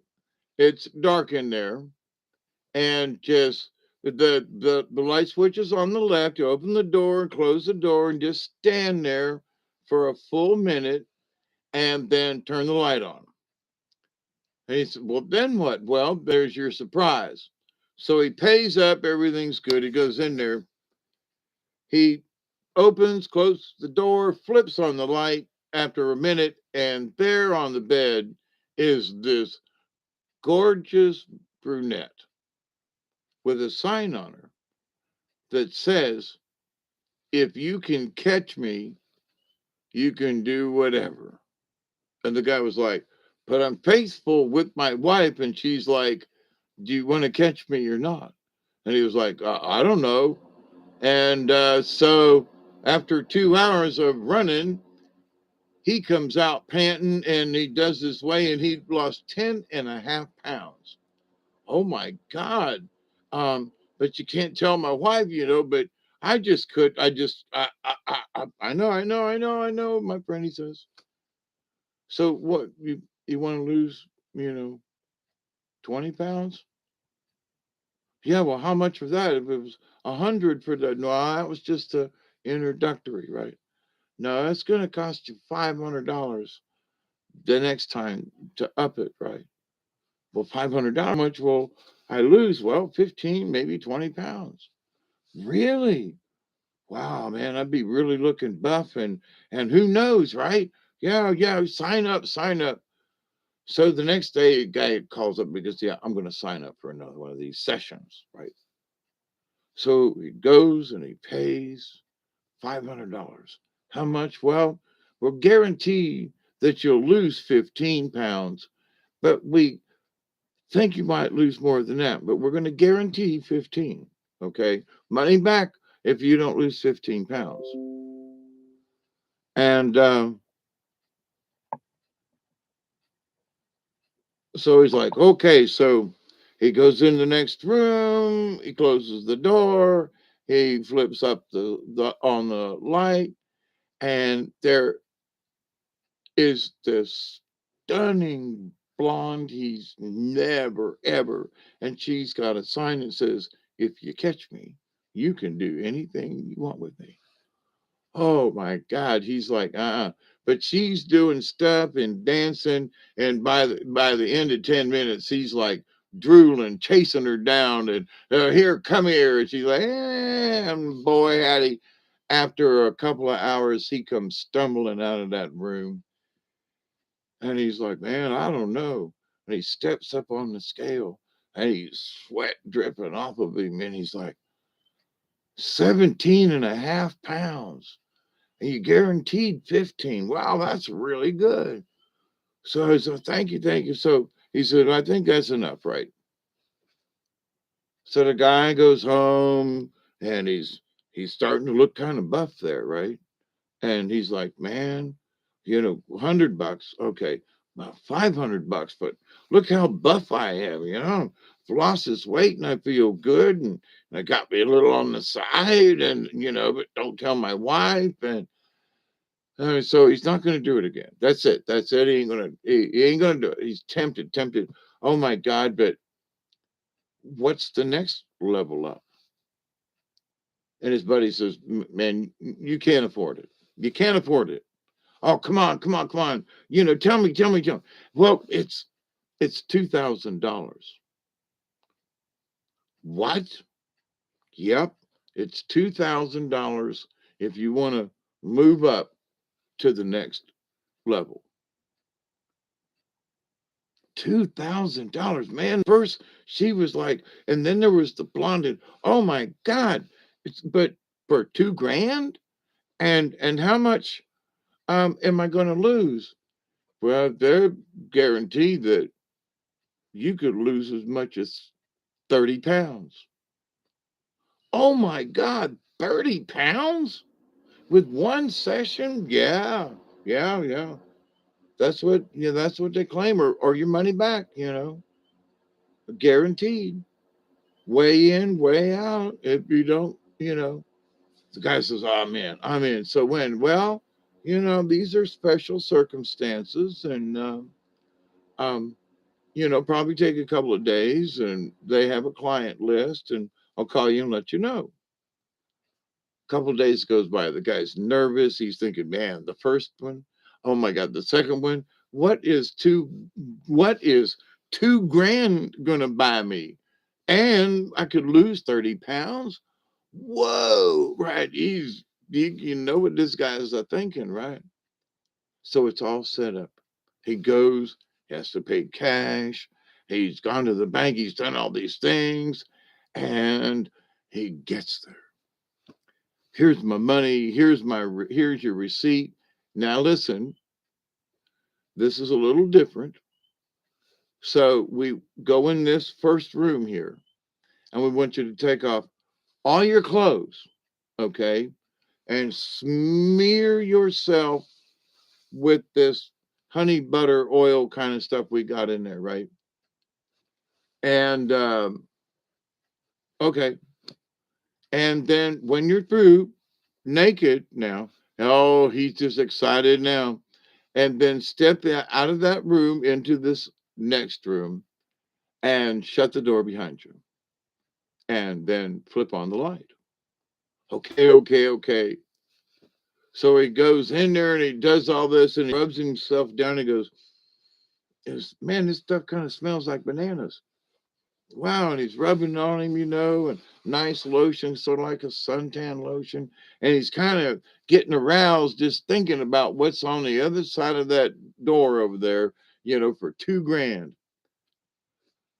So he does his hair and goes through the door, closes it behind him, flips on the light, and there in this room is this 1,200-pound gorilla or more with a sign around his neck that says, if I catch you, I get to do whatever I want. And so the story, that was that's how that one went.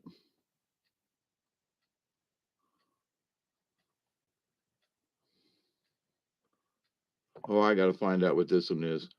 Women golfing in no undies. Oh, this ought to be cute. How many people have we, do you reckon we pissed off, with crude jokes and remarks on my part, you know?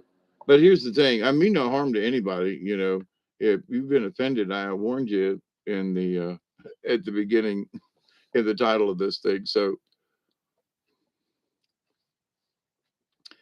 now this is called Women Golfing No Undies. Okay, got no idea. Going to read along right with you.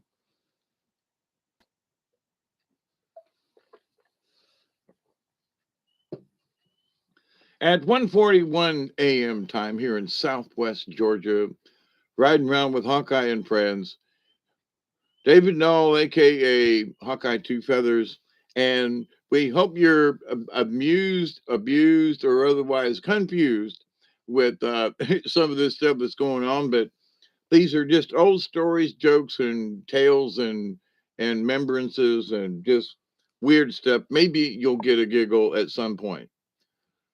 Now, this one, the Swede's wife stepped up to the tee, and as she bent over to place her ball on the tee, a gust of wind blew her skirt up and revealed her lack of underwear. Good God, woman, why aren't you wearing any skivvies? Olaf demanded. Well, you don't give me enough housekeeping money to afford any, she replied. The Swede immediately reached into his pocket and said, for the sake of decency, here's $50. Go and buy yourself some underwear. Well, next, the Irishman's wife bent over to set her ball on the tee. Her skirt also blew up that she too was wearing no undies. Blessed Virgin Mary, woman, you've got no knickers on. Why not? Oh, she replied, I can't afford any on the little money that you give me. Well, Patrick reached into his pocket and said, for the sake of decency, here's a $20 bill and go buy yourself some underwear. Lastly, the Scotsman's wife bent over, and the wind, of course, blew her skirt up over her head to reveal that she too is naked. Sweet moderate Jesus, Aggie, what a freaking hell are your drawers? She too explained. It didn't give me enough money to be able to afford any. The Scotsman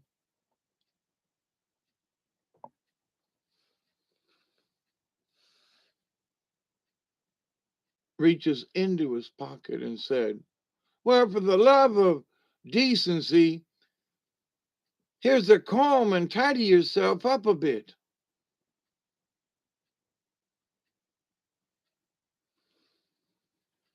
Now, that's a risque one. Sweet moderate Jesus, Aggie.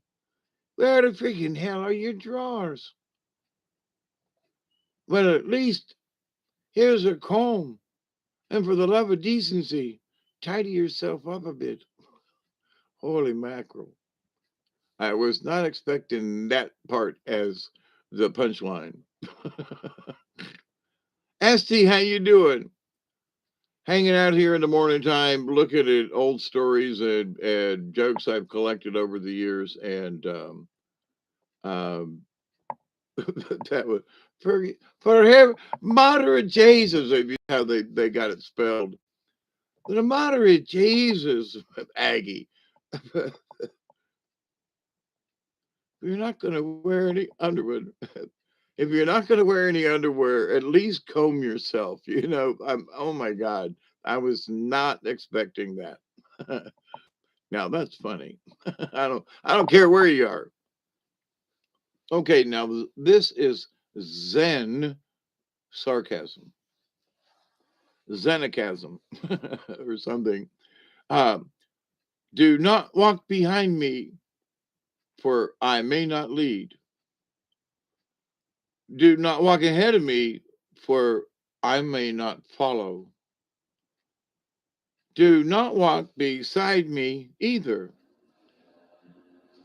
Just pretty much leave me the hell alone.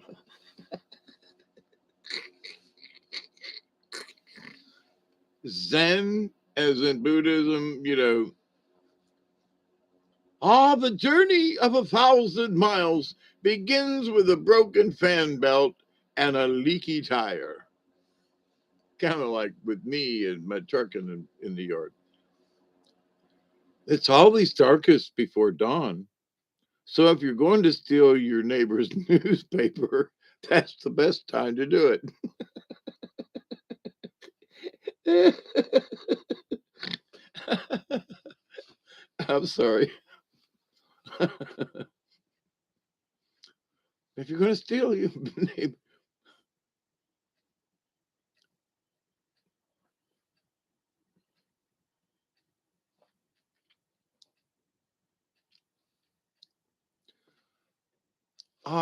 Don't be irreplaceable. If you can't be replaced, you can't be promoted. Always remember that you're unique, just like everybody else. Never test the depth of the water with both feet at the same time. That is good, actually, good advice. If you think nobody cares if you're alive, try missing a couple of car payments. Before you criticize someone, you should walk a mile in their shoes. That way, when you criticize them, you're a mile away and you have their shoes. Zen sarcasm. If at first you don't succeed, skydiving is not for you. Holy Jesus, Martyr and Joseph. Aggie, what are they doing? I'm sorry. I'm still thinking about the comb under the kilt. Clean yourself up, Margaret, for God's sakes. you know, I'm, I don't have anybody in mind that I'm like looking at their private parts with, but having had wives with private parts, and anyway, I just like, oh, never mind. I've seen too much and have said TMI, too much information. Shut up, Dave. Um, Give a man a fish and he will eat for a day. Teach him how to fish and he will sit in a boat and drink beer all day. I don't know about the beer part, but back now you can't be caught with a beer. They'll throw your ass in jail if you got a beer on the water.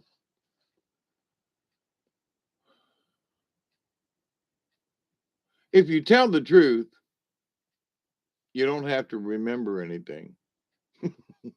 Like what time you were supposed to got home in the morning. Some days you're the bug, and some days you're the windshield. That's a good one. Everyone seems normal until you get to know them.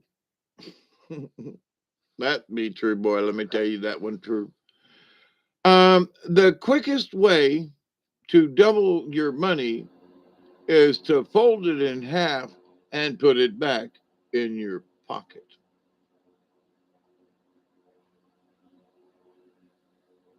A closed mouth gathers no foot.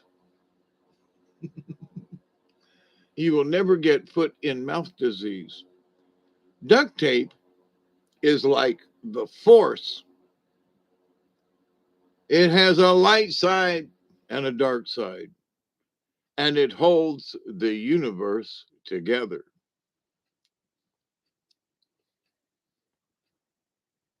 There are two theories to arguing with a woman. Neither one works. Okay.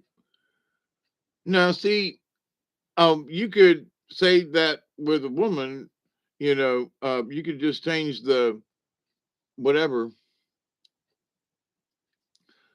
But now, trying to trying to understand this gender issue thing.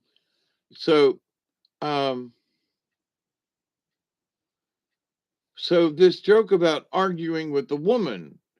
So now this takes on a totally different concept. Because what if you're a guy like Bruce Jenner being a woman?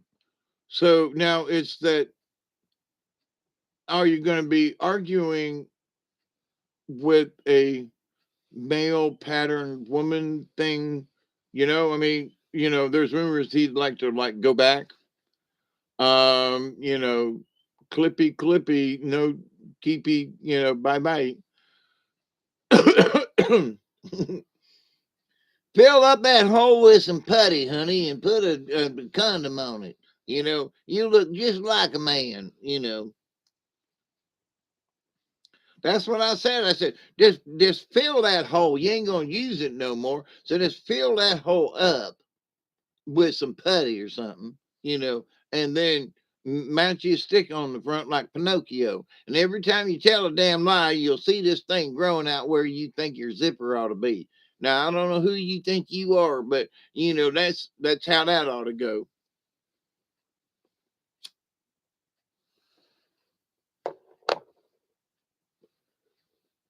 There are times when I feel like I'm channeling Don Rickles and uh uh uh God, I can see his face and I can never remember his name. Um but anyway. But the two theories to arguing with a man, and neither one works. So my simple question that inquiring minds want to know, what if you're of the neither gender or something? So how do you make a joke about that? You know, you know, so it's not near as funny without a gender attached to this joke, he points out, mysteriously. In that they're, you know, so the idea, there are two theories to arguing with, insert something, and neither one works. So arguing with a dog, woof, arguing with a chimpanzee, arguing with a gay man, um, but then so arguing with the gay man never works. See, or arguing with a woman never works. But arguing with so does that joke make sense anymore? Is my point. Generally speaking, you ain't learning much when your lips are moving, unless you're reading stuff like me, and we're both learning at the same time. But to the point, you ain't learning much if your lips are moving. Okay, so experience is something you don't get until just after you need it. Now, that's a good line. Experience is something you don't get until after you need it. So, well, I've never done this before, honey. Have you ever jumped out of an airplane before? Well, no, honey. And, my instructor says it's perfectly safe because he did a training video on it, and All we got to do is just pull these little cords and you know. And number 20, never under any circumstance take a sleeping pill and a laxative on the same night. Otherwise, you may have, you may be he or she who runs at both ends while you're asleep. But that's when your third eye comes in. Oh, God, would that be bad? Taking a laxative and a sleeping pill. I woke up in a pile of my own duty, and it's because I'm a crazy old foolie, you know. Hey, ST. Yeah, I can't do this and watch as it turns out it was they shove it. Oh God, Travis. Today we can be rude and crude, it's all right. Don't click on bots.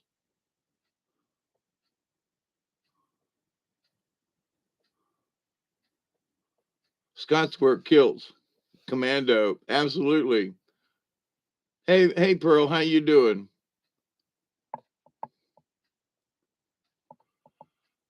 So in this particular folder, I've only got a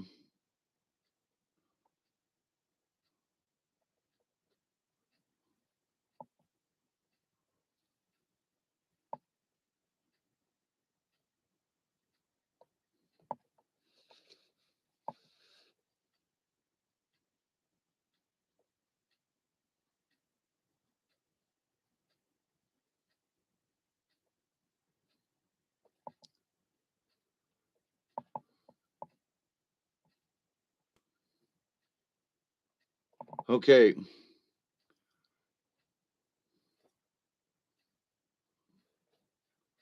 Nuns with Dracula. That's one of them Catholic jokes. But so this one is called Old Man Hunting. Okay. And sometimes, Travis, even when you think you know what it is, it ain't. Oh, this and oh, that, and blah, blah, blah. And, and the other side wants they expect so much. It's like, I'm sorry. Then can we, uh, can we be friends? Can we be friends? Okay. A 90-year-old man said to his doctor, I sure am glad I can still talk to you. No, is that you, Doc? No, I'm sorry. I, I, I laugh at my own jokes, Come on, Doc, is that you in there? I'm 90 years old for crying out loud. No. 90-year-old man said to his doctor, I've never felt better. I'm a 21-year-old bride who is pregnant with my child. What do you think about that? The doctor replied, Well, I have an elderly friend who is a hunter and never misses a season. One day he was in a hurry and picked up his umbrella instead of his gun by mistake. When he got to the creek, he saw a bear. Oh, I'm sorry. He saw a beaver. He raised his umbrella and went bang, bang, bang, and the beaver fell dead. What do you think about that? And the 90-year-old man replied, I'd say somebody else shot the beaver. The doctor replied, My point exactly. Talking about his wife being pregnant. Somebody else made the shot.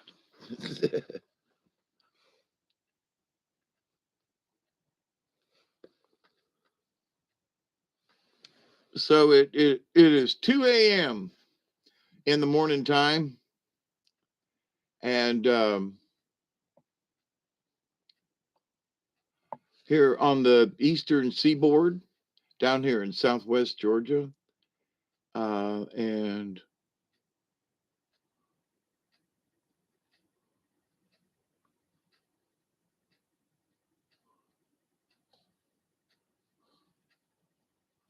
I think I pretty much.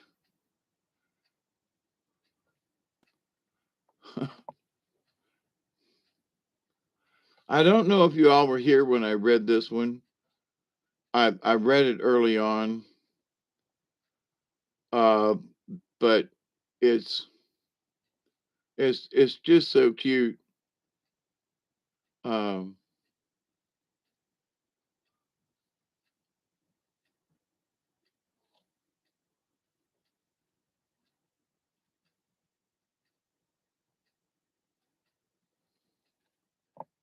where'd it? Hang on, I gotta.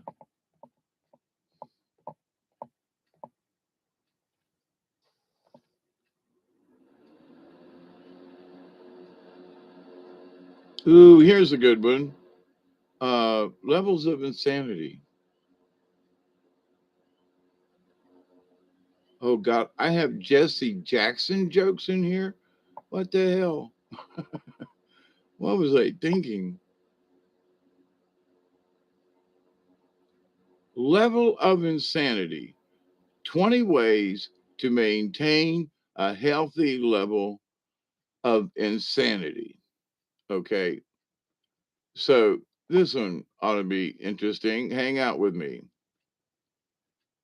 At lunchtime, sit in your parked car with sunglasses on and point a hair driver at passing cars just to see if they slow down. Now you could page yourself or call yourself or text yourself, page yourself over the intercom and don't disguise your voice. Every time someone asks you to do something, ask if they want fries with that. Put your garbage can on your desk and label it in. Put decaf in the coffee maker for 3 weeks. Once everyone has gotten off their coffee addiction, switch, switch it to espresso. In the memo field of all your checks, write for smuggling diamonds.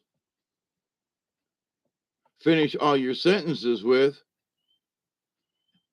in accordance with the prophecy. When you write, don't use any punctuation. And as often as possible, skip rather than walk. Order a diet water wherever you go and do it with a serious face.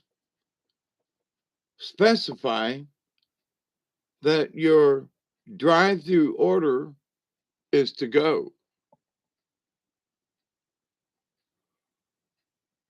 One thing to help keep you sane is to sing along at the opera if you're crazy enough to go. Put mosquito netting around your work area and play tropical sounds all day at work. Interesting. Go to a poetry recital and ask why the poems don't rhyme. And that's true. Modern poems don't have any kind of.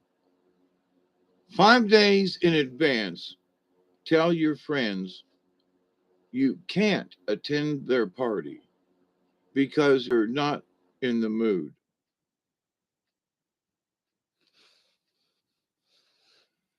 When the money comes out the ATM, scream, I won, I won, to anybody who'll listen.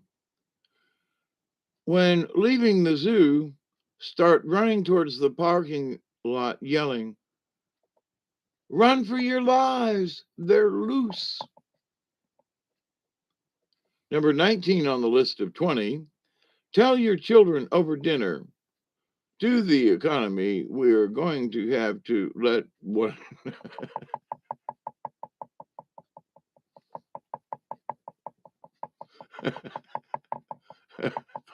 I'm sorry, I found this funny.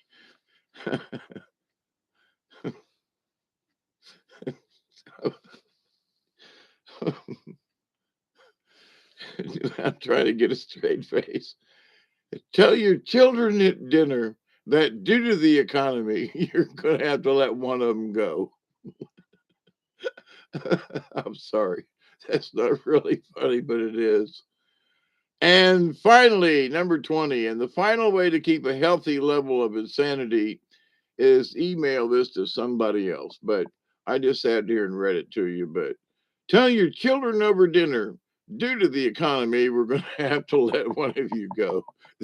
That's the way things are now, you know. Anyway, sorry, kids, you know, only one of you can stay. I don't know if the world can handle all this crazy. Yeah.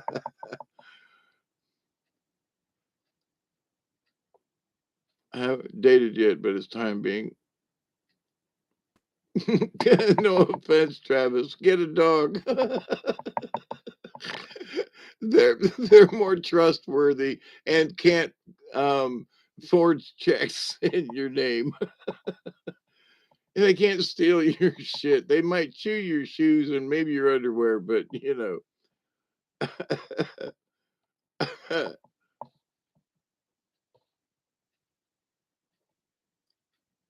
I would love at my old age and all that kind of stuff, but every time I tried, it just ended up in more heartache. And it's just like, well, then you got the best companion.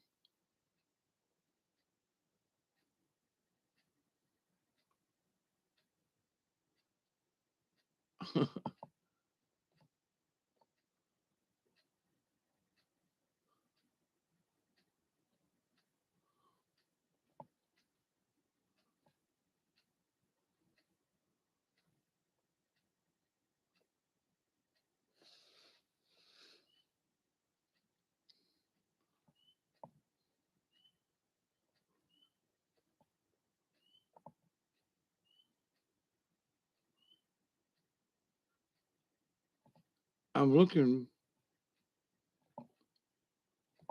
for one that I read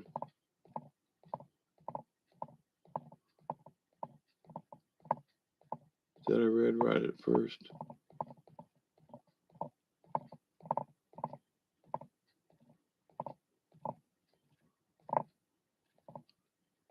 And it's like, where'd it go?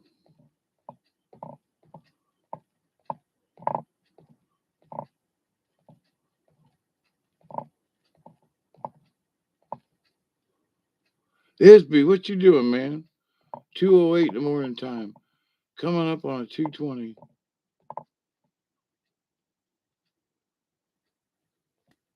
Oh, here it is. Now, I read this a couple of hours ago, and forgive me for those of you who showed up later on. You know, it's just been on my mind, and it's just cute. Where'd it go? Oh, there it is. Of course,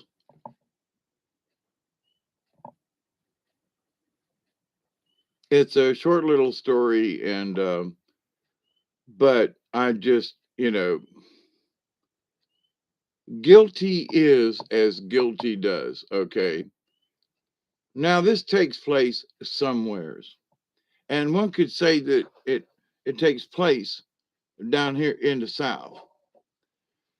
But now the two little boys, one's ages 8 and the other 10, and they were excessively mischievous, got into trouble all the time. They were always getting into trouble, and the parents, they always knew about it. Why? Because if any mischief occurred in their small town, the two boys were probably involved. Now, the boy's mother had heard that a preacher was in town, had been successful in disciplining children. So she went and asked if he would speak with her boys.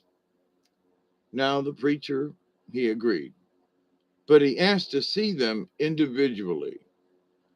So the mother sent the 8-year-old first in the morning with the other older boy to see the preacher that afternoon. Now, the preacher, a huge man with a booming voice, sat the younger boy down and asked him sternly, "Do you know where God is, son?" And the boy's mouth dropped open, but he made no response, sitting there wide eyed with his mouth just hanging open. So the preacher repeated the question in an even sterner voice: "Where is God, son?" Again, the boy made no attempt to answer. The preacher raised his voice even more and shook his finger in the boy's face and bellowed, "Where is God?" The boy screamed and bolted from the room. He ran directly home and dove into his closet and slamming the door behind him, he hid there. When his older brother found him in the closet, he asked him, "Little brother, what happened?"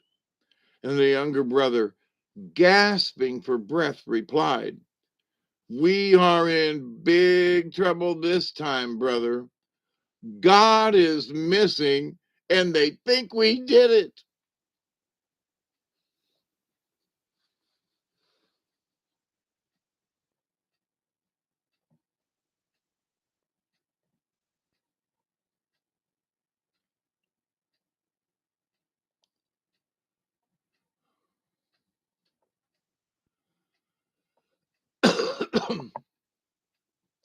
Isby, I'm just reading jokes that I've collected, and I just where is God routine? It's just like I don't know. I just find it pleasingly goofy.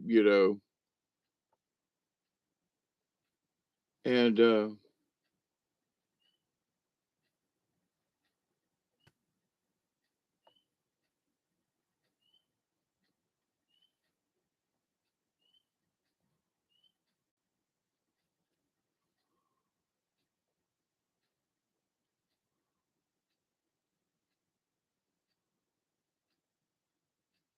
didn't I click on you?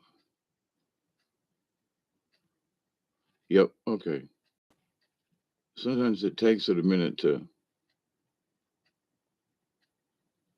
Ooh, Cajun Airways. That sounds like a.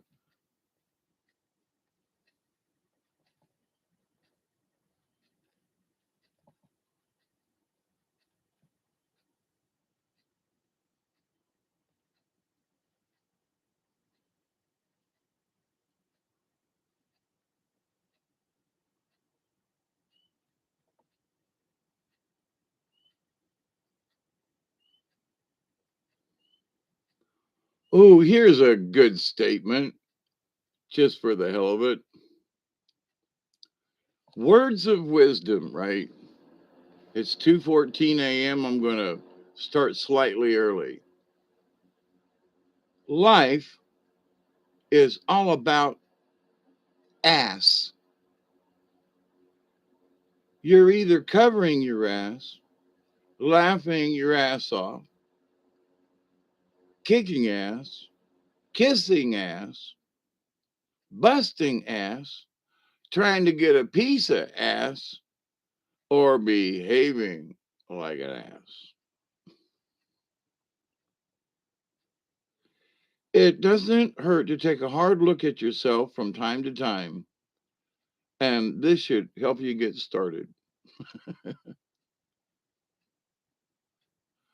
A visit to the mental asylum, a visitor asked the director what what the criteria was, which defined whether or not a patient should be institutionalized. Well, said the director, we fill up a bathtub, then we offer a teaspoon, a teacup, and a bucket to the patient and ask him or her to empty the tub. Oh, I understand, said the visitor. A normal person would use the bucket because it's bigger than the spoon or the teacup. No, said the director slowly. A normal person would pull the plug. Do you want a room with a view? A normal person would pull the plug. Let's see. Cajun Airways, 2:16 a.m. in the morning time. Cajun Airways. Passengers on a small commuter plane are waiting for the flight to leave. They're getting a little impatient, but the airport staff assure them that the pilots will be there soon and the flight can take off. The entrance opens, and two men dressed in pilots' uniforms walk up the aisle. Both are wearing dark glasses. One is using a seeing eye dog, and the other is tapping his way up the aisle with a cane. Nervous laughter spreads throughout the cabin, but the men enter the cockpit, the door closes, and the engines start up. The passengers begin glancing nervously at each other and around the cabin and searching for some sign that this is just a little practical joke that, and but nobody's forthcoming with any clues. Now the plane moves faster and faster down the runway, and the people at the window realize that they're headed straight for the water at the edge of the airport runway. As it begins to look as though the plane will plow right into the water,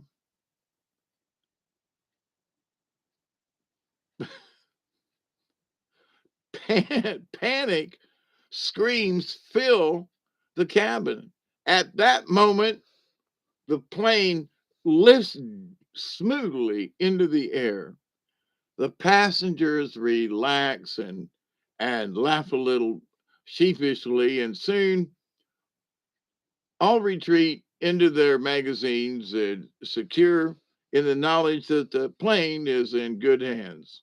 In the cockpit, the co pilot turns to the pilot and says, you know, Bob, one of these days they're going to scream too late and we're all going to die.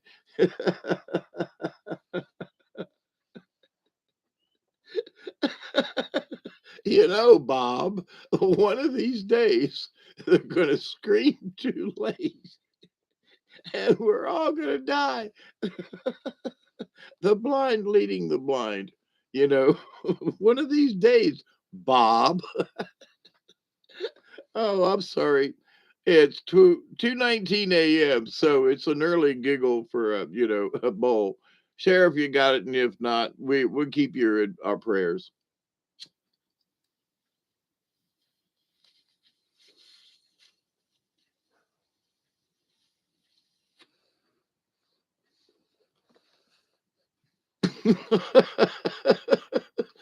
One of the one of these days, Bob, they're gonna scream too late, and we're all gonna die. Oh, Jesus. Oh, Jesus, Margaret. If you're not going to wear underwear, at least use a comb and clean yourself up.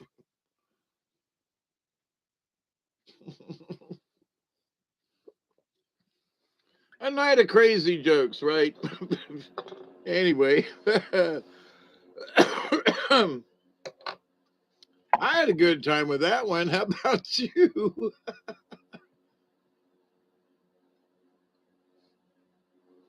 Here's a song, What's Your Free?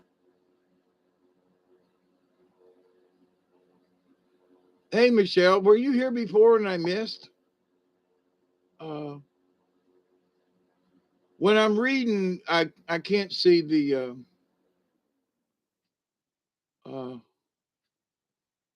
It's 2:20 right now. The Great Brain. I'm trying to scroll back up. See what you said. Hey, Coleslaw. The Great Brain. Not that I can remember, Isby. Not that I can remember. There's a.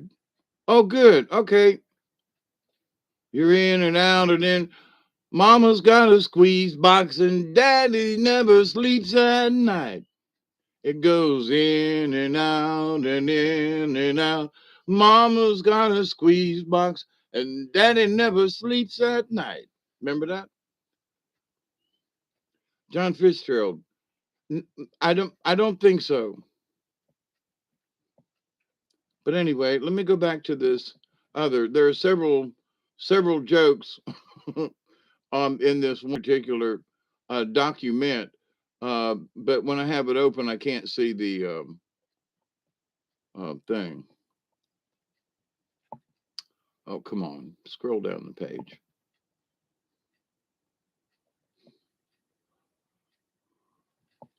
Ooh, two old ladies. Two old ladies were sitting on a park bench outside the local town,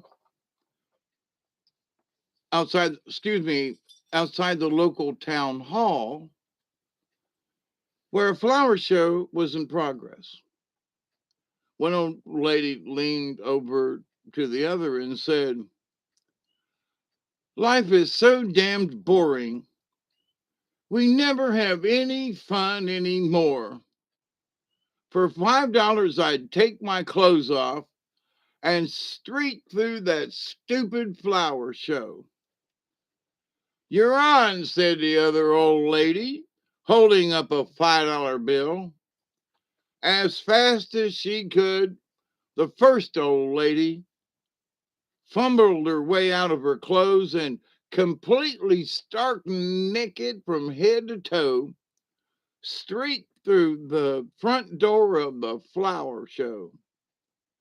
Now, waiting outside, her friend, she soon heard a huge commotion inside the hall and followed by loud applause. Well, the naked lady burst out through the door, surrounded by a crowd of cheering people. "What happened?" asked her friend. She said, "I won first prize for the best drought arrangement," and kept walking.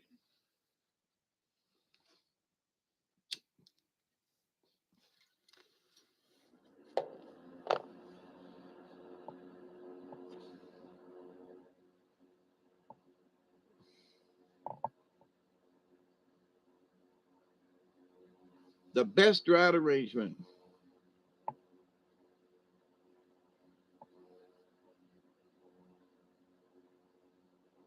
One day a man came home and he was greeted by his wife dressed in a very sexy nightie. "Tie me up," she purred, "and you can do anything you want." And so he tied her up and he went golfing.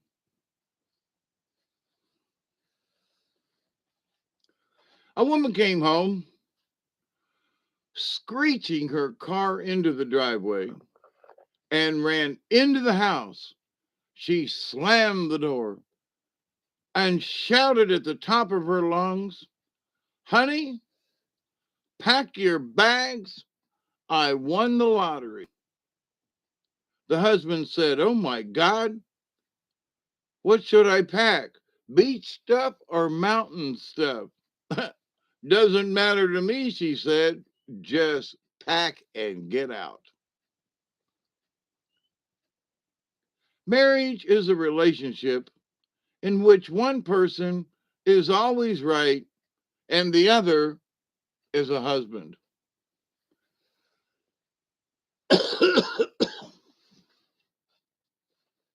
Now, this joke seems to be written for this newer era in that it says marriage is a relationship in which one person is always right and the other is a husband. Well, gay couples called their spouses husbands or wives or whatever, so that joke would work. Now, we're going to pick on the Polacks. A Polish immigrant went to the DMV to apply for a driver's license. First, of course, he had to take an eyesight test. The optician showed him a card with the letters CZ WIXNOSTACZ. "Can you read this?" the optician asked. "Read it," said the Polish man. "I know that guy." Now, one day there at the convent, the Mother Superior called all the nuns together and said to them, "I must tell you all something. We have a case of gonorrhea in the convent." "Thank God," said the elderly man in the back. "I'm so tired of Chardonnay." We have a case of gonorrhea in the convent. "Thank God," said an elderly. "I'm so tired of Chardonnay." Moving right along. A wife was making a beautiful breakfast of fried eggs for her husband. Suddenly, her husband burst into the kitchen. "Careful," he said. "Careful. Put in some more butter. Oh my God, you're cooking too many at once. Too many. Turn them, turn them, turn them now. Careful, careful." I said, "Oh, we need more butter. Oh, more butter. They're going to stick. Careful, careful." I said, "Careful. You never listen to me when you're cooking. Never. Turn them. Hurry up. Are you crazy? Have you lost your mind? Don't forget to salt them. You know, you always forget to salt them. Use the salt." The wife stared at him in disbelief. "What in the world is wrong with you? You think I don't know how to fry a couple of eggs?" The husband calmly replied, "I just wanted to show you what it feels like when I'm driving."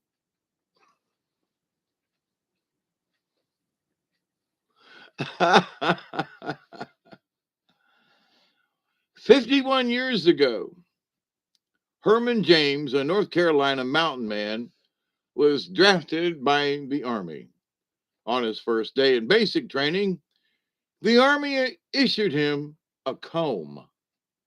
That afternoon, the Army barber shaved off all his hair. On his second day, the Army issued Herman a toothbrush. That afternoon, the Army dentist yanked out 7 of his teeth. On the third day, the Army issued him a jockstrap.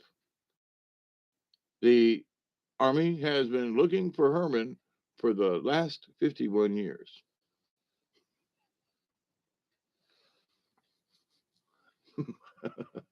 Sorry. you know, pinch me once, pinch me twice. The preacher was preaching with all of his might, and the subject was sin, sin. And he was against it, of course. A girl with a wonderful figure, but not nearly enough clothes to hide much skin, came in late to the church. She strode down the center aisle, close to the front, and sat down. It was plain to the preacher that he had lost a little over 100% of the men in his audience to this voluptuous sex object. He shook his fist at her and said, "You are the Jezebel the good book tells us about. You have got the mind of every man in this building on evil thoughts and not good thoughts. But I am a man of God. You don't affect me. And right now, up in heaven, Saint Finger is shaking his Peter at you."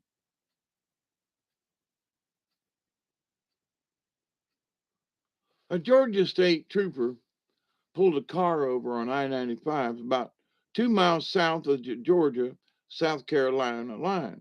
Now, I was just talking about South Carolina earlier. Interesting, there's a joke about it. Anyway, when the trooper asked the driver why he was speeding, the driver answered that he was a magician and a juggler, and that he was on his way to Savannah to do a show that night at the Shrine Circus and didn't want to be late.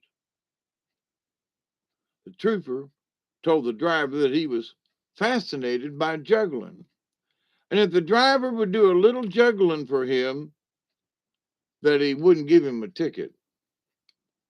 Now, the driver told the trooper that he had sent all of his equipment on ahead and didn't have anything to juggle. Well, so the trooper told him that he had some road flares in the trunk of his patrol car and asked if he could juggle them. The juggler stated that he could, and so the trooper got 3 flares, lit them, and handed them to the juggler. While the man was doing his juggling act, a car pulled in behind the patrol car. A drunk good old boy from South Carolina got out and watched the performance briefly. He then went over to the patrol car, opened the rear door, and got in. The trooper observed him doing this and went over to the patrol car, opened the door, asked the drunk what he thought he was doing. The drunk replied, "You might as well take me to jail, officer, because there's no way I can pass that test." Juggling flares. Yeah, buddy. There's no way I can pass that test.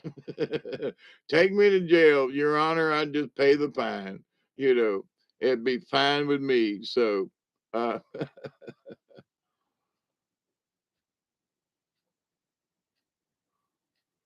what's the worst thing about being an egg?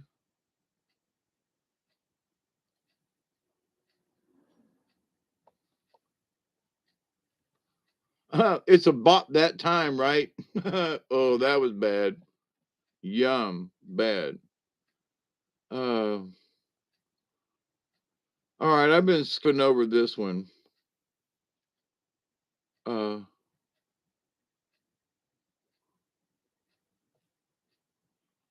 Wet and dry mental issues. Yeehaw, are we having fun yet? I gotta say that actually I am having fun. So, I hope you are too, but reading some of these jokes and just being here and playing around, uh, I'm just having a good time. So thanks for sharing and caring, and if you don't, you won't or something. I don't know. Anyway, smile if you got them. Now, Jim and Edna were both patients in a mental hospital.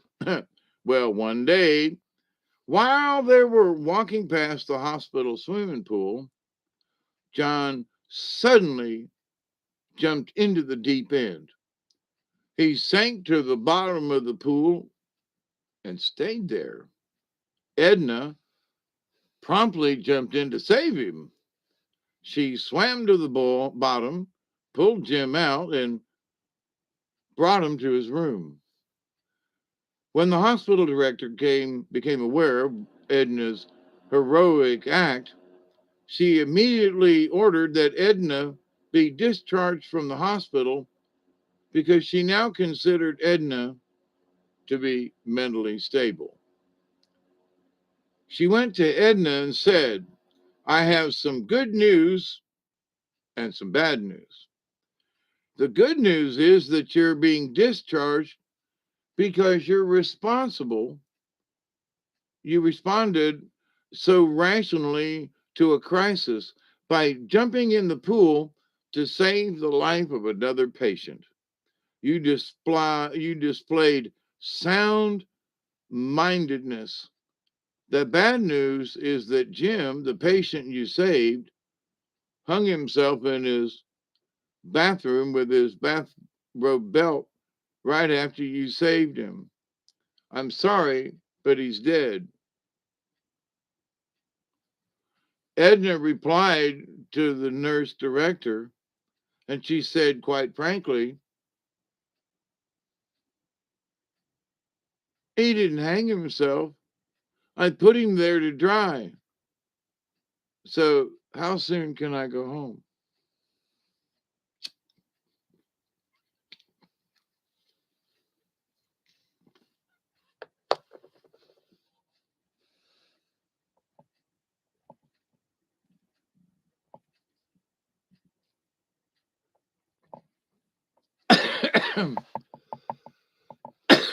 She saved him from the pool and hung him in the closet to dry.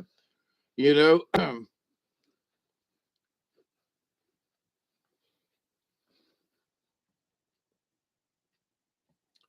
um,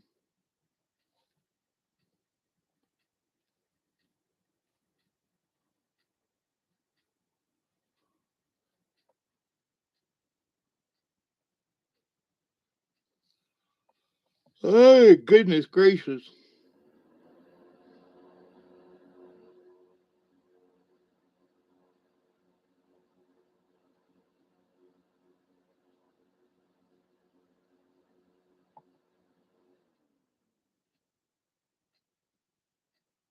It's a document that says part two. I have no idea. What is this? I don't know. It's part two. Um, really? I didn't think that was in. Yeah, they're not dead baby jokes. Yeah,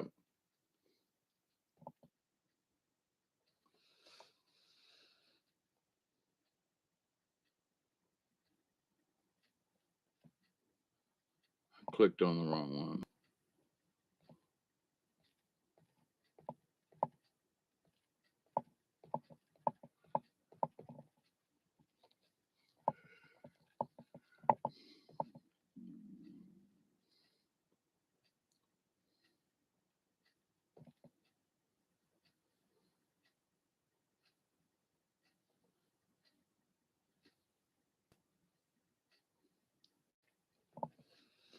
Yeah, I did tell a couple of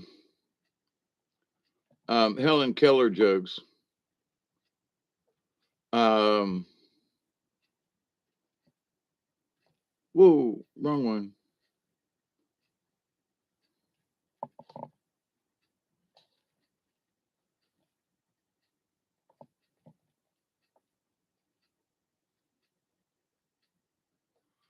Mexican oysters. Okay.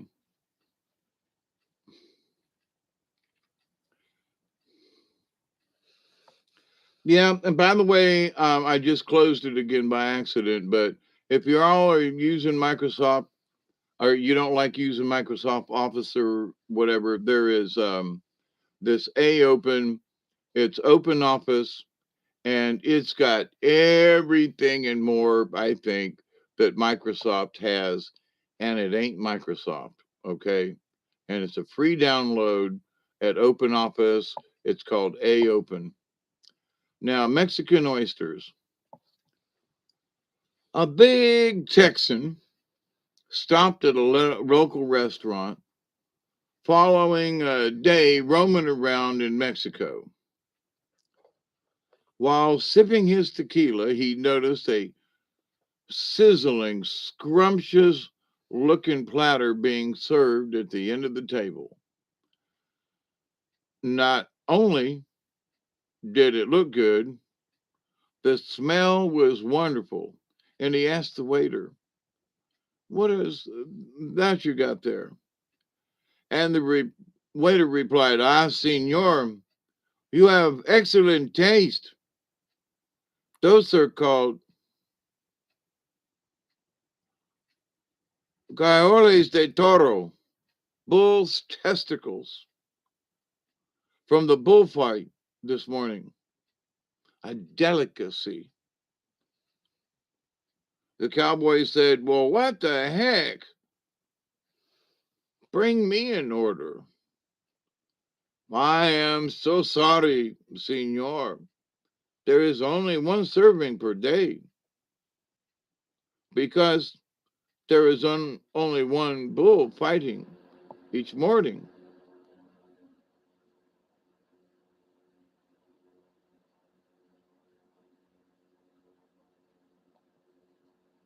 I lost my place.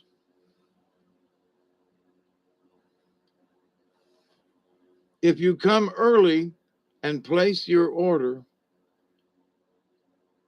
we will be sure to save you the bull's delicacy.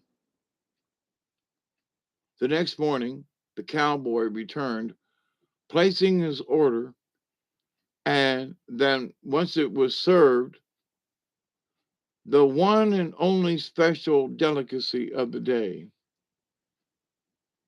After a few bites, inspecting his platter, he called the waiter and said, "These are delicious, but they are much, much smaller than the ones I saw you serve yesterday." And the waiter shrugged his shoulders and replied, "Si, senor.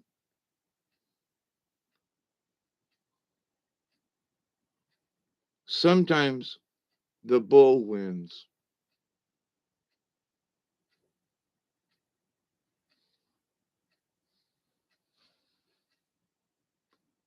They're delicious, but much smaller. Si, senor. Sometimes the bull wins. Yep. So Mexican oysters, you you never can tell, right? Uh,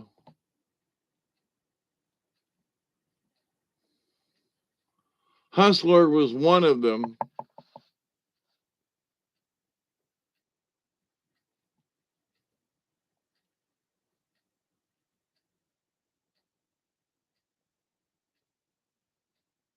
Oh wait, something says gets one.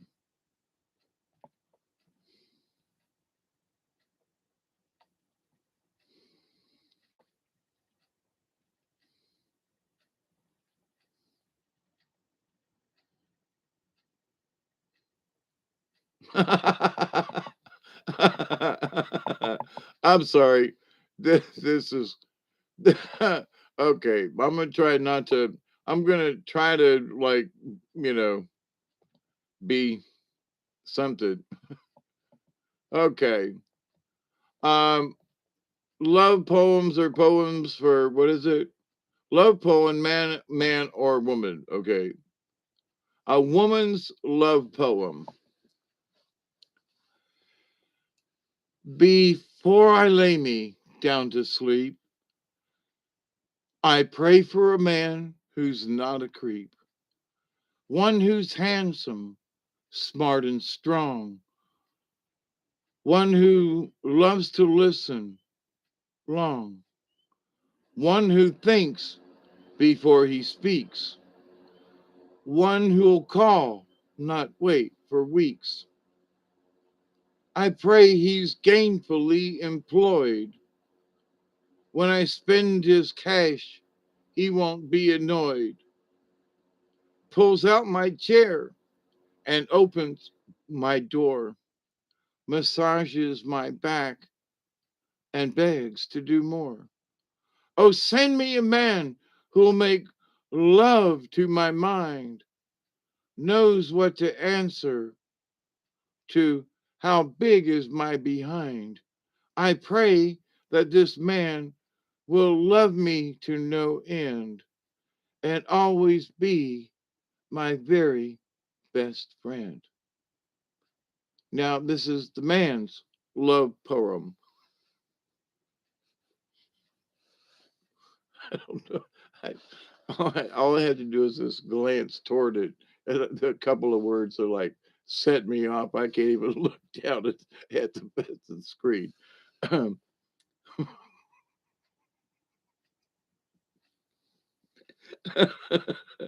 sorry.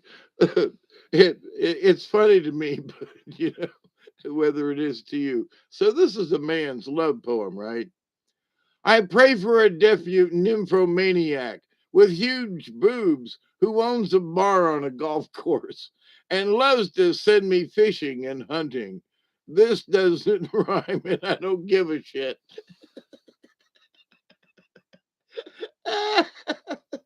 I'm sorry. I pray for a deaf nymphomaniac with huge booms who owns a bar on a golf course who sends me fishing and hunting. Oh, goodness gracious. And this don't rhyme, but I don't give a shit. Okay. Now, to me, that's funny, you know. And the woman, is like, uh, how big is my behind? Well, never mind. My mind was like, oh, honey, it depends on what you want to do with that behind. But anyway, you gonna sit on it or so? I know I've only got one or two more in here. Uh, at least I hope so. Uh, I'm having fun. It's my party and I cry if I want to.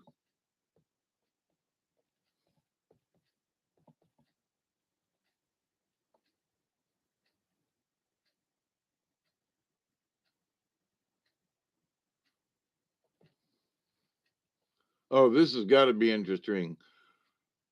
Broke cow manure carpet guy. What? Well, that's what I named it.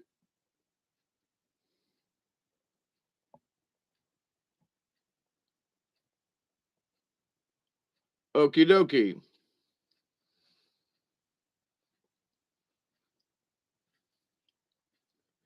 When I say I'm broke, I'm broke. A little old lady answered a knock on the door. She answered at one door only to be confronted by a well dressed young man carrying a vacuum cleaner. Good morning, said the young man. If I could take a couple of minutes of your time, I would like to demonstrate the very latest and high powered vacuum cleaners. Go away, said the little old lady. I haven't got any money. I'm broke. And she proceeded to close the door. Quick as a flash, the young man wedged his foot in the door and pushed the door wide open. Don't be too hasty, he said. Not until you have at least seen my demonstration. And with that, he emptied a bucket of horse manure onto her hallway carpet. If this vacuum cleaner does not remove all traces of this horse manure from your carpet, madam, I will personally eat the remainder. The old lady stepped back and said, well, I hope you've got a real good appetite because they cut off my electricity this morning. What part of broke do you not understand? Manure on the carpet. There you go. So, uh, broke cow manure. All right, carpet guy. So, I see how that got worded that way. From using keywords. Um,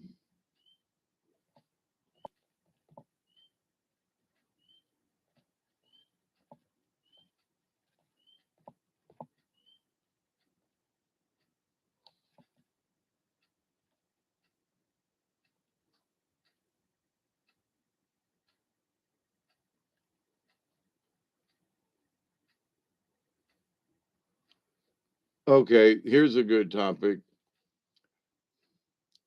Asshole during sex. One can only wonder. Surprise, surprise, surprise.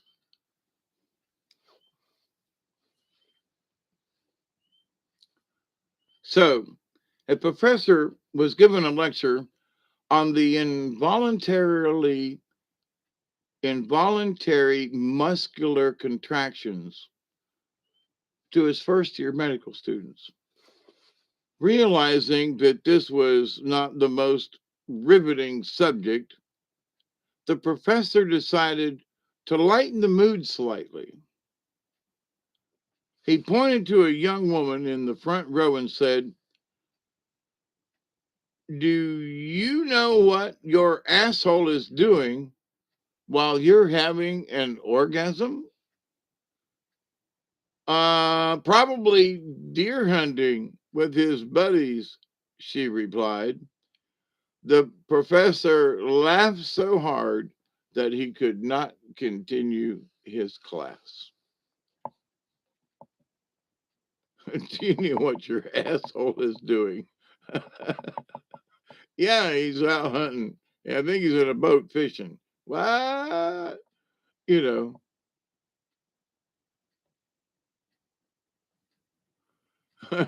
Do you know what your asshole is doing while you're having an orgasm?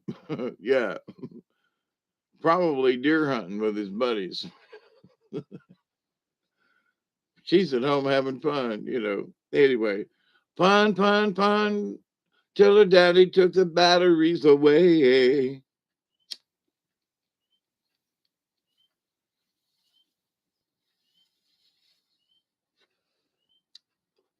And they call her the Woody. And whoa, the Beach Boys, having fun. So, but anyway, it's almost 3 o'clock in the morning time, and I really haven't had any supper or anything. And I was just like going to do this like for an hour or two. I'm going to close all this up. That's the last one of those jokes for the moment. 5 hours and 35 minutes. So, Voyager found rings around Uranus or my anus or their anus. And to me, Uranus doesn't sound much better.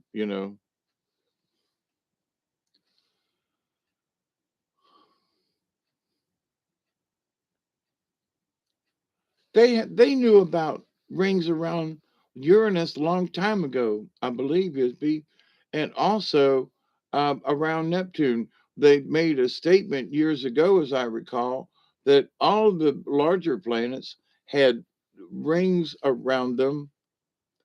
So, thank you, Super Screen. Yeah, bend over, Doctor, bend over.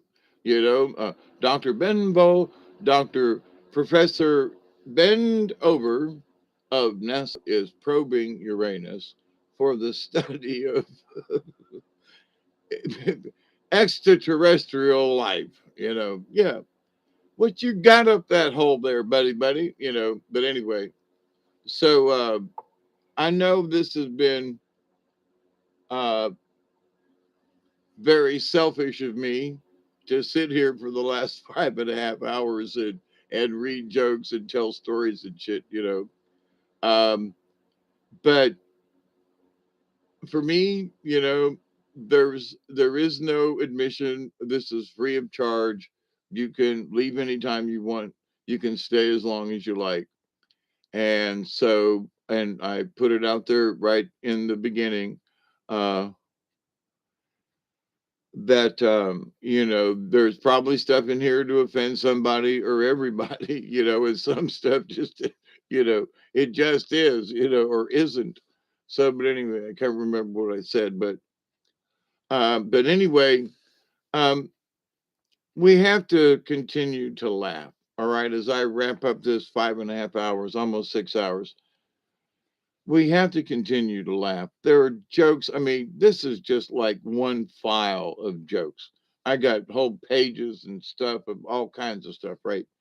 So, but the ideas though, and stories that were prompting stories that were stories, and some of them are nasty. Okay, quite frankly, they're not risque. They're dirty jokes. Okay, but sometimes if you're not offended by a dirty joke, it is just a dirty joke.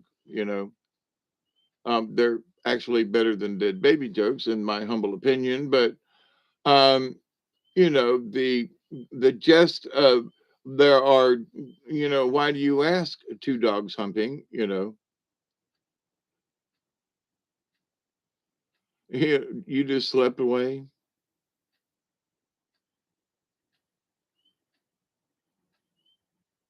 You went to bed 5.5 hours ago. Yeah, this is just a dream.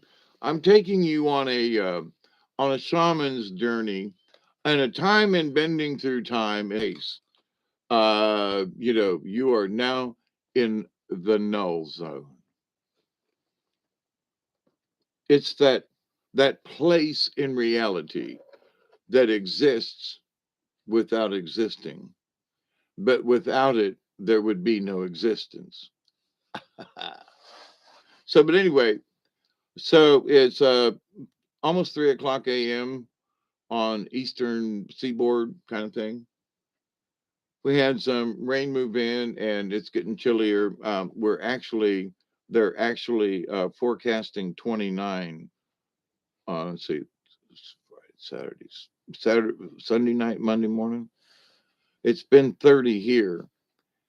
And on a midnight carpet ride, I'd like to dream on a magic carpet ride.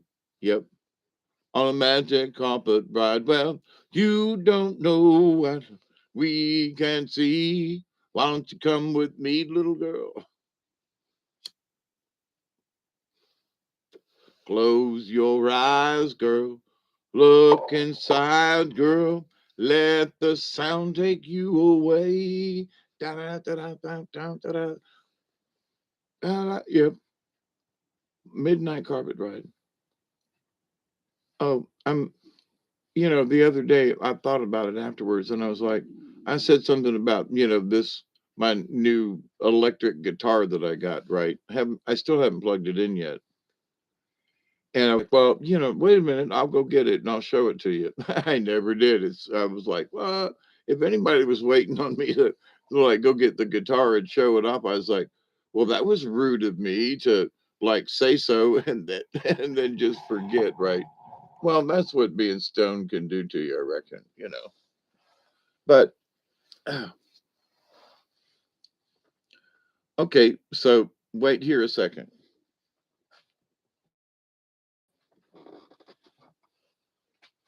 Oh, damn it, man.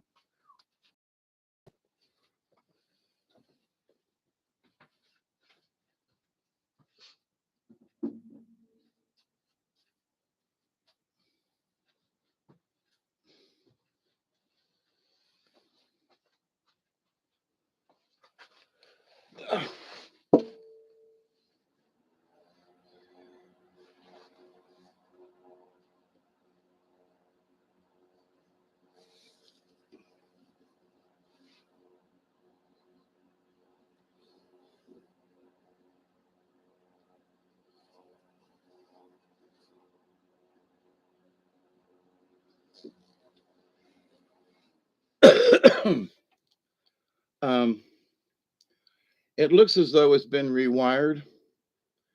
Um, all the buttons are feel good. I have not plugged it in. I have played it though.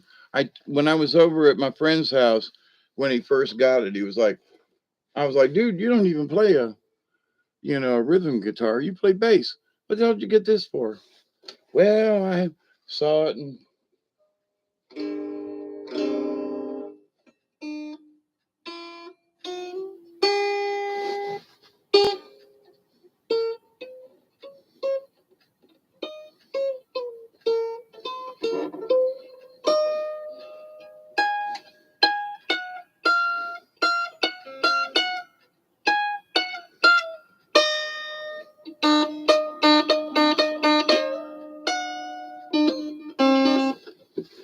anyway,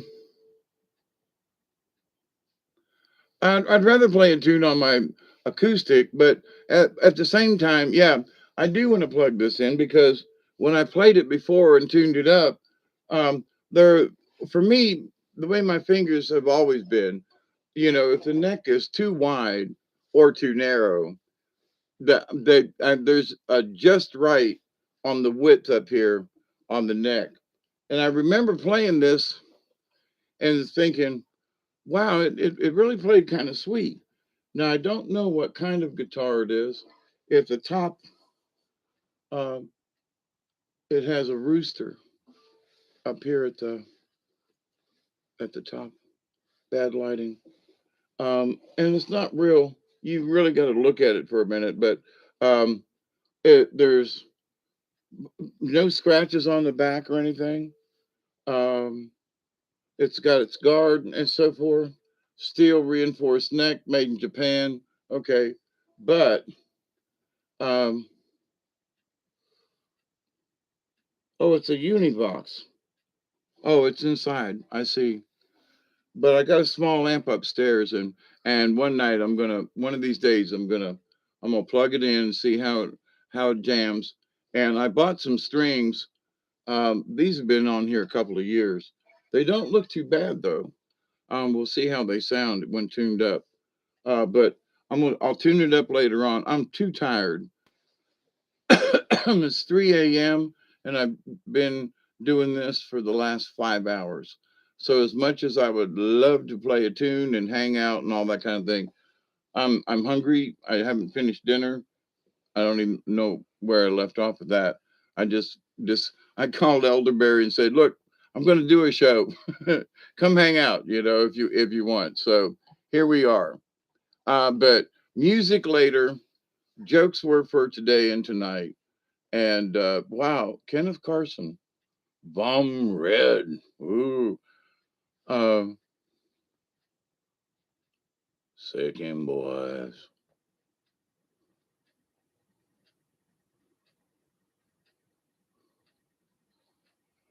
I report them to pornography or sexually exploited material report. Uh,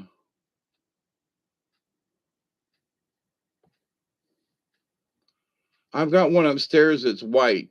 One of these days, I'm going to just have to like do a tour of all the instruments I have, and yeah, this one, I've got like normal guitars, but not an F style. And so he needed some help and some money issues and stuff, and ran into a little bit of tight squeeze. And I need another guitar? No. But do I have an F style guitar? No, I do now. So what the heck, right? And I helped out my friends. So, and I have played it. So but not with an amp. So that's the next best thing is to hook it up to an amp and see how it works. So, my dear friends, I absolutely love you. And I don't think tonight was, or this morning was too risque. I hit it myself, Barry. I sometimes I go in there and see if I can beat you. I already had it on the rocks.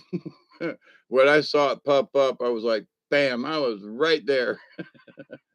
I've learned how to do it, like, woo, look at me. I can be my own moderator. All right, my friends. Thank you, Barry, for coming on.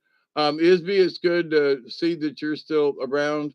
And anybody and everybody else that's lasted this long, you're absolutely welcome. I've had a good time just laughing at myself. So, I hope you all got a kick out of this. And it's best, it's really good for the soul.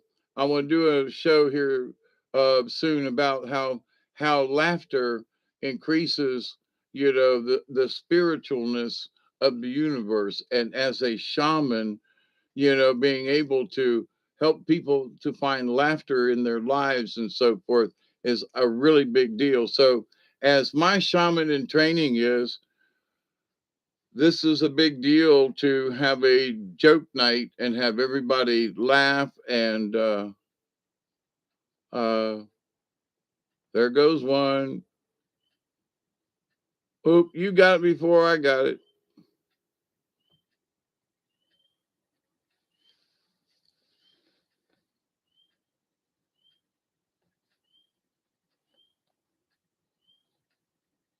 That was a double whammy.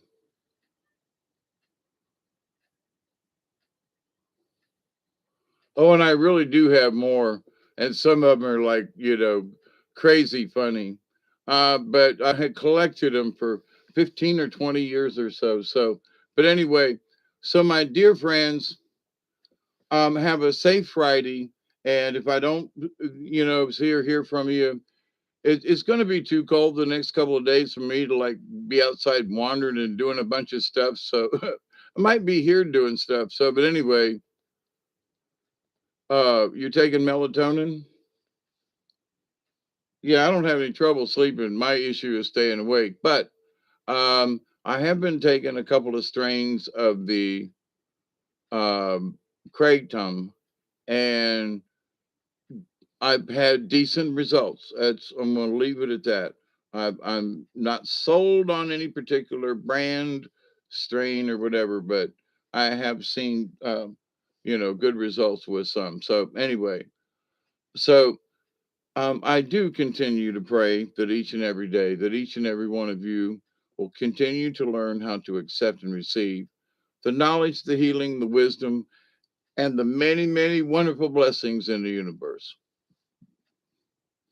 And in that law of two, which I just made up from, that me and Duggar, every time we go outside, we continue to pray that each and every one of you will continue to learn how to accept and receive the knowledge, the healing, the wisdom, and the many blessings from the universe.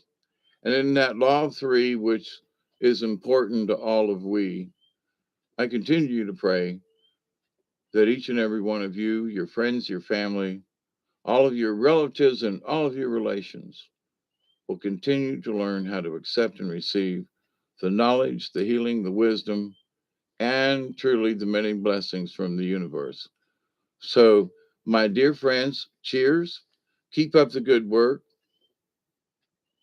And you're welcome, Isby. Love you all. Barry, thanks so much, my friend. And to all who's, come and hang out and support this channel, and you support each other. So thank you. We'll have another night of jokes and fun and a little music and a good old, I want to do a good old, hoot nanny. But anyway, until next time, y'all be safe and stay healthy. And if you remember, I have, family members who have taken the shots and they're all sick with the flu. And so if you think the shot will protect you, The answer is no. And just tell it to your friends. You don't have to shove it, beat them over the head with it. Just say, there are very many people who are sick with the flu that have had all their shots. So having the vaccine does no good. Period. Okay. So be safe, my friends. Cheers. Keep it between the ditches. Okay. And until next time. Uh, we love you. Holler, we. Till next time.